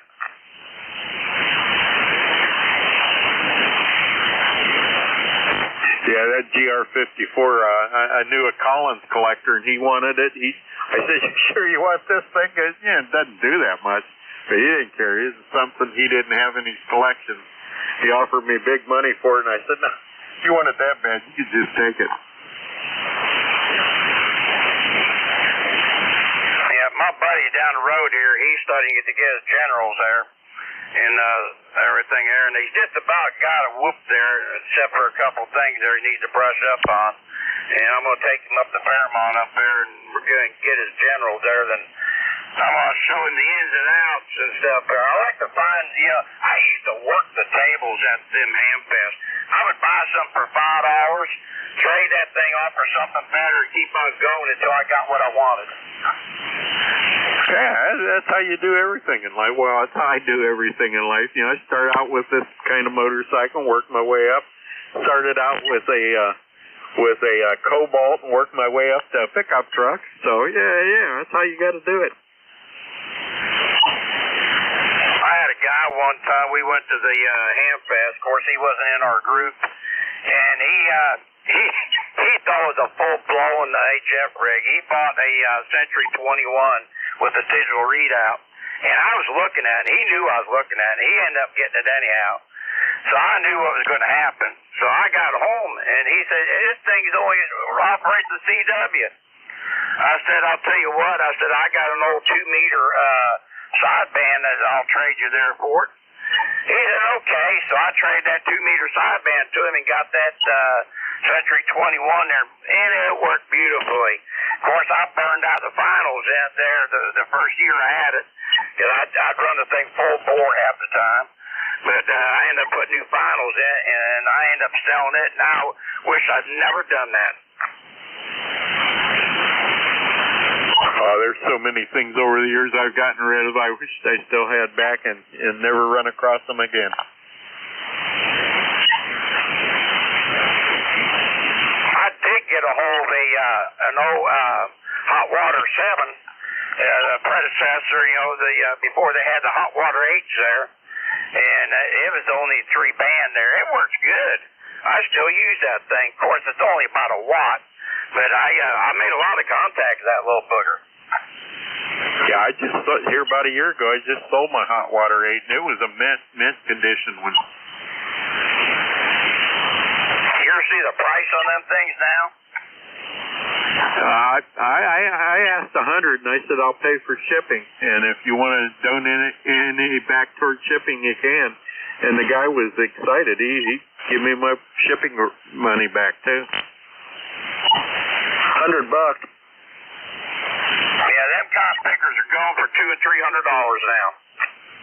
This guy is head of some QRP organization, and I see a lot of videos on TV and that about him on the internet, and I can't think of who it is right now. But anyway, that's who bought it. And he wants it for his own personal use for POTA. Roger. Now, I belong to that North American QRP CW club there, the NAQC there. And matter of fact, my number's 11646 on there, and I get on that club a lot. They ain't got a lot of good stuff to trade there. I go on there in their traders net. Yeah, that's the guy that runs that. That's who that is. He's head of that organization. Yeah, that's who ended up buying that from me. And I give him a good deal on it, I think, $100, Yeah, you did. he practically stole that radio. Hate to put it that way, but yeah, that thing's going high dollar now. Because here's the thing about it: a lot of people are starting to get into QRP, and there's a lot of good radios out there now, which before there wasn't. But now you got all this SDR radios out there. You can practically do anything you want with them. Set them up for what you want. Oh, yeah, definitely.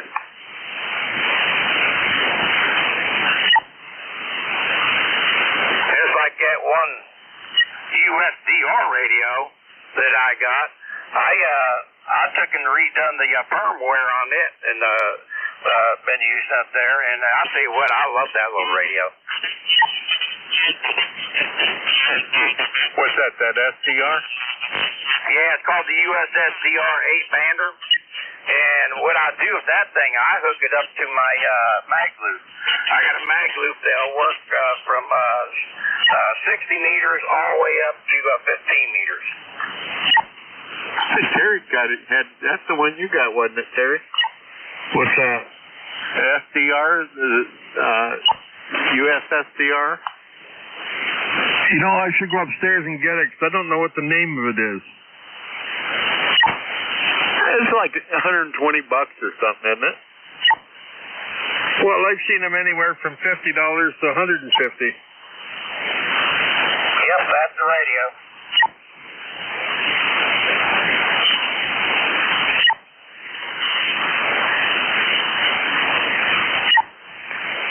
Oh, I keep hearing that propagation test signal coming across here. Is that what that is? Yeah, that thing's quick too. They got what it does. It bounces a signal around the world.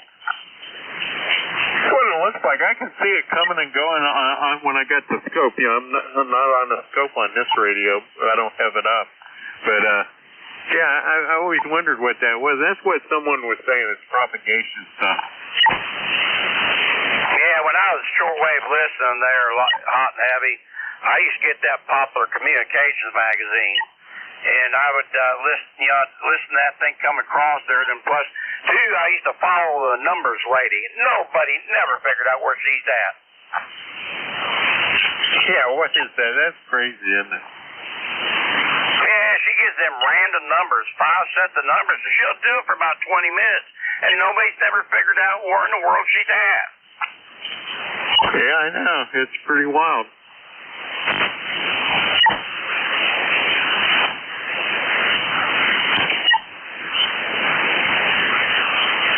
Done to this Kenwood here, TS440. I put a big old 110 volt fan on the back of this thing, and I let it run all the time, let it stay cool all the time.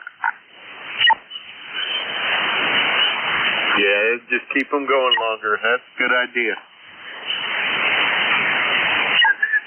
This makes about the second time I tripped my fan on my power supply.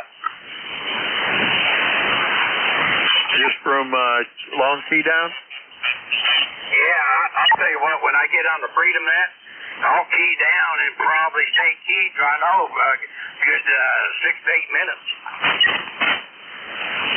Oh, we do that on AM, you know. It just seems to be the thing to do.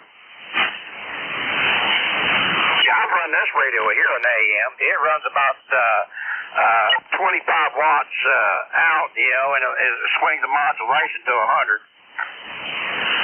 All my other rigs do about 25 watts, but this one I went into the menu and I was able to turn it up to 40. This one actually has 40 watts of carrier. Yeah, but I would turn it back down, I'm telling you. They won't last very long if you stay keyed down on that much wattage. Oh, I don't care. Hey, $600. I guess I could spring for a second one. I'd hate to, though. It'd be pretty rough.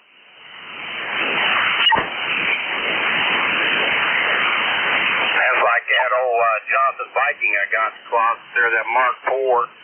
Then I got that holocrafter receiver there. Then I got that homebrew AM amp in there for it. It's got 8 13s in it. No kidding. Wow. I've seen that radio in action. I had it in action back there in the 80s where I lived out over the other trailer court there. And it would run the legal limit and just sit there lope along and stuff there. I tested it one time, and I had a friend of mine bring over a bird watt meter, and we had a dummy load there. And the dummy load that he had, they used at the regular radio station. It was a 10,000 watt dummy load. And I hooked that thing to it, and that thing was doing $5,000. Oh my goodness! You just peaked up over almost 30 over. Yeah, the band's getting longer then.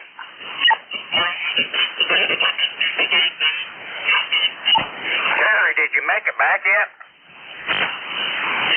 Boy, I'm still here. Well, I thought you were going back up there after that radio. Oh, yeah, well, I think next time down, because I got to put my knee pads on and go up on my hands and knees. I still don't have my legs. Yep, that's the way to do it. I wouldn't trust hopping on one foot there. I tried that one time when I had my leg all busted up and everything. I figured, well, I'll just hop on one leg here. Yeah, I ended up messing myself up almost worse than I was. Well, I'm afraid if I do some hopping, just the way my ankle was put together when I broke it, that I will break it again if I start hopping on it. Yeah, you don't want to do that. No, because I think what they will do is look at it and say, hip amputation here too, and I don't want 2 prosthetics. Yeah, I don't think I have one here. Do you got a scooter there, a 3-wheel scooter? I got an electric one at work. I don't think I'd want to bring it home because it's filthy dirty. with carbon black dust. I do have a knee scooter that I get around in the house with. That's what a friend of mine had. She had to have her foot amputated there, and she went and got her one of them knee scooters. Then I think it's about 8, maybe almost 11 months later, she had a prosthetic made there. She's been getting along pretty good. She's been with it for about 6 years now. Well, it's 6. I think it's about 6 months since I had my foot amputated. Then I got to get my prosthetic. I got to wear for 6 to 8 months before they make the permanent one. So yeah, that's about right time frame. And I'm hoping I'll be doing okay with it over. You're out here, boy. I'll tell you what, you get mobile again there, you'll be able to do a little bit more stuff there. Just can't climb no ladders. Oh, that's one of the goals. You be careful on them ladders like that. I told the nurse this morning, I said, you better watch out. I get my other leg going here, and I said, I'm going to chase you down, and then look out. I'll give you a big, juicy kiss. I bet she smiled. Oh, she's all right. How old is she? 50? I think she's 55 this year. I've been with her for 6 years now, so I talked to her more than I've talked to my wife over in the last 5 years. Roger. Yeah, I'll tell you what, it's like me and my wife here. Yeah, we've never been apart for any length. Well, the only time we've been apart is when she was up there at UMP&C. Up there, she got bad lungs, a bad heart, and she's diabetic now. But anyhow, I almost lost her up there. She went code blue on us, and they had put oxygen on me because when I started crying, Betty, I couldn't get my breath. But they got her there in the intensive care, and they tried to prepare me what I was going to see. They didn't prepare me enough. She had more hoses and wires coming out of her than I could ever see.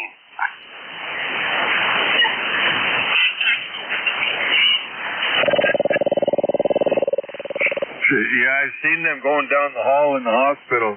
All 4 corners got something hanging from them, and tubes and machines underneath, and wow. You think this guy's right, portable life support going up and down the hall. It'd be a nice contract to have the battery contract for a hospital, eh, Ed? Yeah, I don't know, man. It'd be a pretty rough job. I don't think I like working in a hospital. Not even changing batteries in test equipment? No, I had a buddy that was into that. That's what he went into. It's big money, but yeah, not me. You gotta be out in the weather, you know? Yep, me too. You and I found out here a while back, and I didn't, well, it's been probably about 20 years ago I found out about it. These guys that test, the avionics and these planes and stuff, at the airports and everything, every 4 years, they trash can that test equipment. And if you get up there in time, you can get it. They'll give it to you. And I found out, too, the same way at the hospitals. Their test equipment, they trash can them after 3 or 4 years. And you can get that stuff free of charge. Just what I need is a defibrillator and a heart monitor. Yeah, there you go. No, I mean, the test equipment, they test the heart monitors and all that stuff with. Like the voltmeters, oscilloscopes and stuff like that. They trash can that stuff after 3 or 4 years and get new stuff. They don't trust them. Well, that's good to know. At least you know that the stuff hooked up to you is accurate.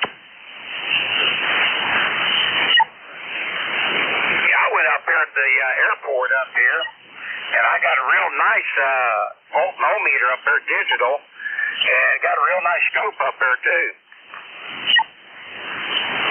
Well, I got a box here that's maybe a foot deep, 2 foot wide, 3 foot long. And it is full of fluke test equipment, clip-on ammeters, voltometers, high pot testers, ultrasonic sensors, multimeters galore, meggers, high voltage meggers, and 2 kV meggers. It's heavy enough to have a hard time lifting it. It's probably worth $20,000 worth of test equipment. What do you use a megger for ground? Yeah. Nobody knows what a megger is. Well, what else do you call? Well, that was the original guys. That was a manufacturer, right? Leeds and Northrop manufactured that in England, and then it became Megger. I've got the crank-up ones, and then I've got battery-powered ones from Fluke. Yeah, I think the ones we had were Fluke. That's what they set the tower up with. You know, they made sure it measured what it needed to. Well, I use it for checking for wet cables and insulation breakdown. I got one of them, the Flukes will do a test called a DAR, dielectric absorption ratio, which you use on parallel cables. And what's the other one? I can't remember what the other one's called. It's used for measuring cable breakdown and cable capacitance. Yeah, they was using ours just to measure the ground from the tower to the ground system because they poured in a ton of tin cans and pop cans and steel and all kinds of junk before they laid that tower down. It's a 500-some foot tower, so it's got to have one heck of a good ground. It's the highest point in that area, so it's lightning hits it all the time, and got to have a perfect ground there. When you're doing that, though, you use a milliometer, milliometer,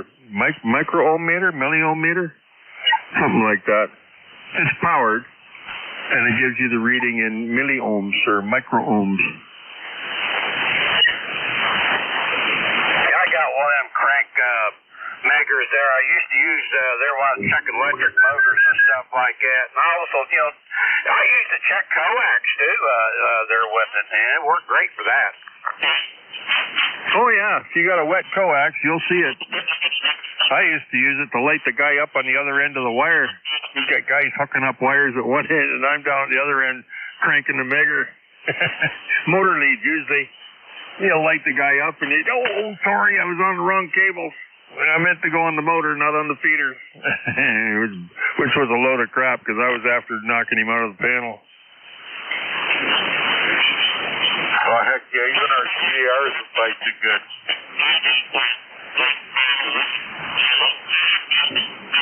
That's another meter I've got. It's the TDR for network cables and coaxial, like the old thin net, and Ethernet and stuff like that. Get you some time domain reflectometer, huh? Yes, sir.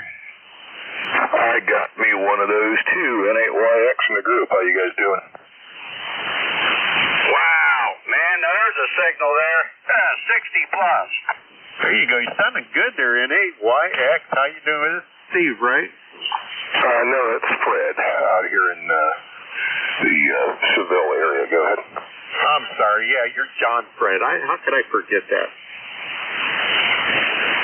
Yeah, now we're talking all kinds of technical geek speak and everything, and it's like, all right, I'm gravitating here. Yeah, man, you got a bodacious signal today. What you running? IC 718 into an inverted V at about, I'm thinking 50 feet. I gotta do some stuff with the legs on this antenna once it gets warm and dry enough that I can get out here and I feel like doing anything in the trees. I'm not messing with it. The cold. Heck with that noise.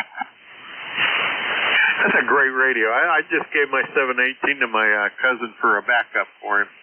Got the DX10, but I wanted to make sure he had something to back it up with. What kind of power you got, Fred? 100 watts, barefoot. I don't have any of the Big Shack air steers plumbed for 220 yet.